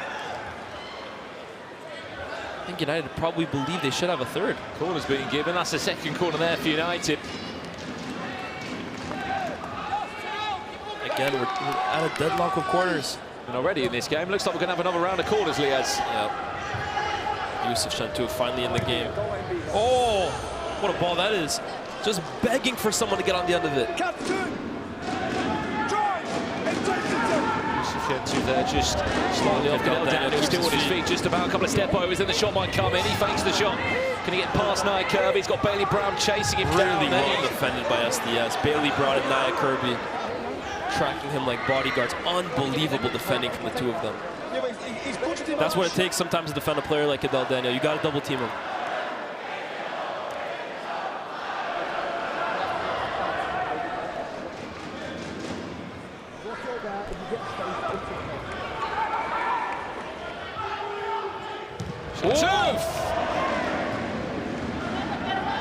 Worked out that snapshot. Good save. And a foul there. And possession for Emmanuel. It does feel like United are starting to run out of steam, and SDS are beginning to grow into this game more and more and more. And it feels like the next goal could be crucial. Keep going, Cats, 1 minute, let's go.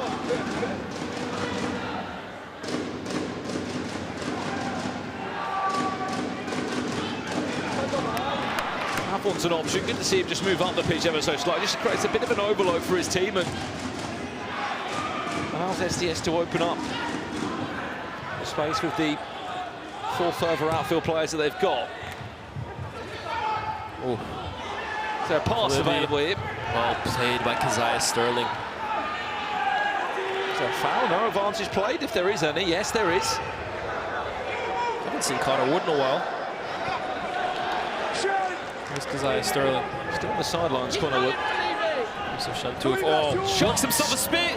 Wow. Saved by Constable. That's a heavy touch from Cadell Daniel. Can he make up for it? He can. He plays his team out of danger. Yusuf Shantouf has just given SDS a lift in terms of having an option out there that isn't afraid to take on his man, go on the outside, cut inside. Look at that. Great footwork from Yusuf Shantouf. I think if that's either side of the goalkeeper, even by a little bit, it's 5-3 SDS.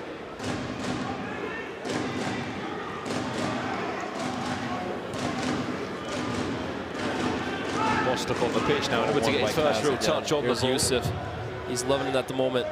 Step over, takes him on the outside this time. Oh!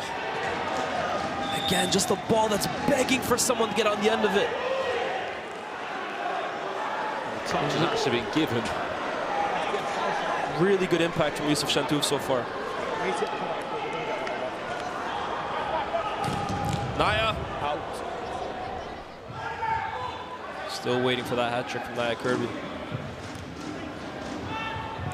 Easily dealt with by half. And like I said, man, it just feels like United are starting to slowly run out of steam, and SDS just continue to grow in confidence as they search for that 5th goal. One thing that has to be said is that although Keziah Sterling has been really disappointing, I think, from a finishing point of view today, defensively, you can't fault the contribution. Yusuf goes again. Yusuf. He's not short of these battles, is he, on the left-hand side? Oh! Goes in, Bailey Brown. Well, I'll tell you what, that's 3rd time lucky from Yusuf Shantouf. Since he's come on, he has done nothing but take on his fullback and put dangerous balls in the box. And we said just a moment ago, these crosses are begging for someone to get on the end of it. Bailey Brown duly responds. 5-3 SDS. Well, Bailey Brown, part of that winning SDS side from season 1. That's his first goal since his return. So Ball League, welcome back. Half with the save. Oh. Miller Rodney can't get there with a rebound. They're asking for handball. They will play on it then eventually.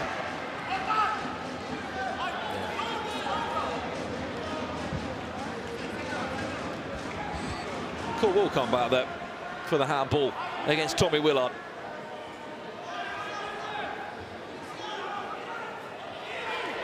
As it stands, United, unfortunately, it's going to be 3 times they've met SDS, and Still unable to take them down. Still a lot of football to be played, of course. Still a game changer to come, of course, as well. There is a challenge that's coming in from the side of United here. I think the worry for United right now, again, like I've been saying, is it just feels like this game is slowly getting out of their reach, even before that goal.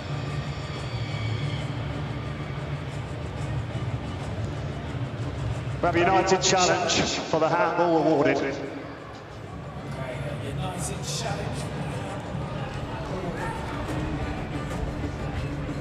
Well, I'm not sure what United gain from this handball here. Not questioning Sam That's Cox's... exactly my point as well, Liaz. I don't know what they gained. They didn't score a goal from it. They just win the ball back, I guess? It's a bit of an odd challenge here. Was there a deflection for a corner in the process? From what I can remember, I didn't feel like there was. I'm just looking at Toby in the background. Challenge unsuccessful. Restart SDS. Yeah, even if they won that, again, I'm really struggling to see what the end goal is from winning that. Brings a little bit of desperation, if I'm being honest. That's the challenge gone. Remember, if you get it right, you keep the flag. You get it wrong, you lose. What a cameo this has been. The flag. Bailey Brown now to become the provider instead of the goal scorer.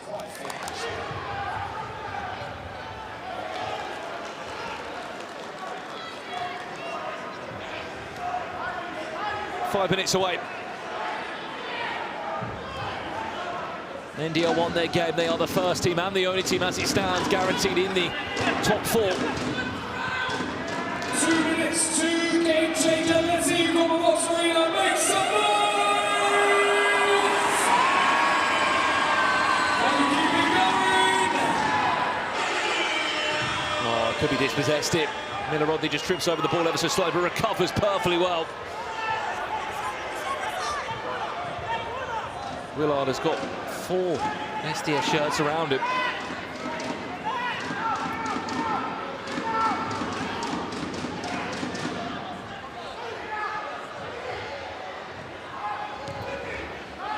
SDS still have their challenge too if they wanted to use it. Daniel. The 245s matching up on the centre of the pitch. Sterling Abbots off the hand of Constable.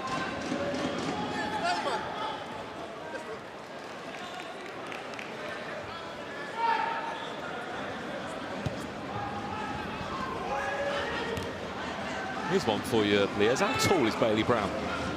Probably the tallest player I've ever seen in Baller League. I might not be the person to ask. He'd be perfect for an onside. Yeah, very true. We talked about big men last week. Brilliant. Naya just again begging for that hat trick. We talked about hold-up strikers last week, right? And Bailey Brown is their answer, or at least they hope he's their answer to the likes of Jet, the likes of Nile Ranger, the likes of Josh Parker. But one thing I'll really give Bailey Brown is, again, we talk about that common saying, big man of good feet. Bailey Brown is exceptionally technical. But again, I'm not the person to ask about how tall he is, because I'll say tall, but a lot of these guys are tall.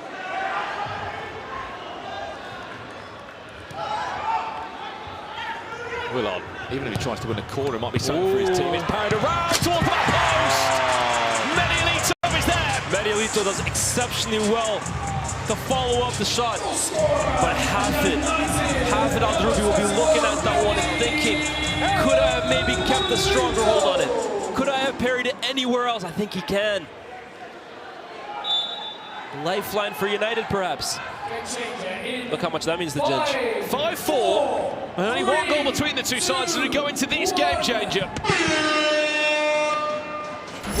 Let's take this thing higher, higher than you ever been. Stand tall like Everest. We go higher. It's time to go higher. 1-on-1 for the first time tonight. It is a one-on-one game change. This is goal-to-goal action. A single player from each team will shoot from behind the halfway line, just inside the opponent's half, on the centre circle, just inside the opponent's half. You get 15 seconds per attack or shot or goal. And if you're defending the shot, you cannot use your hands. That's the biggest thing here. You cannot use your hands. I hope Constable knows that, the goalkeeper, the wild card for United. A lot of the time, teams will put a goalkeeper in. Well, they have to be reminded, especially for wildcards, new players, you cannot use your hands. If you do that and it's going on target, the goal will stand still. Well, last time these two teams played, it was 1-on-1. To end the game, Danny Bassett scored the winner back on season 2 in the 3-2 result against United. Over to you, Joshua Abbott scores 6-4. Goal for SDS, scored by number 14, Joshua Abbott. Joshua Abbott, 6-4. Perfect start to their game changer. Back to you, to Cadell Daniel to make this 6 goals to 5. Daniel scores! Oh, what a finish. It's in number 45, Daniel. Brilliant. Well, that's one back.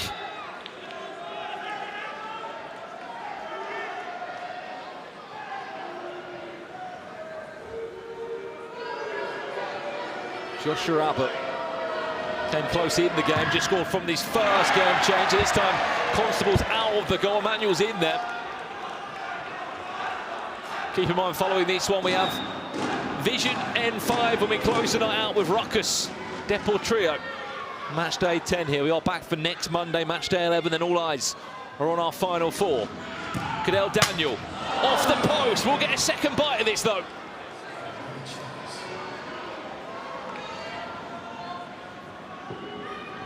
Cadell Daniel, hat-trick!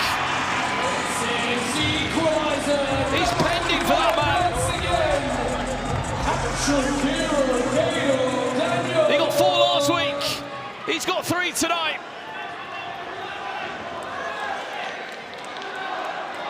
How they've missed in this season in key matches.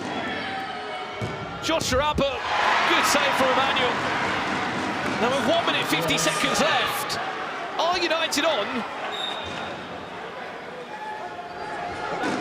to get their revenge, to cause a bit of disruption with SDS's final 4 chase? Daniel off target. No more. No, Kaz, keep going. And that shows that Cadell Daniel is going to be staying on the pitch.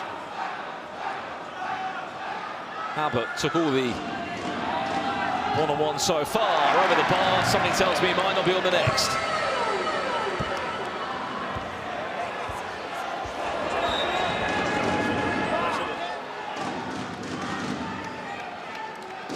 Minute 20 left or so. Cadell Daniel over the bar. This is going to come down to the final minute, isn't it?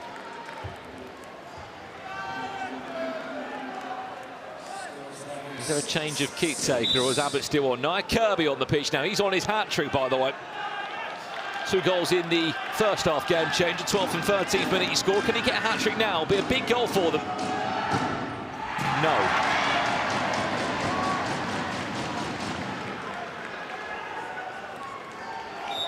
We have to score. We have to score. We have to score, the words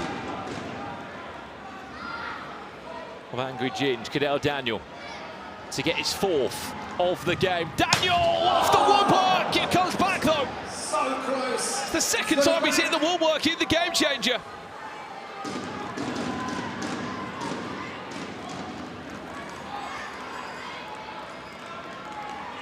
Daniel saved by Sterling. And with 32 seconds left of the game, it's going to end like this. SDS are going to get one more effort. United are going to get one more effort. It's one-on-one, Cupra Box Arena. Let's see who makes some noise. SDS might get 2 efforts if they're quick. Danny Bassett, he was the hero in season 2 in this very game changer. Can he be the hero this time for SDS? Danny Bassett over the bar. And United can win it now.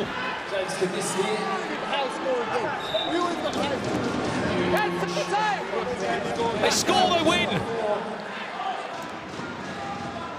Cadell Daniel. 10, 9, it's all down to you. 7, 6. Cadell Daniel off target. 4 seconds left. There's 4 seconds left in the game. Tell you what, it's going to be the quickest one-on-one ever. It's going to have to be quite a ridiculous effort. There's 4 seconds to have a shot. 3, 2, 1. Draw. No way through for Abba. And steal for United. There is no win against SDS after 3 matches. 12 goals between the 2 players, evenly split at 6-6.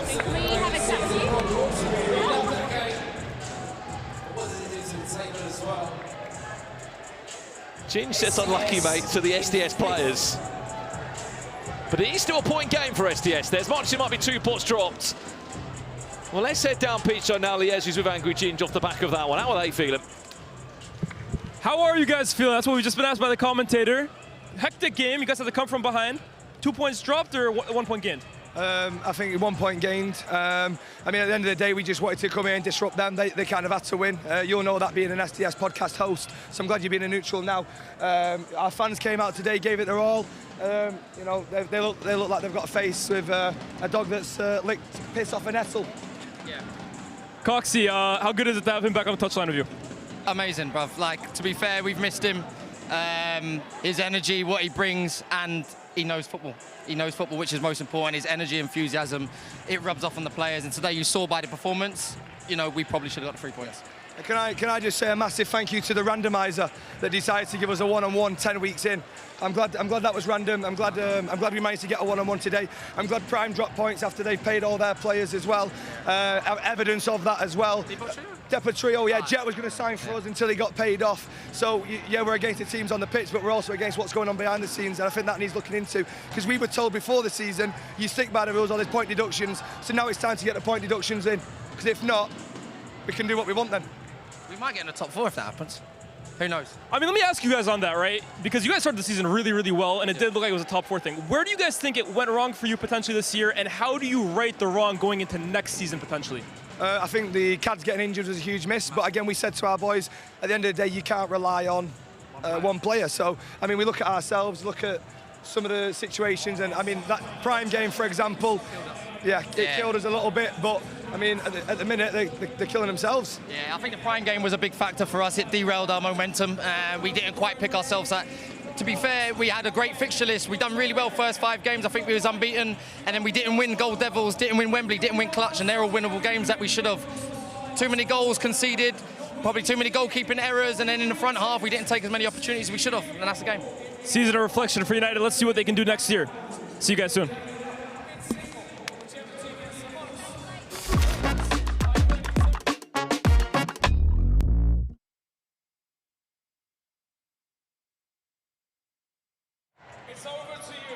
And there we have it. SDS all out of the top 4, replaced by Wembley Rangers. It is all heating up in that race for the final 4. Top 4 now looks like NDL, Deportrio, Prime and Wembley Rangers with SDS, Clutch and Gold Devils. But SDS have Ruckus next week. That is a must win.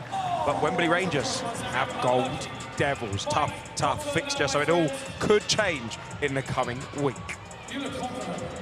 Now I'm delighted to be joined by Jens and Luke Chambers, N5 representatives here today. Boys, this is a game where at that point in the season, it's a win and you're very much still in the race. You lose and it's done for. Do you feel like that? Well, I think so, yeah. I think it's 3 points or nothing, and that's how we're going to play tonight. I think vision will be the same. I think we're at that stage of the season where no one's really looking to sit in and frustrate teams. So I think it'll be an open game tonight, but one we know we've got to win. When I look at the history of N5, it feels like in the first season, you started poorly. Second season, started badly, but finished the season well. And then look at this, it's always the bridesmaid, never the bride, but it really feels like you've got something together with this group of players that you really can challenge. Well, we know now that we have good players, but at the beginning it was a little bit difficult for them because they needed to find their way into the Baller League game. And we only got notice 2 weeks before, 1 week before the season. And that was a little bit hard, and thanks to Luke, he has found some great players in such a short period of time. But now it's about performance, no matter how short they've been noticed to play for us. And this season we have a chance, but as he said, we need to win. A little bit of a change in the goalkeeping position today. Can you explain the reasons behind that and how that came about? Yeah, I think last week we've always worked on a policy from beginning of season 1. If you don't perform for 1 or 2 weeks, someone else gets an opportunity, and I think that's the way we've been able to make M5 better season on season. I think we've done that now. It's just an opportunity for Will to come in today and make his debut in a real good game, and again, an opportunity for someone else. We've got a real strong squad. I think we left Niall Ranger out for a couple of weeks, but you've seen the reaction that brought from him over the last 3 weeks. Doing that, maybe gave him a kick up the backside that he needed to start producing what he's done. So that's the policy me and Jens have had since day 1, really. When I look at that, is Ranger still out for this week? Because he's such an important player for you. I didn't get that. Now Ranger being out, is he out this week as well? Last week it has been a blow, and again he found his form into the Baller League. He found his form into the Baller League just late, but not too late. But unfortunately, in a game where it didn't matter that much because we were 6-1 or 7-1 ahead, he got an injury, and that happens in football. But we always knew about his value for our team. No doubt. And it's a pity that he got injured now. We're gonna have to cut you off. We love Niall. We hopefully will see a fantastic performance from your boys today.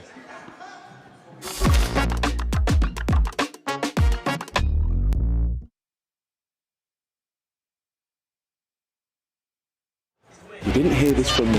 Are you ready? Yes!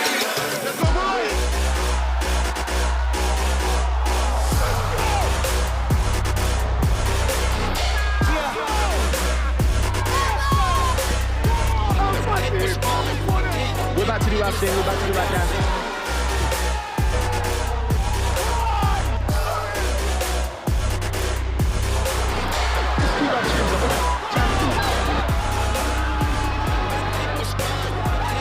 You know what yet? Boys, we are not losing. No mercy! No mercy! Are you ready? Yes!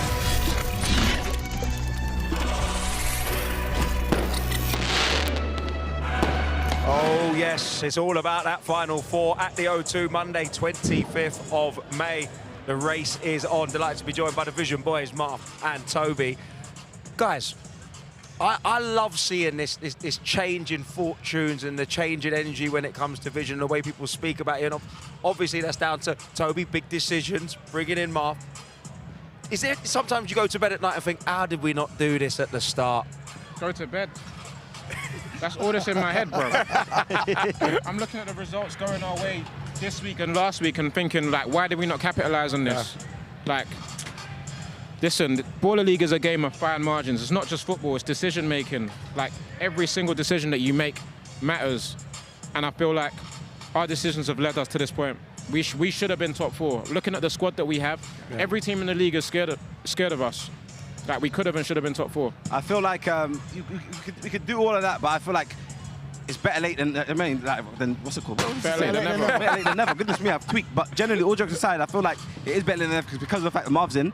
Finally, you're finishing off season 3 very strong. Of course, chances of getting to top 4 are very slim, but at the end of the day, if there is a season 4, hopefully we don't know yet, then you have the foundations finally set. For sure. Then guaranteed we need to see Vision in top 4. Because every season I go into it thinking, Vision get top 4 this season. It's like every season, you know what I mean? Yeah, I think we had the right personnel, wrong approach for a long time. Now we have a good balance of personnel and approach. But even still, there's lots of bits to work on. There's always things to improve. Last week, we could have killed Deport Trio first half. We didn't, and they punished us. And that's what happens in Baller League. You don't take your chances, you get punished. Of course, it's a big one today, N5. You guys might not have much to play for, but you still want to be able to put up them big results, because you know they have a great team as well. So how have you been prepping for that game, and what were you looking to get into? I think it's more or less the same of what we've done in the last 5 weeks. Like, we've dominated every single game that we've played. We just haven't finished chances. So it's domination and clinicality, is that the word? Yeah, we'll take it. Yeah, that's Don't worry, but you can do what you want. Yeah, that's exactly what it is. So let's go, man.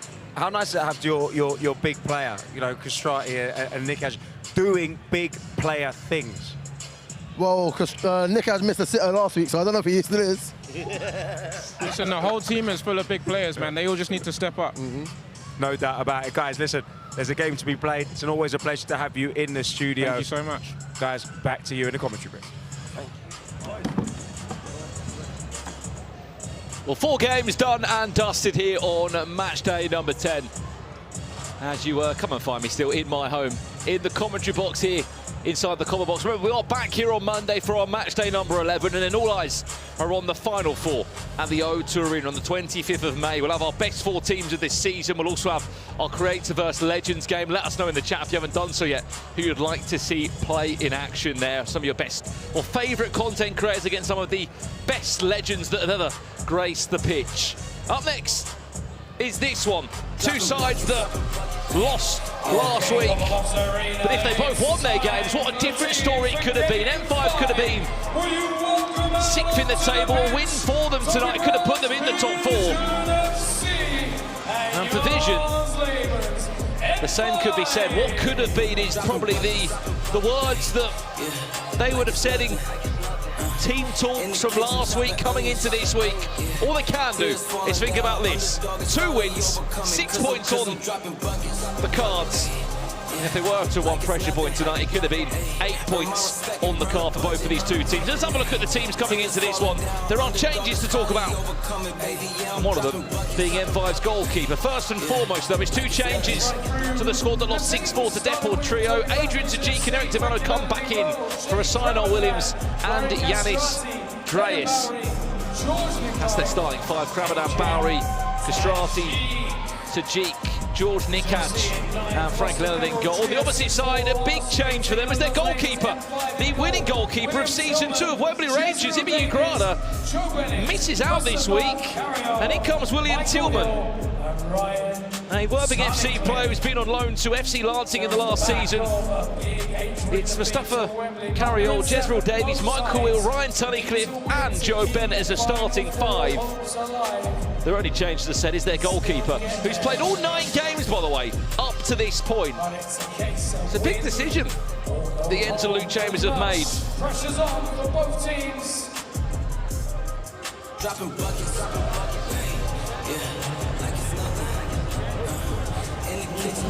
Well, if anyone's going to make it all about a goalkeeper, no doubt it will be Jens Lehmann, part of that invincible side.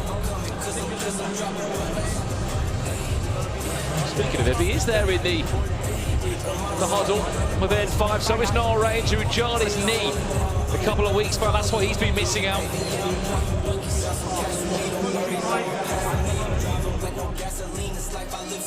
George Nikac. Players are almost ready, the officials are ready. Copper box are in the nose, who's still with us. Top goal scorer for Vision so far this season. 8 goals across these past 7 games that he's played, balancing football between Baller League and Dover. Step 2 of the National League. Looks like it's going to be him and Mustafa Carriol to kick us off for our 5th game of the night. 2, 1.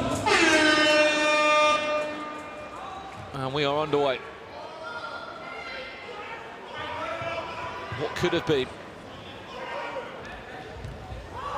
Frustration for Toby and Marth, who's come into the fray of things in the last couple of weeks since he's come in. They've kept winning games.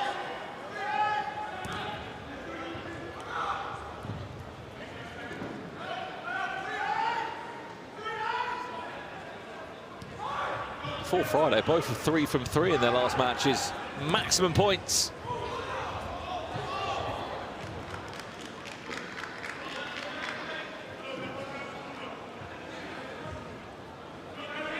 First couple of touches for Tillman, who comes in tonight.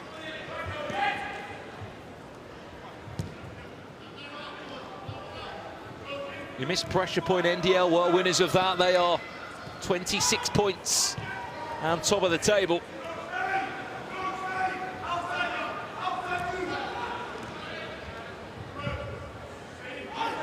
Bring you into the conversation, chat. Who would you like to see play in the Legends vs Creators game? Give us a football legend that you'd love to see appear on the 25th of May, the bank holiday Monday, the day of our final 4. I hope to see as many of you there as possible.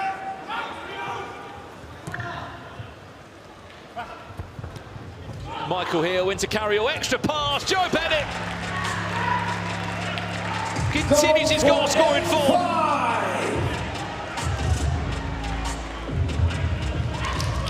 That's goal 13 for Joe Bennett this season. He won't get an easy one than that.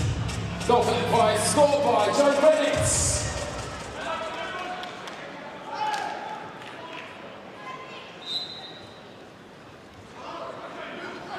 Let's have a look then. Stephen Gerrard, Gareth Bale, Zlatan Ibrahimovic, that'll be a shout. Let us know in the chat. We can see your comments coming through. Who you'd like to see in action. What legend? Berbatov. On the creative side, Fogden, Billy Wingrove. Give us some creative names as well that you'd like to see. That's already a strong tackle on the knee of Ryan Tunnicliffe.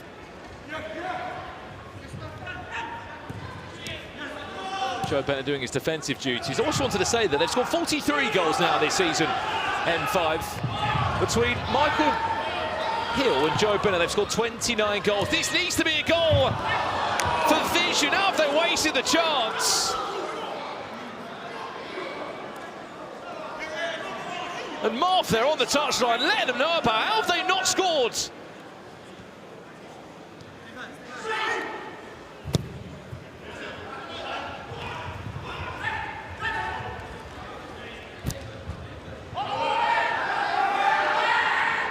Stays on, Castrati. Oh! And that's another one for Vision, straight back with a reply. Well, did he make the most of that mistake before? Goal scorer number 7, the man, Florian Castrati. Florian Castrati, a ref challenge is flown in.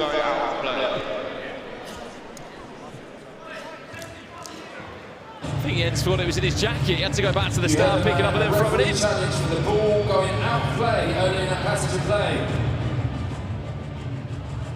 Well, they're saying the ball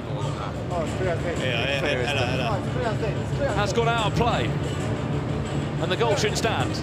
Let's have a look. You can get the right angle on him.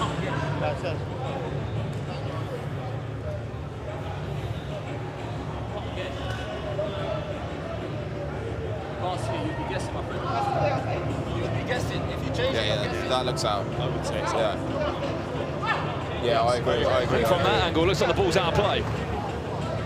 Challenge successful. We've got a throw in. Ball goes out of play there from Adrian Sajik. The goal won't stand. You can just see it there. So the challenge is successful. Challenge is successful. That's nicely done by M5. They'll keep their flag. That is how you do things, N5 FC.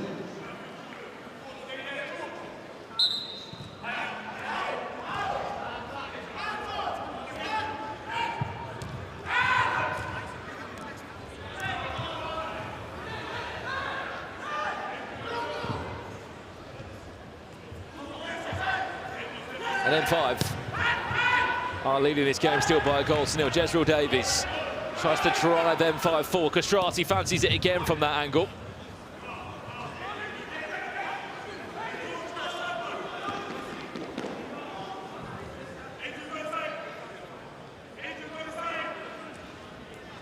I mean, what do you think, chat? In or out? That looked really out to me, to be honest, from that. I'll say really out, just out, between the two angles that we got given.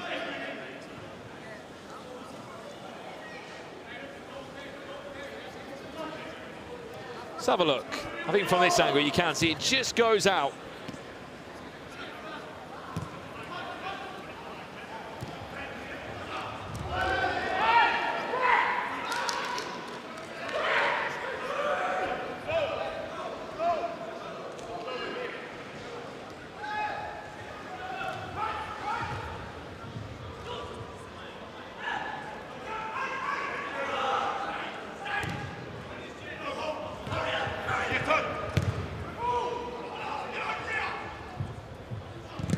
Shot blocked.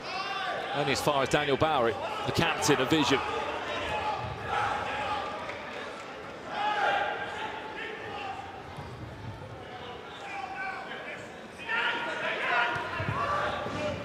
As far as history goes between these two sides, Vision have never lost to M5. Season 1, it was 7 goals to 6. What a game that was. And last season, there wasn't as many goals in a 2-1 win for Vision.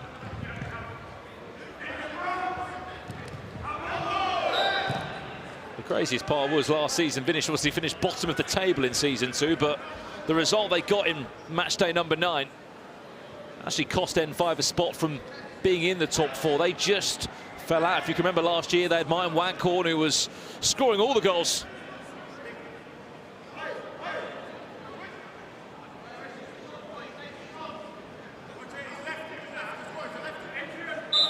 Direct shot. I feel like Castrati might hit this, but saying that, Bowery has scored a free kick before this season. Daniel Bowery at the hands of Tillman.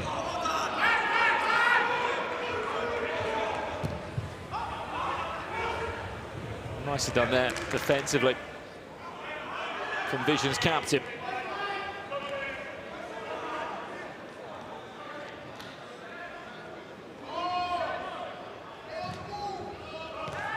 Quickest to react, Joe Bennett! How good's he been? Joe Bennett! Joe Bennett, quickest to react. That was too quick for Frankie Leonard. N5-2, Vision 0. Is he the best newcomer of the season, Chad? That's my question to you. 14 goals he's on for the season. Not played a single minute of Ball League before Season 3.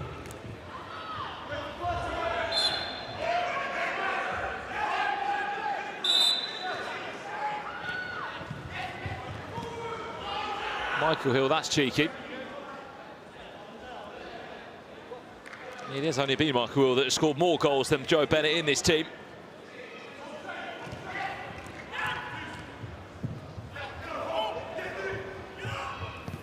Castrati disguises that pass into Bowery quite well.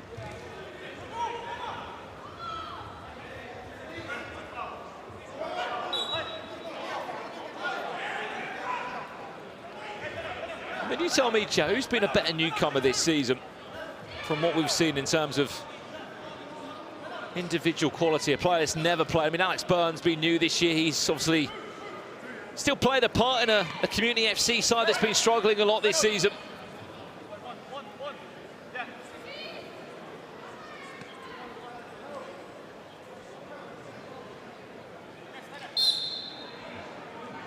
Castrati to bend it around the wall, tips it, that's going to be a corner, first of the game.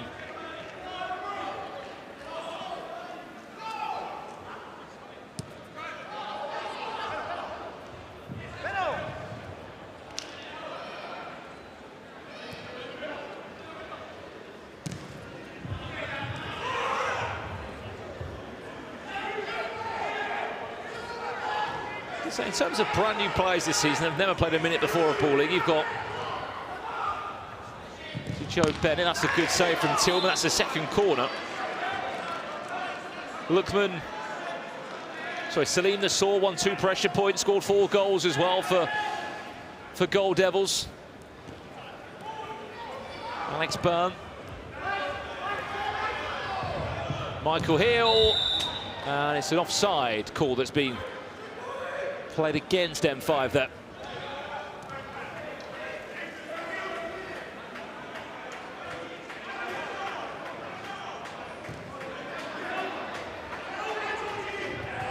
Vision's goal didn't stand, for those asking in the chat. It was challenged.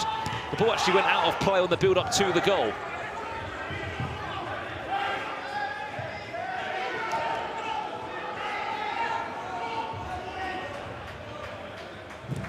Tajik!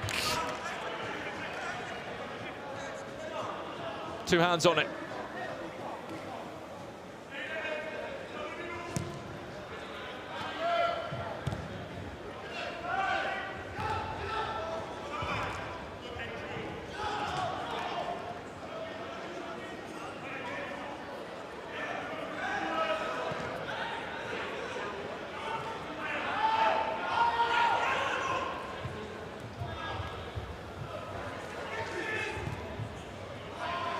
The best pass there from Hill. Nikaj.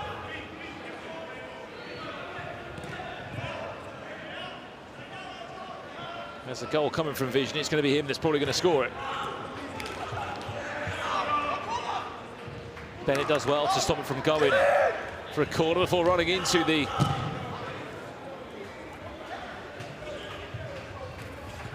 side of the pitch. A bit of a late tackle.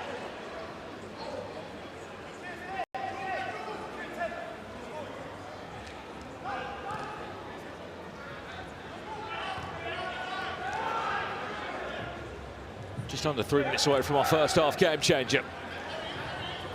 M5 looking organised and hard to break down. A couple of subs for them. One comes on George Edwards, Kieran Freeman. And Baptiste Fisher.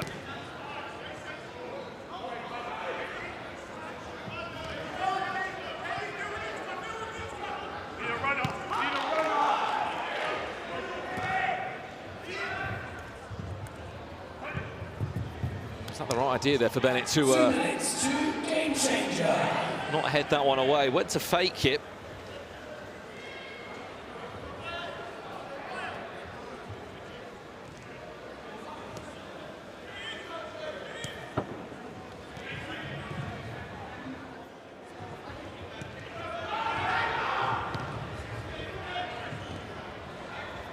Edwards, Bennett on the rebound again. It's good from Leonard. It's the first corner of the game for M5.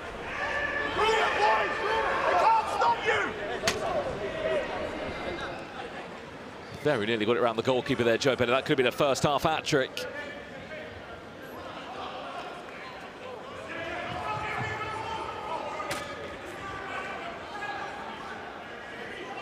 Two big chance of this half for Vision. The goal that was disallowed, but more importantly, the chance just before that.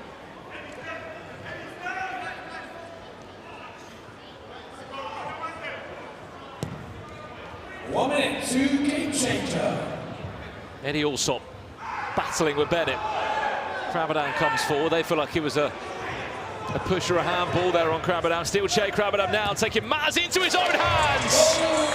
It's a tiny finish as well, isn't it? We've got a ref challenge though.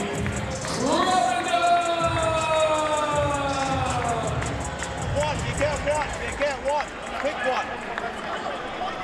Got a challenge for handball. Well, they're challenging for handball there against Che Krabadan. They've already got one challenge correct so far this game. Let's see if they can get this one correct.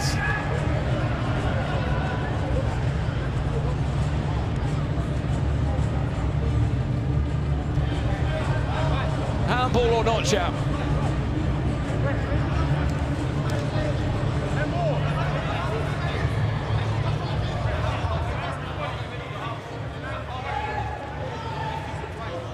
Are they going to take away the goal?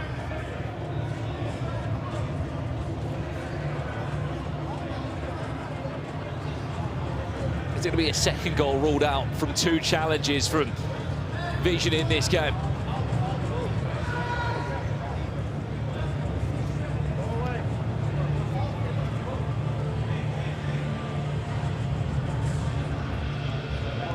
I have a feeling that this might be a successful challenge.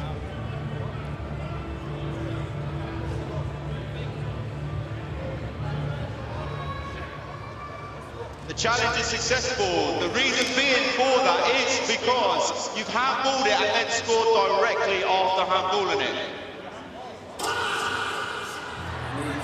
No more explanation after that. Well, explanation over from the referee. Goal disallowed, and that's two goals disallowed in one game already for Vision.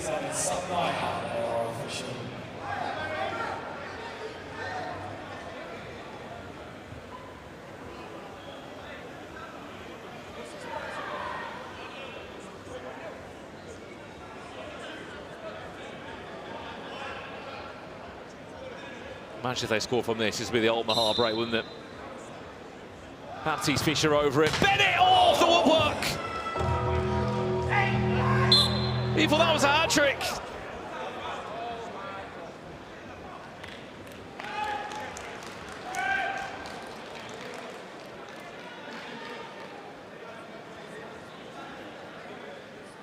That was the foul, and no doubt that is the frustrations building.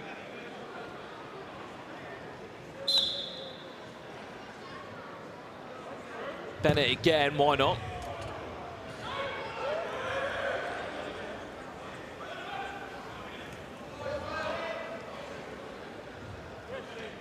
People in the chat saying, where's Don Vos this season? Don Vos is a Ruckus player. If you see him in action in our next game tonight, they're taking on Deport Trio in our final match of the night. Game changer in 10, 9, 8, 7, 6, 5, 4, 3, That's going to do us. Time for our game changer. Let's take this thing higher than you ever been. Stand tall like evergreen. We go higher. It's time to go higher. +1. Your game changer is +1. For the next 3 minutes, the game will start as a 1v1 plus goalkeepers. After every goal that is scored, a player will be added onto each side. One goal goes in, suddenly becomes 2v2, 3v3, 4v4, 5v5, and then our usual 6 versus 6. And we're going to get it underway in 10, 9, 8, 7, 6, 5, 4, 3, 2, 1. 3 minutes with +1. I think Toby just trying to lift the spirits there in the camper vision. And just calm down, there's still a long way to be played in this game. Rodell Gordon against Mustafa Carriol. Can he score? No. Wins a corner though. That's 2 now for Vision. Walk out for a corner. Both sides have 2 corners, both sides 1 away from penalty. Adrian Zajic on the pitch and charging at Kieran Freeman. There's a corner, there's a penalty. And right on cue, Vision's 3rd corner. Vision have a penalty.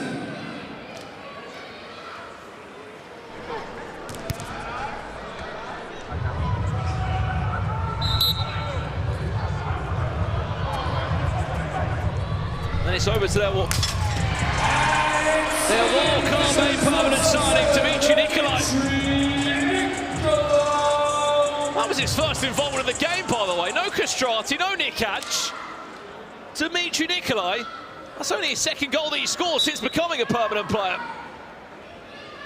2-1, game on, and another player added onto the pitch.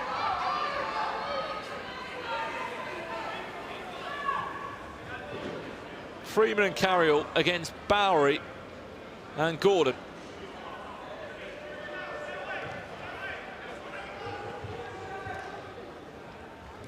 Step overs are a bit too heavy on there, that's a foul.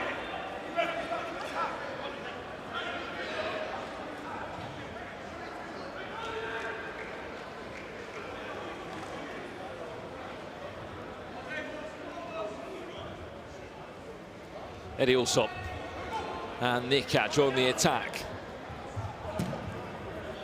Nikaj, can he get the shot away or find a cutback for his teammate? Recover well.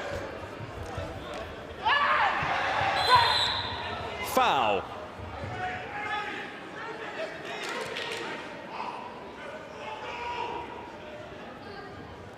Jezreel Davies on. They're both pulling each other there. He did well to win a foul there.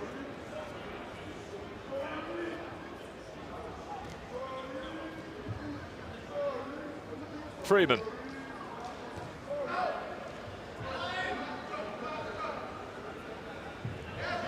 A minute and a half gone already off the game changer. Foul.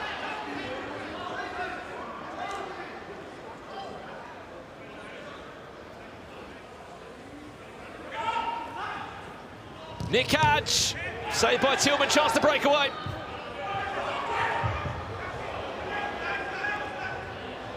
Into Freeman, can he find the finish? Lovely touch from Davies, off the bar. Still in play, by the way.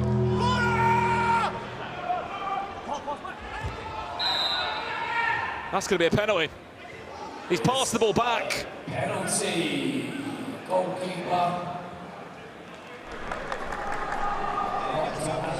Yeah, that's not been half to remember, has it, for Vision? 2 goals disallowed. A penalty to face. And it's Michael Hill that's been the top goal scorer for N5 this season. Michael Hill, 3-1.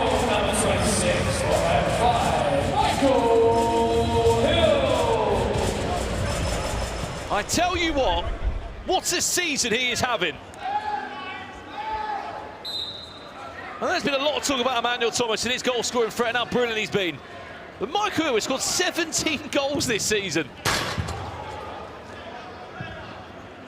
That was very nearly dipping there from Adrian Tajik.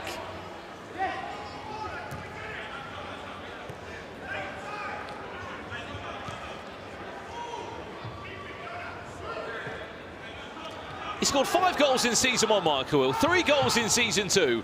Where has this 17-goal form come from? He's enjoying his football, that's for sure, at M5. But if the goals weren't disallowed and the challenges weren't successful, it very much could have been 3-3 at this point. Davies, no finish. Leonard does well to recover. Chance to brain out for Vision. There are 10 seconds left here. 10, 9, 8, 7, 6, 5, 4, 3. And that'll do us for our time. 1. If there was some confusion there on why the penalty was given after the play has been kicked off in the game changer, you can't go back to the goalkeeper. That's what Vision done, and that's why the penalty was given against them. But at half-time, N5 leads Vision by 3 goals to 1.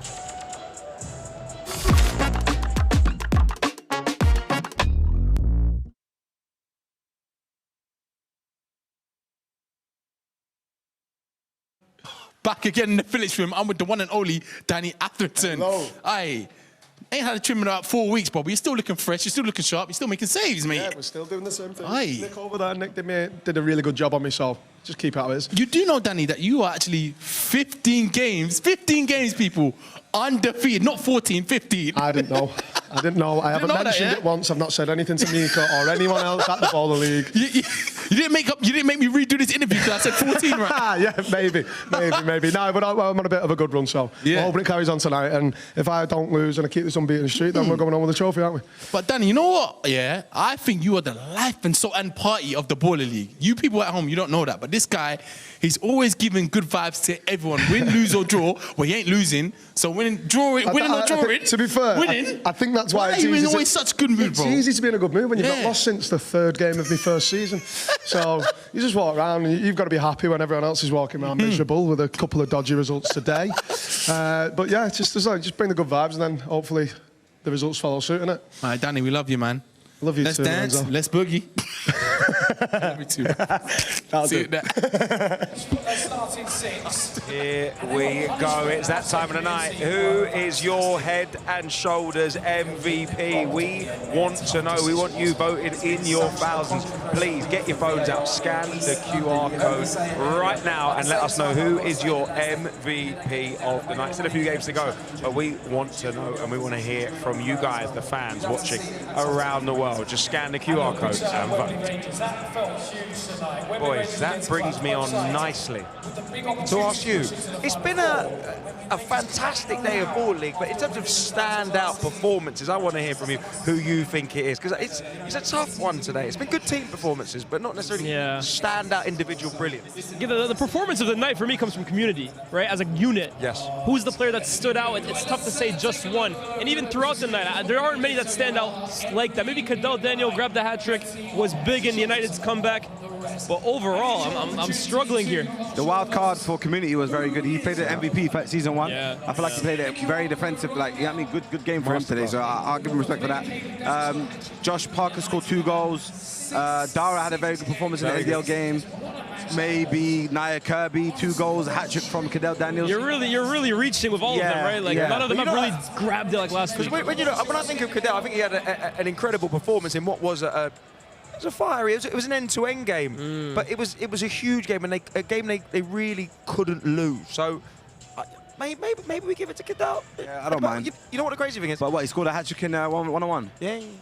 No, hat trick, and then he scored a penalty earlier. But you know what? Non-ethical hat trick. Boys, It's not an ethical hat trick. The great thing about this is it doesn't really matter what we think. We can sit here and chew the fat about who's the MVP, who's had the best game, because it's the guys at home who vote that actually make the difference. So maybe if you think we're wrong, if you think we're right, if you think of another name, it's one of them weeks. Yeah, it's one of them weeks where I don't mind. After tonight, though, after this game, it might be one of the N5 boys. There's no doubt about it. Well, we need you to let us know, but we got a big second half up to play.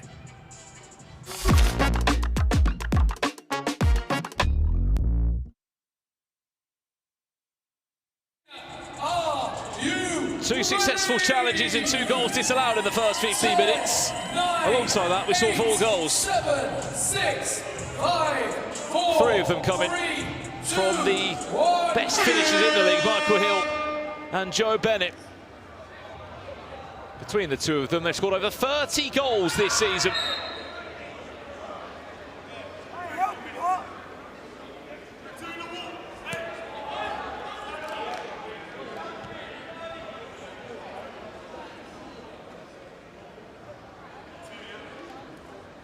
We had the knee taped up there, Mustafa Carroll.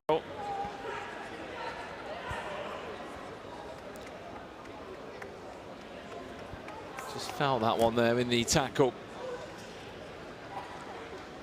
N5 are only 1 corner away from a penalty. Bennett and Hill over this one. Bennett to strike! And Leonard to save.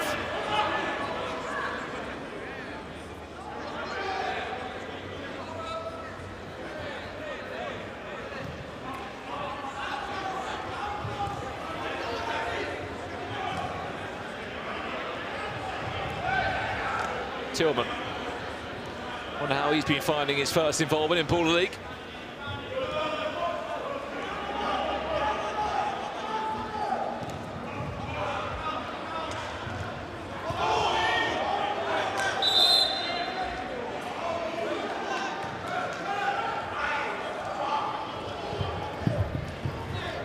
Michael Hill does well to turn away from his man. There's a challenge on the floor.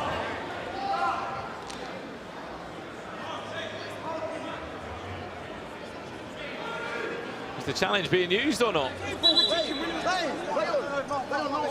It's done. Fucking play. Fuck me, bro. And he's wet. Apologies for any language there.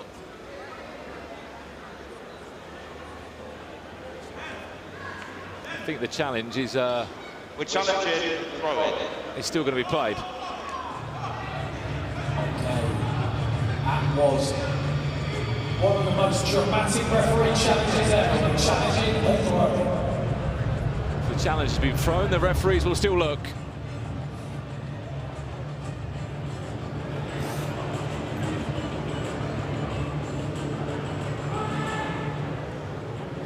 Right, was the final touch here?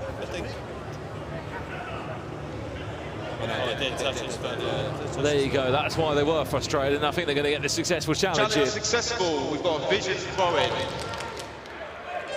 Challenge successful. Vision throwing, they will keep the challenge. Successful challenge, Vision will get the ball back. That's the first challenge they've had of the game, and it is successful. They will keep the flag. Charles throwing to Mello.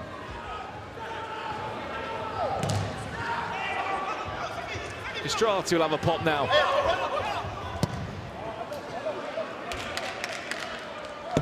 And over the bar from Gordon. Remember, we have still got one more big game coming your way tonight. Deport Trio in action against Ruckus.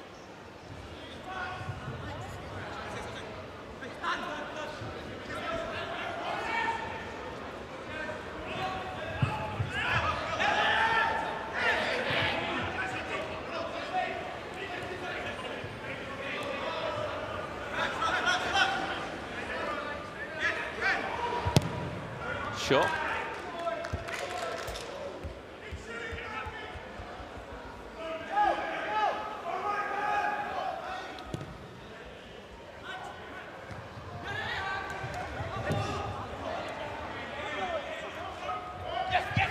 Castrati.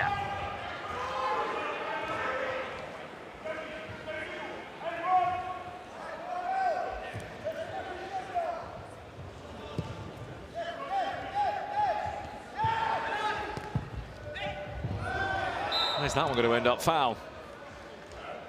Against Daniel Bowery.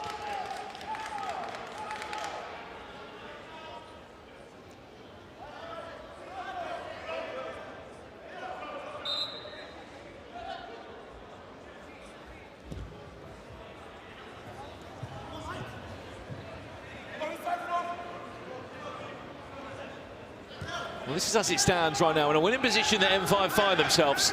That's the gap still between them and a top 4. Obviously, a lot can happen.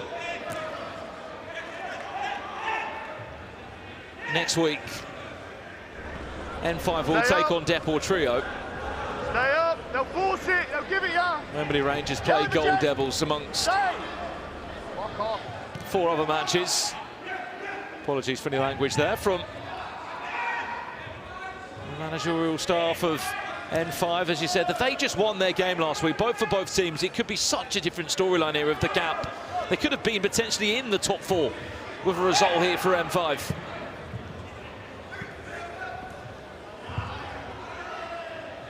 Both came into tonight off the back of defeat. 6-4 loss against Deport Trio for Vision. They lost that quite late on into the game as well. That was late goals for Deport Trio. And then Wembley Rangers, I don't think they could really have said too much. They conceded 8 goals against Wembley Rangers.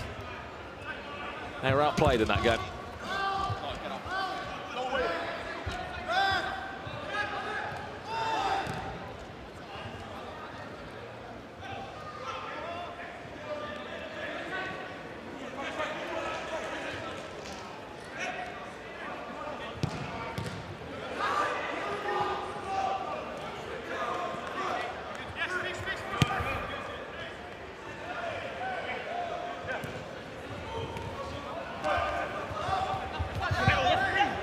Is there a foul there? No.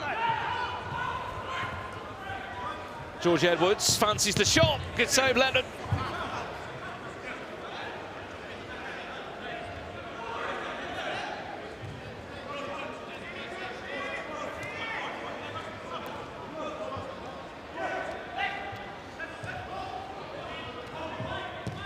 Nikolai scored their only goal in this game so far for Vision.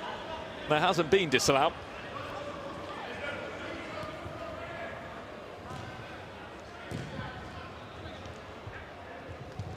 Bennett will win a free kick there after that. It was a very obvious foul.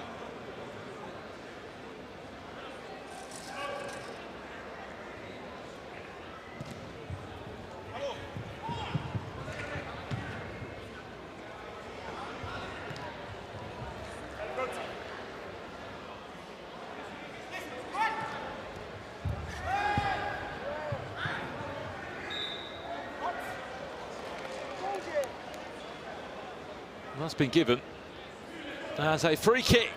M5 is still just one corner away.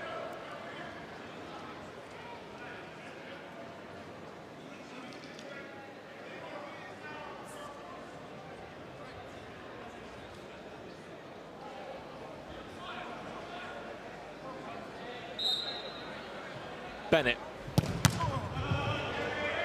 The wall fell that one for sure.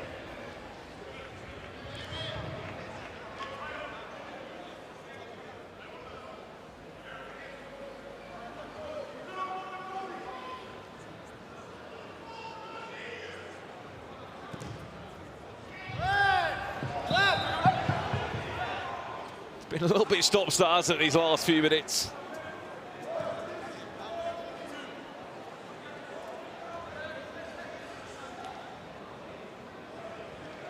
I mean, just quite easy decisions, aren't they, for the ref to make?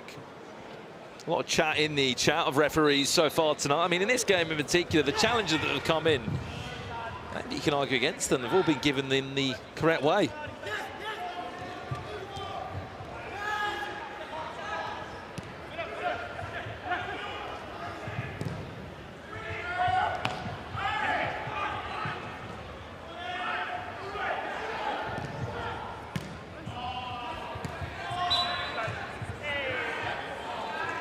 For those in the chat, who have you been following this season in the competition?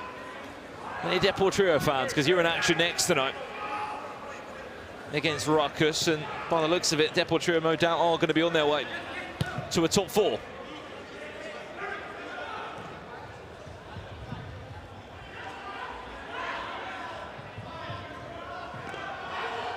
De Mello, why not?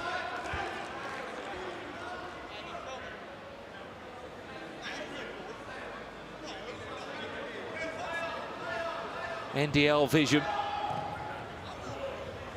NDL are already there, by the way. Pressure point was won by NDL tonight.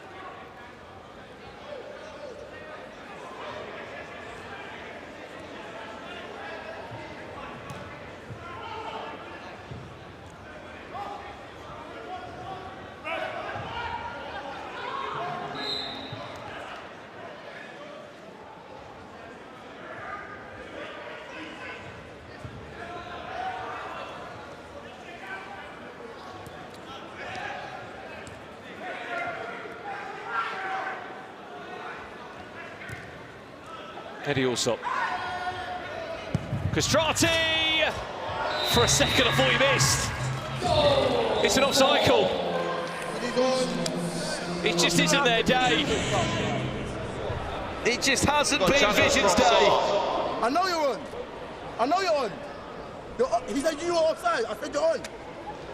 Is he onside or not? Let's find out. Challenge comes in from Vision.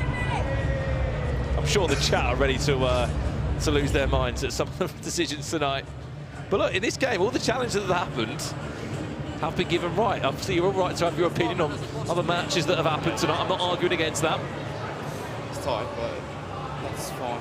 Yeah, that's fine. Is Castrati off? Challenge successful. Goal No. stands. Challenge is successful. And the goal will stand, chap. And all goal scorer for Vision FC, number 10, George Rukkas. The challenge is right. They'll keep the flag at the moment. Both teams have thrown in 2 challenges so far today, and they've all been the right decision to challenge the refs.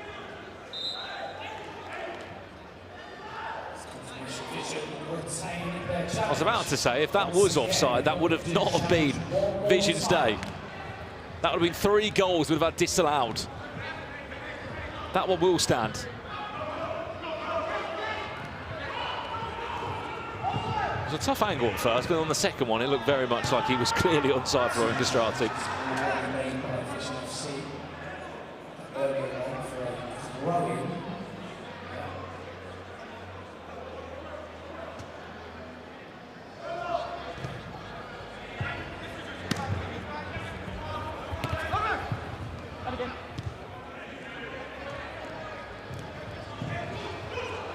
Chance, big one for Vision.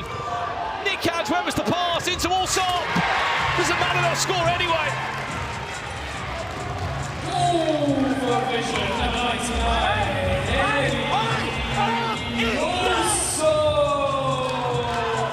3-3. And if there was any chance for M5 to get in the top 4.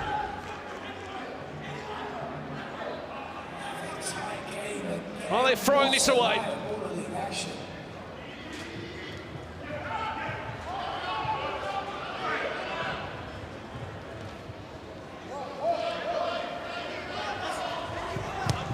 Save.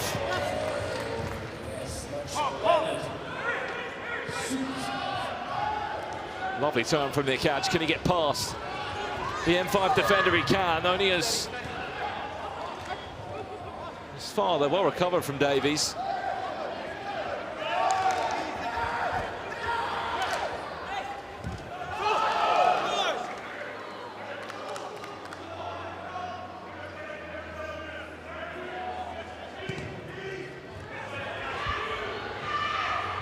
Castrati. Off the line by Bennett.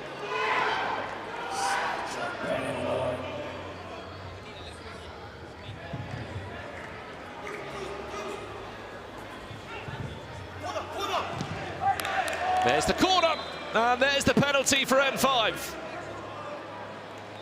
It's a third quarter for M5. It means they have a penalty. Penalty.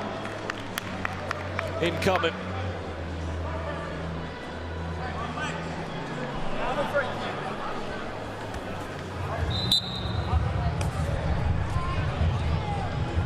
Michael Hill to get another goal this season. Can he get round?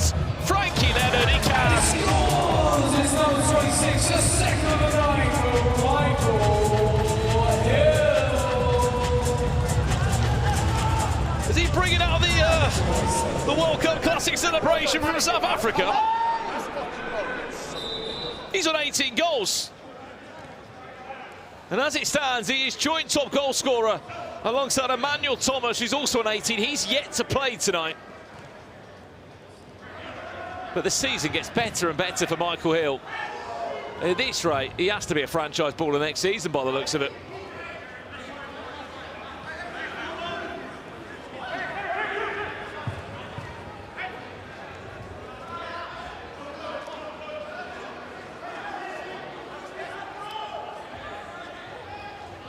Does it again.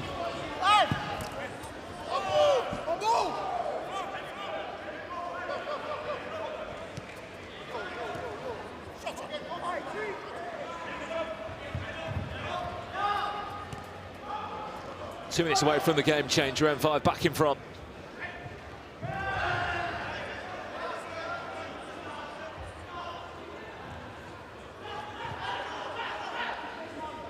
Under 2 minutes to game changer.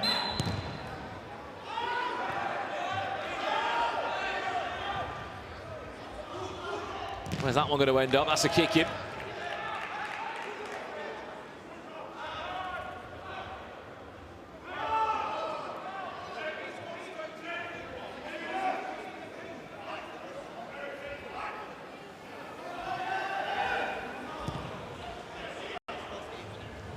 Lovely touch from Bennett. Is there anyone in his path? There is! From scorer to provider. At N5. Mustafa Carriol gets his second goal as an M5 player.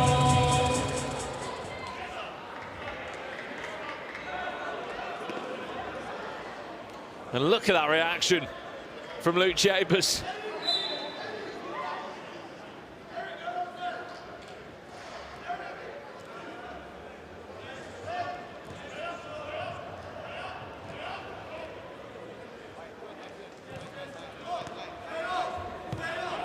To game changer. 50 seconds away from game changer.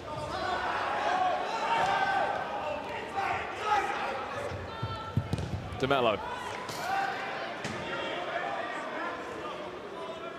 No touch on that one over the bar.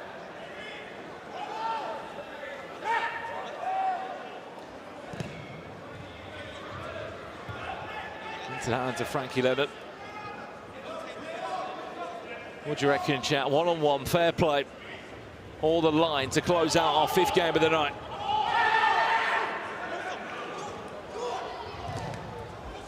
There's a corner. Start to build up some more.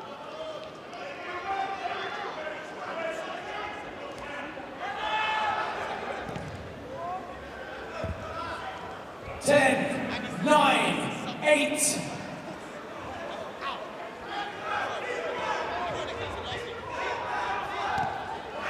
Seven, 6, 5. Last chance before we go to the game changer. 3, 2, 1. Game changer. Let's take this thing higher, higher than you ever been. Stand tall like Everett. We go higher. It's time to go higher. The line. Your game changer is the line. For the last 3 minutes, if you score from behind the offside line, the goal count is double. Anywhere on the pitch beyond the offside line will count as one. Let's get it started in 10, 9, 8, 7, 6, 5, 4, 3, 2, 1.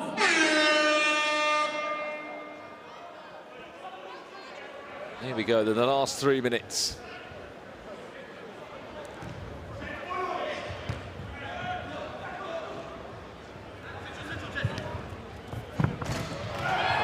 Careful.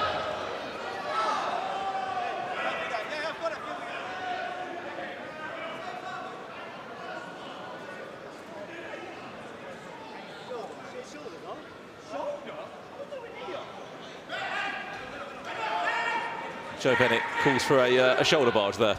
I think Adrian Tajik will probably disagree.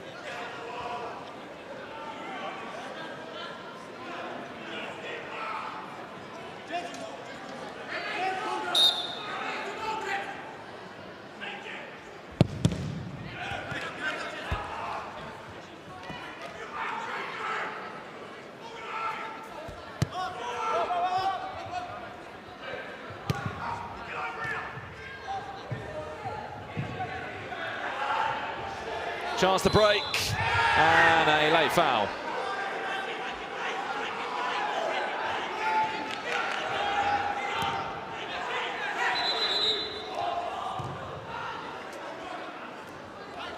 I was lucky this isn't fair play, because already there would have been 2 red cards in this game.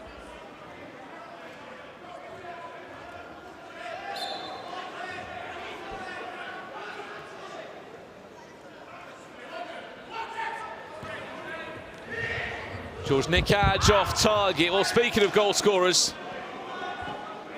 this is the current lay of the land as it stands. Michael Hill goes level with Emmanuel Thomas for the season. Joe Bennett also in the top 5. You wouldn't believe that this is a side that isn't currently in the top 4 as it stands. M5 will be 6th place after tonight.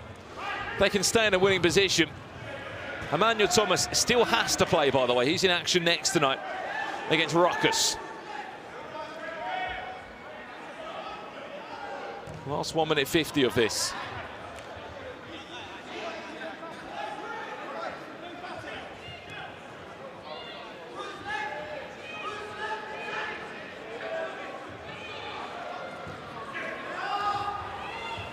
Score from behind the line.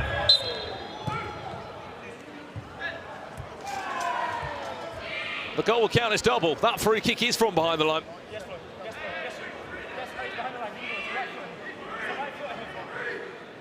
Who's taking it, Castrati or Adrian Tajik?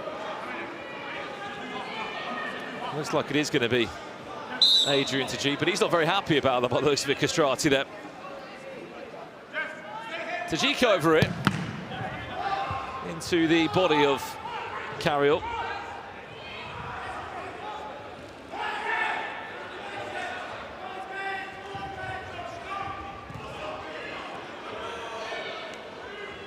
Daniel Bowery off target, 1 minute left of this game. And it looks like we're edging towards M5, getting back to winning ways. Unfortunately, as it stands for Vision, the highest elf place this season is around 8th or 7th on the table, depending on results next week, and also where pressure point will go.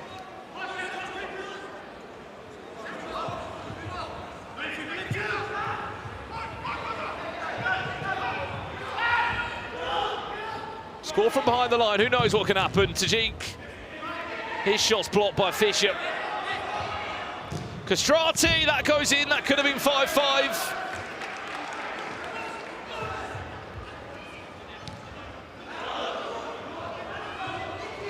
Nikaj fancy an effort from behind the line, that's into the body.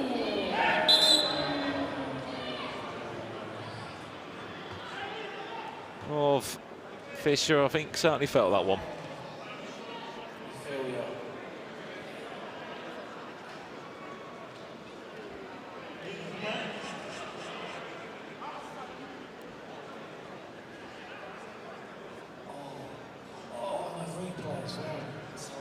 I don't think we needed the replay on that one.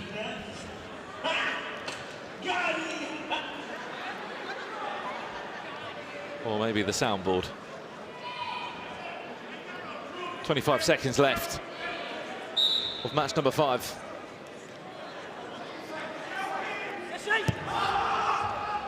Next up. Where's that going? Deflection. Was there a touch? No, goes for a goal kick.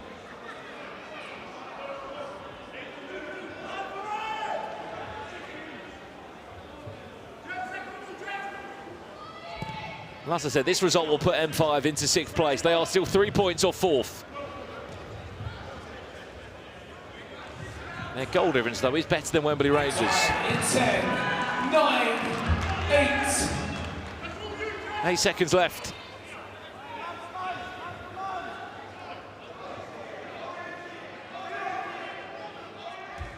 Seven, 6, 5, 4, 3. Well, full time. N5-5. VZN FC 3.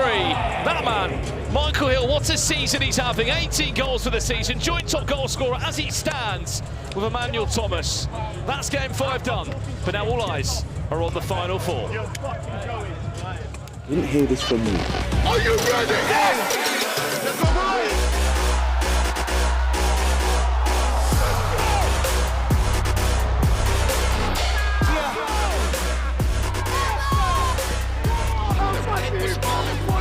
We're about to do our thing, we're about to do our dance.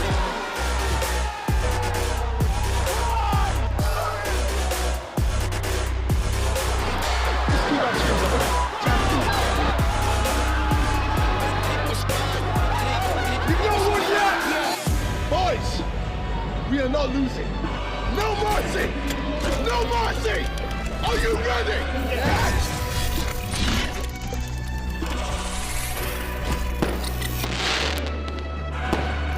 Wow, the final 4 is edging closer and closer and closer. Chucks, I don't know about you, but it's shaken up. I mean, we've had chopping and changing in that 4th place spot. Can I get who do you think is going to be there? I understand the top 2, you know, Deport Trio playing just in a moment.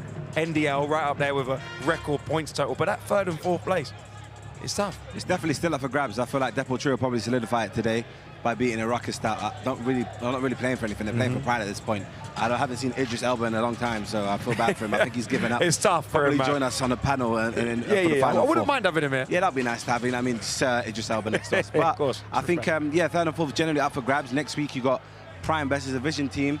Is JJ gonna ask Toby for a favor? Who knows? You know what I mean? Well, what I do know is that SDS, this is their first time being out of the top 4 this season. They've got a big game next week. Who's their final game then against? Ruckus? Maybe Ruckus? I don't actually know off the top of my head. But all I do know is they need to win and hope for Wembley Rangers to drop out on some points, because Wembley Rangers are going to want to win. I think they're playing Gold Devils. Ooh. So that's the big one. Does Mark Goldbridge do Sharky a favor? Wembley Rangers, Gold Devils that is what I'm expecting. That low block, who's going to actually come out? Is Mark Goldbridge going to do Sharky a favor? Who knows? Gold Devils. Oh, only God knows. But guys, we want to see you in your thousands down at the O2. So all you got to do is get your phone out, scan the QR code on screen and grab your tickets. Bring a mate, bring a friend, bring a family member. It is going to be incredible. Now, we just talk about Ruckus a little bit, and because we know Deport Trio are a fantastic side, but it's gone horribly wrong for Ruckus. Can they psych themselves up to play for that pride? And can they do, I guess, the rest of the league a favour in terms of beating Deport Trio and showing they can be stopped? Of course it's possible. You know what I mean? We've seen a crazy result today in Community Prime, but I feel like with Ruckus, mentality issues potentially, and maybe like losing out your own players. You had Dar, which was going to start players. He you know what I mean? He got dropped out because he decided to go to NDL. Then you have Ergis, which was one of their better players as well. He went to Prime. You know what I mean? So I feel like mentally maybe they're just kind of like, why is everyone leaving? You know what I mean? They're probably playing into their mental. Of course, lost their coach to money.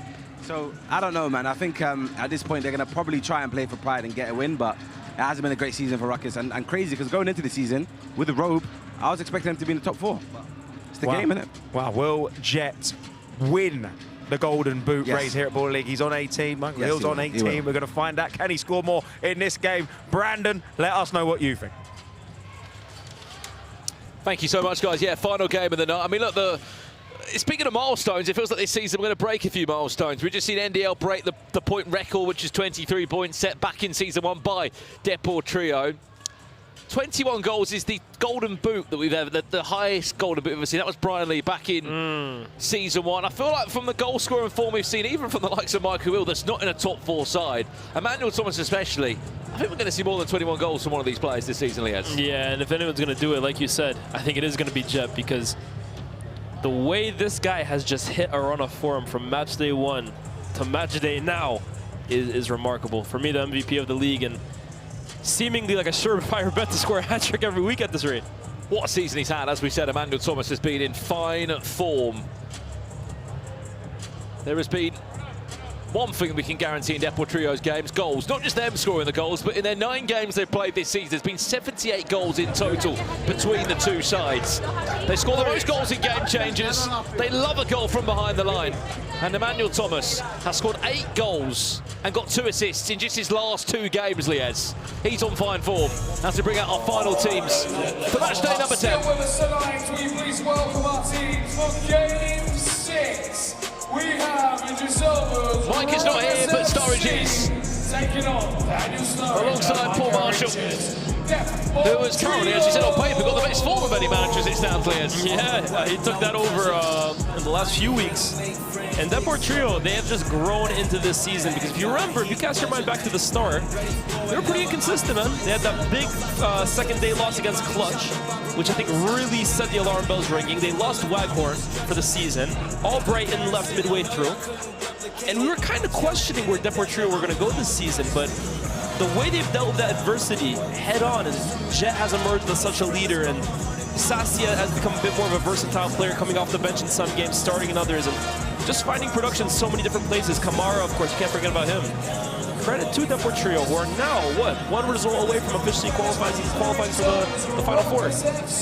Well, some changes to talk about. Speaking of one, Toby Ramalaran returns, a former Ruckus player, a former Yanited player, leading the line. And Aidan Prowl comes in, their normal goalkeeper, for Aaron Stevens and Malik Nosaik. It is, of course, a solid squad as always. Musabam features, Zaid Al Hassani in there as well on the bench. Dom Foes, people asking where he's been this season. He's a Ruckus player, just been back now after appearing for that London Marathon a good month or so ago. It's been an interesting season for Ruckus. We'll speak more on that in a second. Wildcard, though, features once again Maynard. Lois Maynard, that is, former of Salford, comes in, and one change since their 6-4 win. Christian Peters returns for Marvin Sordell. It's a really strong side. How impressive have you been from Kamara as well? Emmanuel Thomas was apparently the catalyst in making that move happen. If it's not Emmanuel Thomas scoring goals, it's been Kamara. Kamara last week was, well, voted by you guys actually, the head and shoulders he was MVP. I didn't necessarily agree with that, but what I will say is I thought he was their best player on the night. And I thought Jet actually started that game fairly slowly, and it was Kamara who really got them back into the game to even allow Jet to finish the game strongly. But Kamara is just such a weapon for them, both in terms of his dribbling prowess, his finishing, his work rate, his intelligence. He's just a fantastic player. The officials are ready. Those who are with us in the Copper Box Arena, are you ready? Well, are you ready for our final game of the night? In 10, 9, 8, a win here for Deport Trio. 5, 4, would keep them firmly in the top 4. 1. But in fact, actually give them a clear 6-point gap between 2nd and 4th in the table. And the goal difference as well could actually be even better than NDL's tonight. Emmanuel Thomas doesn't start this game, but he is on the sidelines waiting to come on. 16 points in their last 6 games, the most informed team in the league are Deport Trio.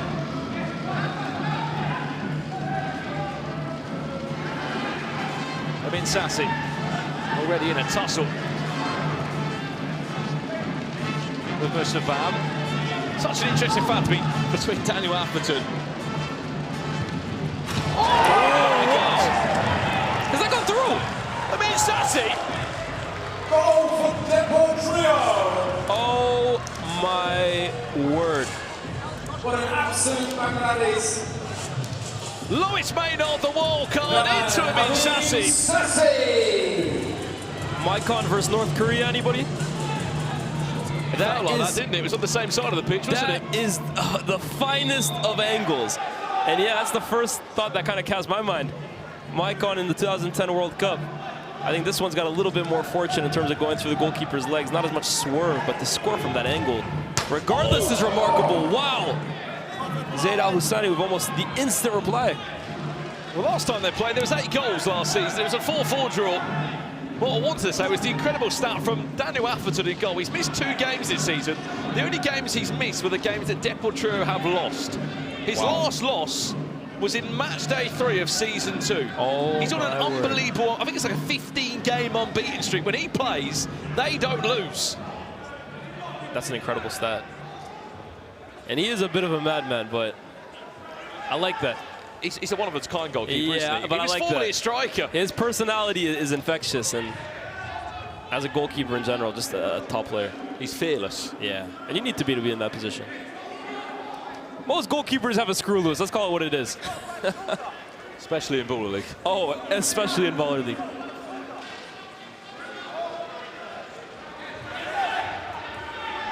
Well, the 1 minute. Right. I mean, Sassy has opened up the scoring.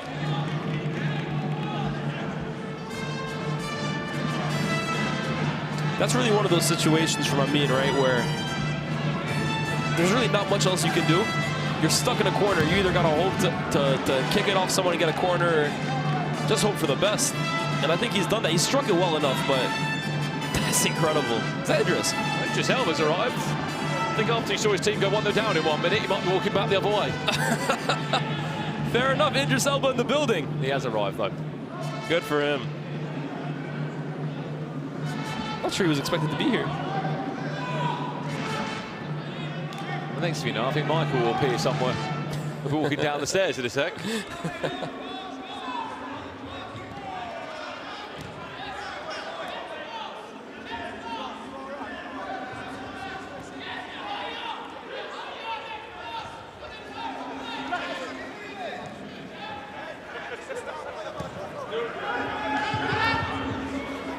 Oh, Kamara in a tight situation. Deportrio retained the ball here. Bit of a sloppy start from both teams so far, despite the 1-0 advantage of Deportrio. Neither team really able to get a firm foothold on the game. Ruckus obviously had such a big win the other week against Community.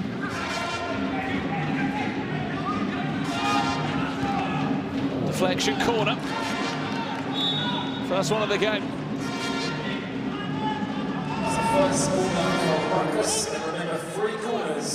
Toby's one of those players I've always wondered why he doesn't feature more in Baller League, either permanently or more as a wild card. I mean, he played last week actually and got a great assist in that game. And I just find his dynamism, his speed, his directness, his eye for goal, that kind of play is infectious in Baller League. And I've always felt that he could be a weapon for certain teams. So good to see him back.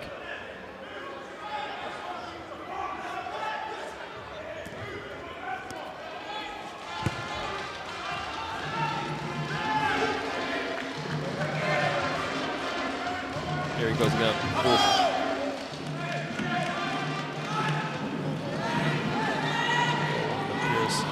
Here's an opportunity.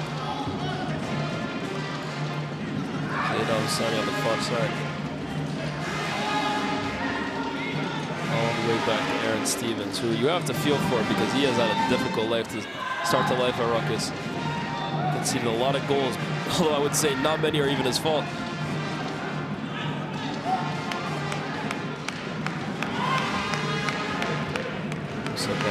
Goes on one of those mazy runs, but loses out to Pierce. What do you think the game plan is, Elias? No Emmanuel Thomas starting this game, and 5 minutes in, we aren't seeing him still. I have no idea. But you've got a top goal scorer that scored 18 goals for you this season. I don't understand the...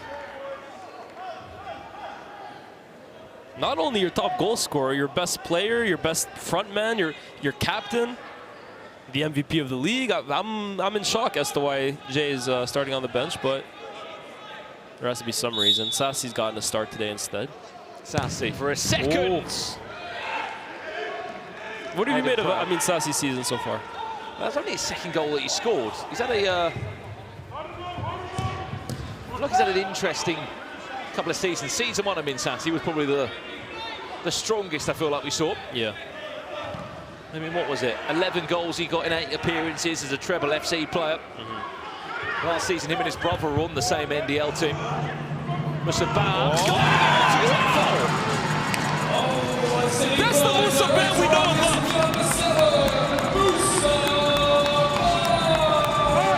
Skips past one, gets past another, beats a third, and then finishes with his left just for the cherry on top. Yes, oh my word, Musabem. Where has that been? Well, it's the captain leading by example, but as you're right to say, it's a little bit too late for Ruckus. Just a reminder of the quality of player, though. Oh my word, quick feed from Kamara. Just stumbled at the last second. They're asking for a foul. I think he's been a little honest by staying on his feet the way he has. I think if he goes for a plunge, he might win that.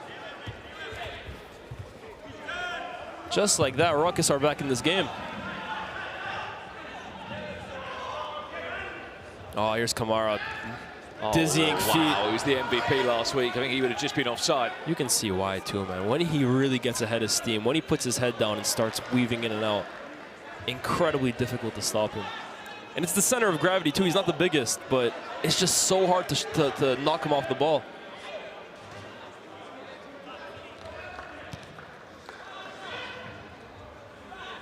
Those asking in the chat, the only team that are confirmed in the top four as it currently stands are NDL. We have got one more big last week of league play back here next Monday at the Cupra box. On the 18th of May, the Null Eyes are on our final four. May 25th at the O2 Arena. You just have to wonder when Daniel Sturridge will kind of put his foot on the accelerator and bring you-know-who on.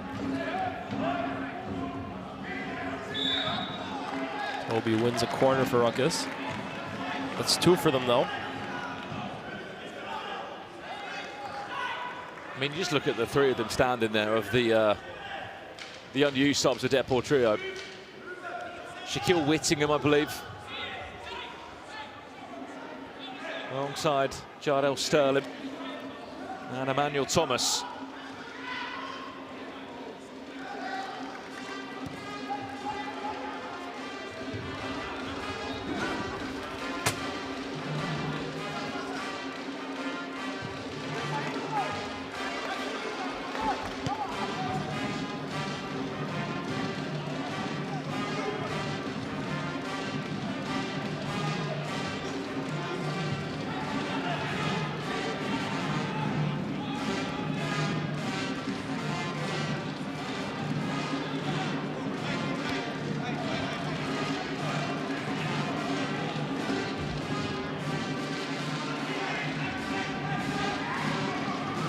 Riley Snow into Manuel Robe off the toe poke. I love it. He thought he nearly scored.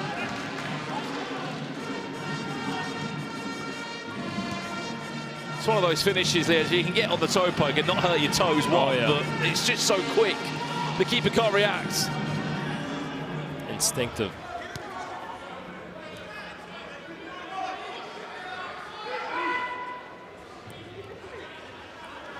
A lot of people in the chat getting excited at the fact that NDL could have, of course, win the league, but as history shows there, winning the league doesn't do you much. Oh no, not at all. When you get to the final four, it's knockout football, and history shows in the UK in Baller League, if you finish first, you don't win the league. No. It's the team that finishes fourth. No, 100%. Go through. 100%. And fourth right now are reigning, defending champions, Wembley Rangers. Could it be an SDS just to sneak in there, maybe? Today has been very, very interesting. We talked about how the likes of Wembley, the likes of Clutch, were all just waiting, praying on a result to go their way. If Deportrio win as well, for those in the chat, they will also be, of course, guaranteed in the top four alongside NDL. And all eyes are on Prime, Wembley Rangers, SDS, and then who knows what can happen with N5 next week. Who did Deportrio have on the last day? Do we know? N5. N5. What a big game that could be. N5 do still have hopes of finishing in the top four. Last games of the season include Clutch against Community, SDS against Ruckus, Vision against Prime. Shot comes in, that one is a reflection. No, that one goes wide. M5 Deportrio, as you said, United NDL. Gold Devils, Wembley Rangers, of course, the order of that to be decided still. Great play from Jet. That's more like it. Welcome in to Matchday 10, Emmanuel Thomas. Oh, brilliant feed from Musa Bam. David Here's Upu. Ruckus. Tell you what, Ruckus are playing well so far. This is the best I've seen them play, because I'm going to disregard last week. I felt last week was tough to really get a good grasp of that kind of performance, given the opposition they were up against. But given the fact they're up against Deport Trio, I think Ruckus have started this game really, really well.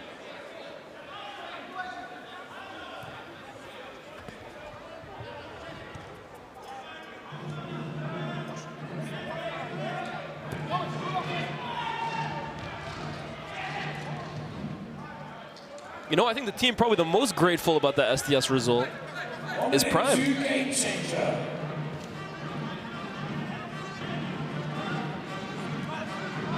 Absolutely, and then the fact that obviously earned the extra pressure point as well is... Pressure point was in last week. Oh, last week, yeah. No, but an SDS win today could have really caused problems for Prime. We're still not safe, let's be real here.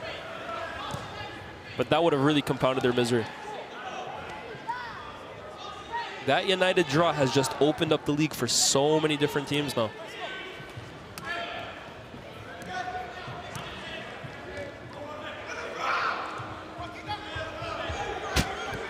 And also leads the way of potentially an NDL Prime final as well. If Deportrio are probably going to stay in second if they were to win this game. First for play fourth, second play third.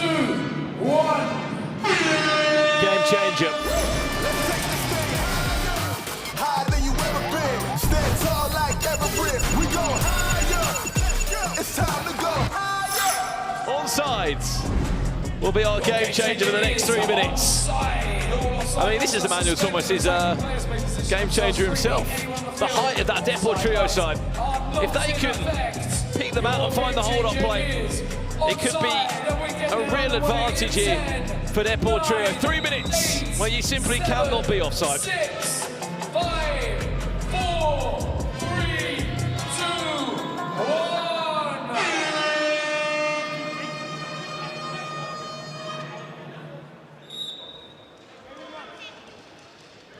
1. And off we go.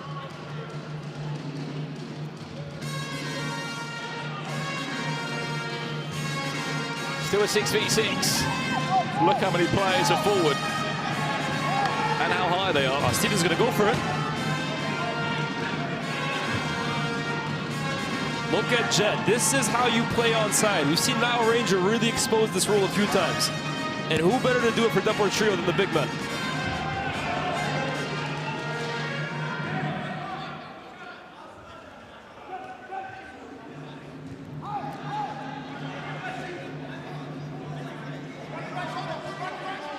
I said Aaron Stevens, by the way. I think this is the second time I do this. This is not Aaron Stevens in goal for Ruckus. Yeah, So Aiden Prell's back in. Yeah, you know what it is? They don't look that different from the side. Oh, here's Jet. Oh, he has it. Oh, nearly. So I do apologize. I think I made the same mistake last week. This is not Aaron Stevens in goal for Ruckus, ladies and gentlemen. Excuse me. Aaron Stevens is probably at home right now watching this thinking, why aren't I not in goal? Yeah, maybe. That's what he might be thinking. Emmanuel Ribe, you know what's following.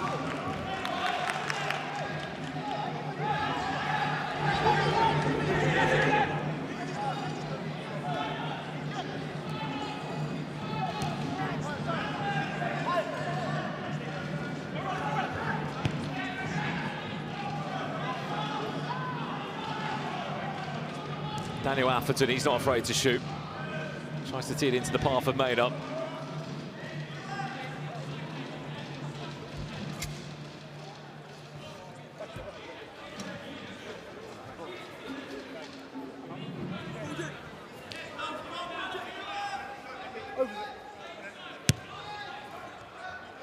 A minute 40 already got on this game changer. This is onside.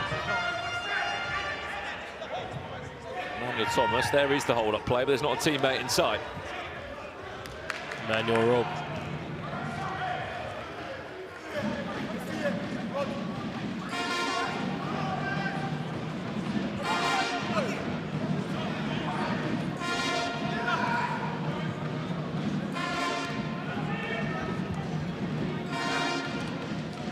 Great play from Tom Vos, often known for being so creative in the final third. Deport Trio claim it's their ball. Referee obliges. There is an easy get out of jail free card up to Jet if they want it.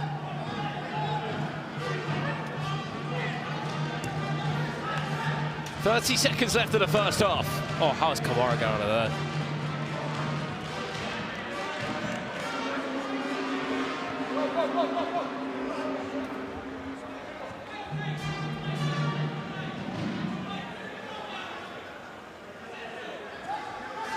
Ali. 10 seconds left. Hopeful ball doesn't really get to anybody. It's going to finish here 1-1. Is it? 5, 4. That's going to do us what it looks of it. 2, 1. Half time.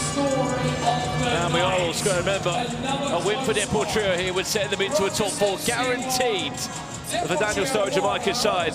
It's back to the drawing board at the halfway point. It's Ruckus, a rule square against Deport Trio. What a night at Bowling.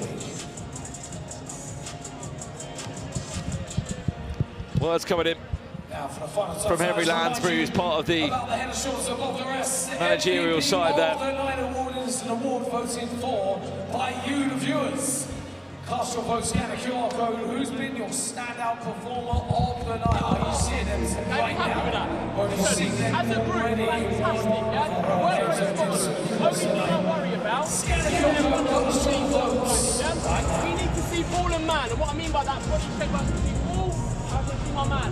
It means on my shot. Idris Elba, suited and booted. We said we hadn't seen him in a while, but he's turned up to put the frightness on his Ruckus team, and it seems to be working. I mean, it's probably the best Ruckus performance that we've seen in a long time. Deport Trio haven't really been at the races, but it looks as though this team's fired up. I mean, no one really expected them to go toe-to-toe with this Deport Trio side. No, I definitely didn't, but I feel like, I don't know why, it gives me vibes that Deport Trio on the beach already. Feels you know that what I mean? way. Like the fact that Jet's not starting was kind of confusing to me. Yep. I don't know what they're doing. They're probably giving their second string team like more minutes potentially, because obviously Sassy hasn't been starting too much this season. He's got his second goal of the season. But yeah, it feels like a rotation, but I'm still confident that I feel like Deport Trio will win. But again, fair play to Ruckus. They've come out to play and they're doing well right now. It's 1-1. Bit of a kind of boring-ish game, but we'll see. Hopefully it livens up, man. Yeah, obviously Sassy opens up the scoring and you think, right, this is going to be, you know, business as usual. So slightly strange feeling, you know, and like you said, it is, you know, as Henry Lansbury said there, he'll be saying, you know, nothing's done yet. You might be sat second in the table, but, you know, the season's 12 weeks long. Like, you want to get into that final 4, and we've seen there's been some real giant killings happening today. So I'm a little bit nervous, but I do think in the second half, we'll see the quality of the Deport Trio know and love. And as we look, Brandon, please take us into the second half. It's due to be a brilliant one. Absolutely. Emmanuel Thomas back where he belongs, and that's from a kick-off and a tee-off up against Don Vos. I don't think that was a very fair battle between him and the Ruckus player. As we said, Deport Trio, they are 50 minutes away from a guaranteed top 4 spot.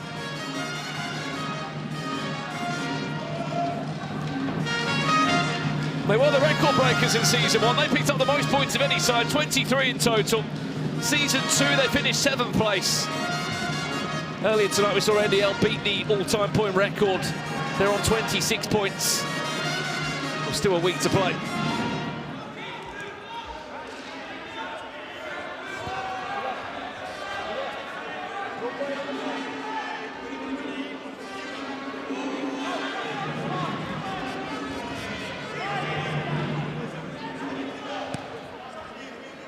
And already, Deport Trio, even in a drawing position now, they're on 20 points for the season.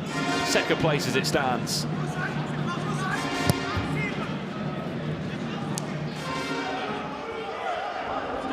I know, just be careful of the Cannot fault Idris Elba's commitment to Baller League as well, how involved he's been in the process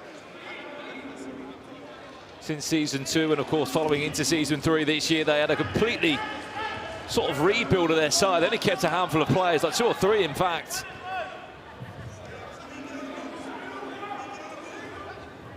That's the top 4 there as it stands. I mean, right now, chat, who do you think is going to be your final at the O2 on the 25th of May. Depending on who finishes where, it's probably going to be... If it was to be this exact top four, it would be NDL versus Wembley Rangers in the semi-final. A Deport Trio versus Prime in the other semi-final. Could be a Prime versus NDL final. Could be a Deport Trio versus NDL final.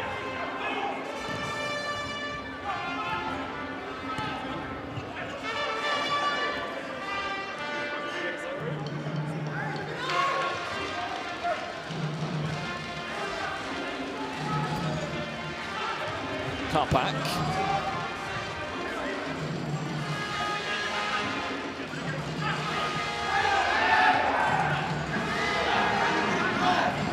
Remember, chat, NDL were in a top four before last year in season 2. They didn't win it.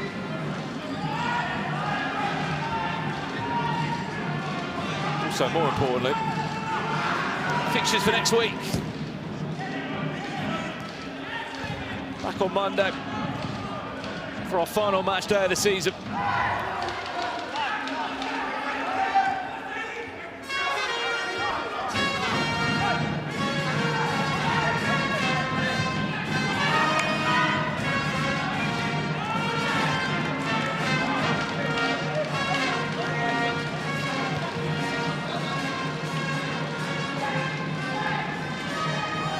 Asani, step overs at Pretty. Is the finish better? No. You know the famous quote that follows a shot like that from Zayn. Stay in! Long! Deeper! That's your man!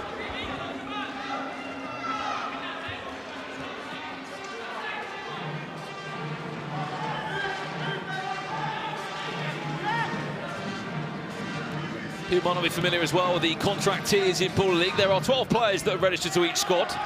Every week you can bring in 2 wild cards. These can be current players, retired players, any player. We've even seen managers wild card themselves in, such as Nico and Ginge in previous times. But there are 2 franchise players. They're on the top tier contracts.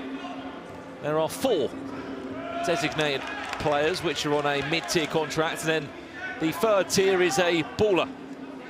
6 of those go on the lower tier of contracts there.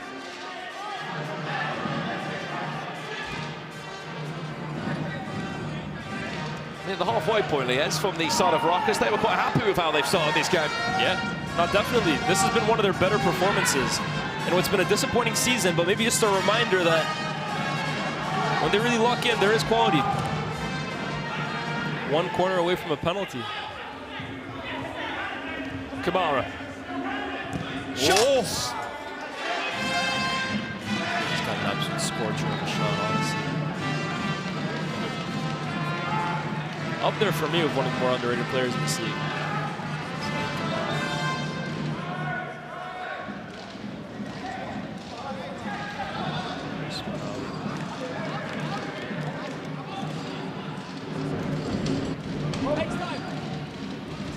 Ooh, Vos. Atherton. Oh, that's not the shoulder. Not this time. He's definitely felt that one. He's holding on to the shoulder. So far, quiet night from Jet.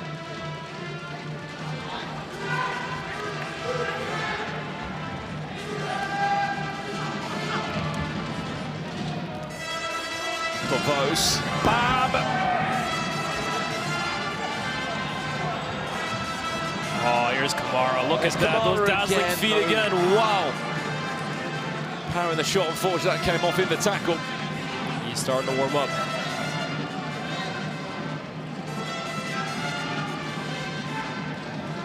Zay has some tricks and flicks of his own.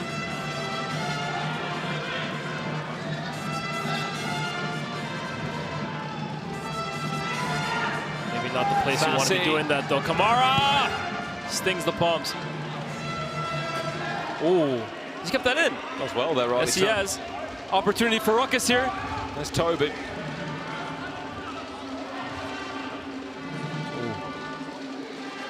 I'll tell you what, I don't think Deport Trio were expecting as nervy a game as this has been. What's the fault behind the one-arm thermal sleeve? a bit basketball-esque, isn't it? I remember Paul Pogba doing it for Man United a few years back, and I just couldn't understand it. But there has to be some reasoning behind it. I'm going to ask Amin Sassi one of these days, because it certainly can't be a fashion statement, right? Oh, Toby's also got a one-arm. In basketball, well. it's definitely like a shooting sleeve. Like that, we've seen.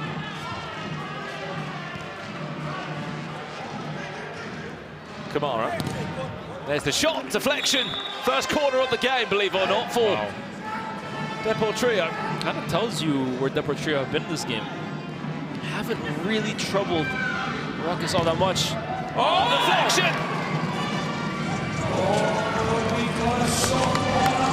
Oh, my word. Are we in for another upset tonight?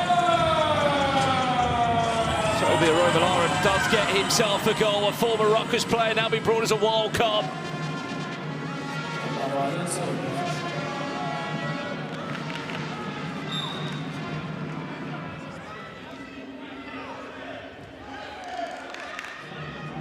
Two-one, Ruckus leads.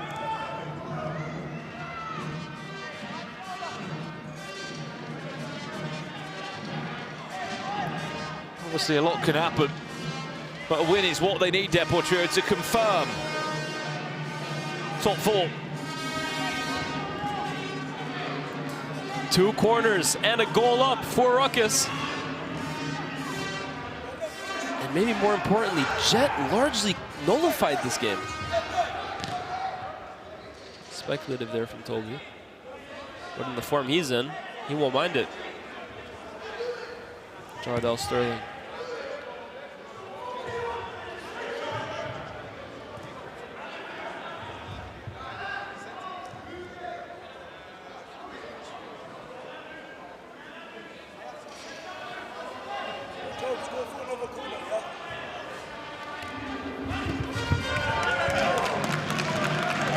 Been some games tonight, Liz, hasn't there? The sides down the bottom of the table that don't necessarily have much to play for, other than Pride have really tried to disrupt the top four. Yeah. I think it's important as well, too, for someone like Idris to see a performance from these guys to make him believe that this is worth pursuing long term, whether it's Ruckus or whether it's just the players. Even with their season done, right, professionalism still has to come into play. And that's why I've been so critical of Ruckus at times this year, because I just feel like it takes a goal or two and they just completely crumble. But this is the kind of performance I think everybody has been waiting to see from Ruckus more regularly this season. Here's a bam again. Oh! I love the little flick by the keeper from Atherton, though. He's going to win a free kick. There's no, he's not offside. Toby He's there. just come close to getting another one a few times today.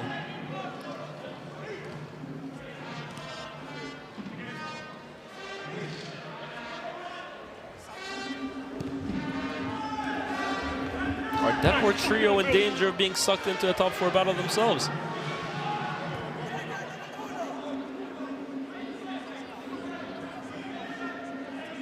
For a side that have been involved in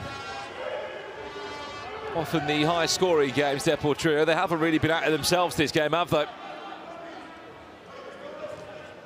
It's a really odd performance from them. Jet back on the bench too. Touchdown. Toby, even if he doesn't score, wins a corner for his team. There's you know where he's going to end up, potentially with a shot or goal. 2 minutes to game changer. There's the shot. He's gone for it. Speculative at best.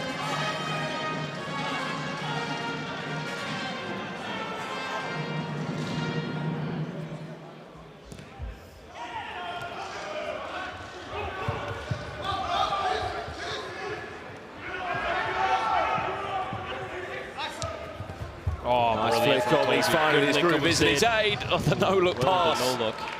And Ruckus are feeling themselves, man. It's taken towards the penultimate game of the season for Ruckus to finally showcase what they can do, but I tell you what, better late than never. Shot. Why not? Deflection, corner. Penalty, Ruckus. Well, Musa Ben can really go a long way in putting this game to rest here. Because I do think if they go 2-0 up, Deport Trio haven't shown you anything to suggest that they have 3 goals going anywhere. Musa Bam already scored once tonight. Can the captain once again lead by example and find a way past Daniel Atherton? No! Oh, he has royally messed that up. So good in the pressure penalty earlier today. Oh, that is that is awful. That is a really, really bad penalty. And Deport Trio given a lifeline here. Jardel Sterling going from distance. 1 minute to game changer. I think one goal wraps this game up for Ruckus, but now you do feel like Deport Trio have just been given a lifeline.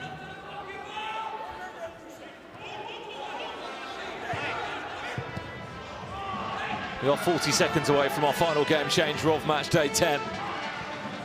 I mean, as we got this small moment in play, Lias, what has been your thoughts from tonight? There's been some odd results. A 2-2 draw, Prime against Community. Yeah, oh, here we go. Ruckus. Now, look, I think 6-6 draw with SDS United. That has to be the game we talk about, man. That game right there has completely opened up the top 4 race, because for weeks, it's been the same 4 teams residing in those places.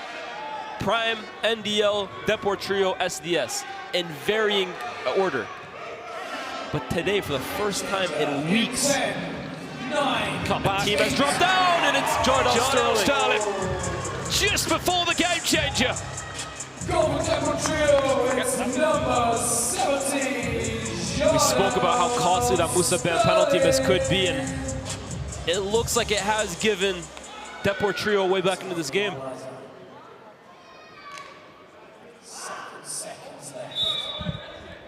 7, 6, 5, 4, 3. Game changer. 2, 1. Let's take this thing higher, higher than you ever been. Stand tall like Everest. We going higher. It's time to go higher. The line. Your final game changer will be our game change for the final time tonight. This is a game change that Emmanuel Thomas only knows too well. In that incredible 86 win against Prime, he was one of the few that was able to score behind the line. Can he be clutch again in these next 3 minutes?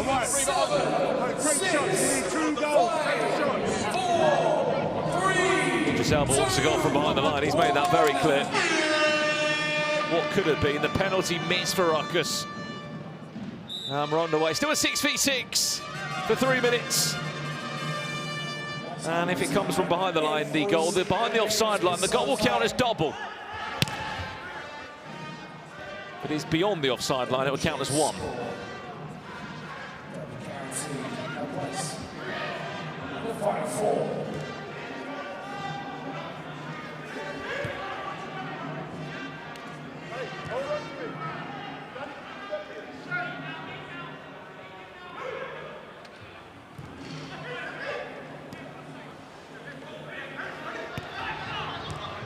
Lovely flick on.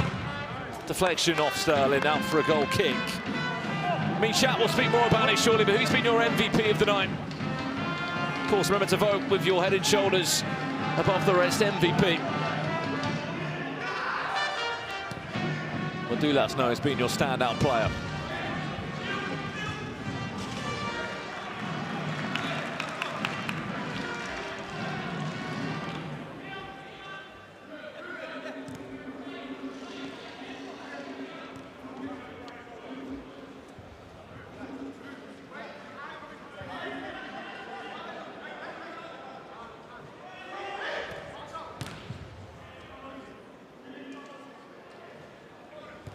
Atherton. Is his unbeaten streak about to end, or is it going to continue? He's not lost the game since match day 3 in season 2.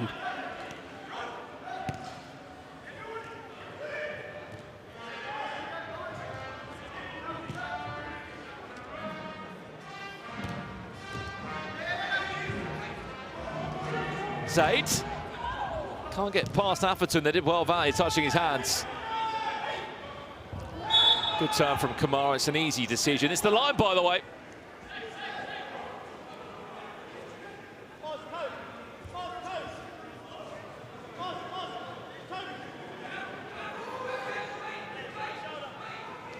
This goes in. It counts as double. Emmanuel Thomas is running over to take it, surely. Yes, he is.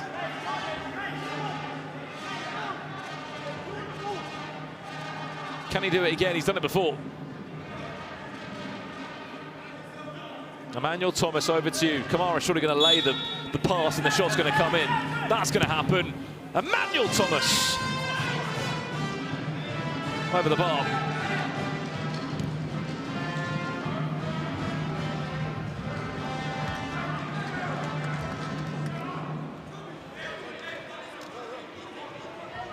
"50 seconds left of our final game tonight. Then all eyes are on Monday. Remember, we are back here in the Cupra box for our final match day of the season. Then all eyes are on the O2. But still, it's undecided other than NDL. Who's going to be there? Who's going to be in the top 4 this season? Hayden Prowl, surely not. That was going anywhere. That'll be a first. We've had a goalkeeper score, by the way, in the line in all our time. 30 seconds, will we get a winner? Final 30 seconds left. Who's going to step up? Forget the line, just get one goal, you win the game! On the volley.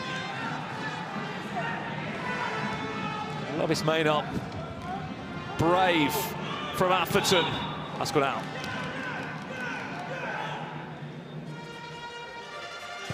Robe. David Opu, his shot blocked. Chance to break away. 9, 8. Nicely done by Hayden Prowl. 6, 5, 4 seconds left. 4 seconds left in the game. 3. The ball never came in play, though. I think it's going to be an end. It's going to be a 2-2 draw.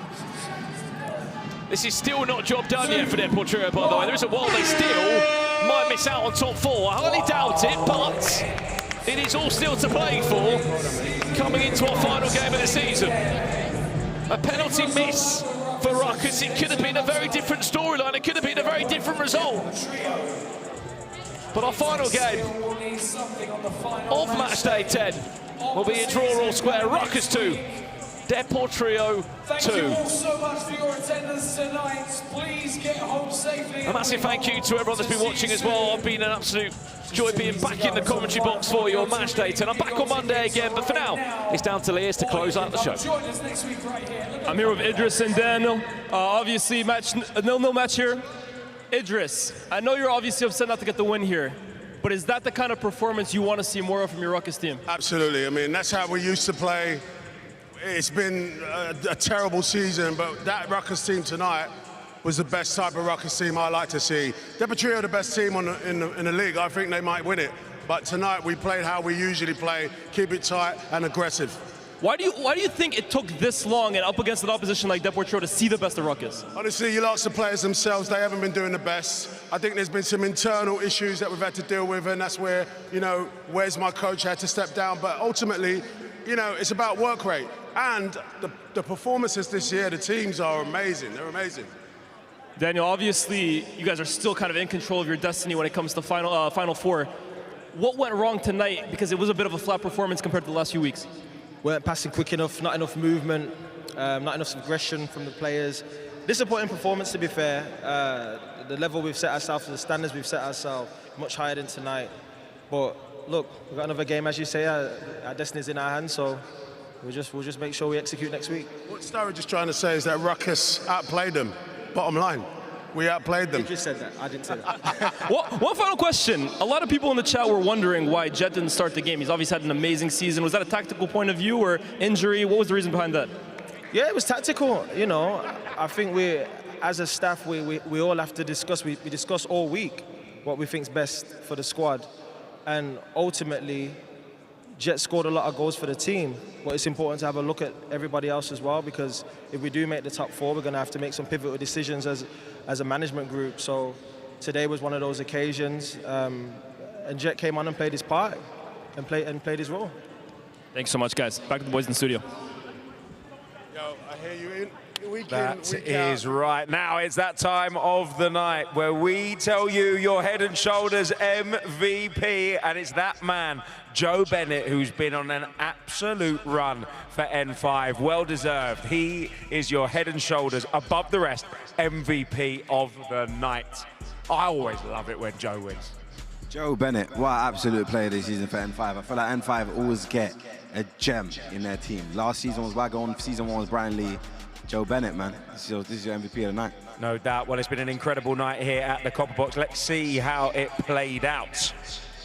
Starting off the night in that incredible game where Community FC defied all odds to draw with the big boys, Prime FC. The Wembley Rangers booked their spots in the top 4 with a 3-2 win against Clutch. NDL took down Gold Devils, which didn't make Goldbridge very happy, I'll tell you that. And SDS and Yanited shared the points in a 6-6 draw.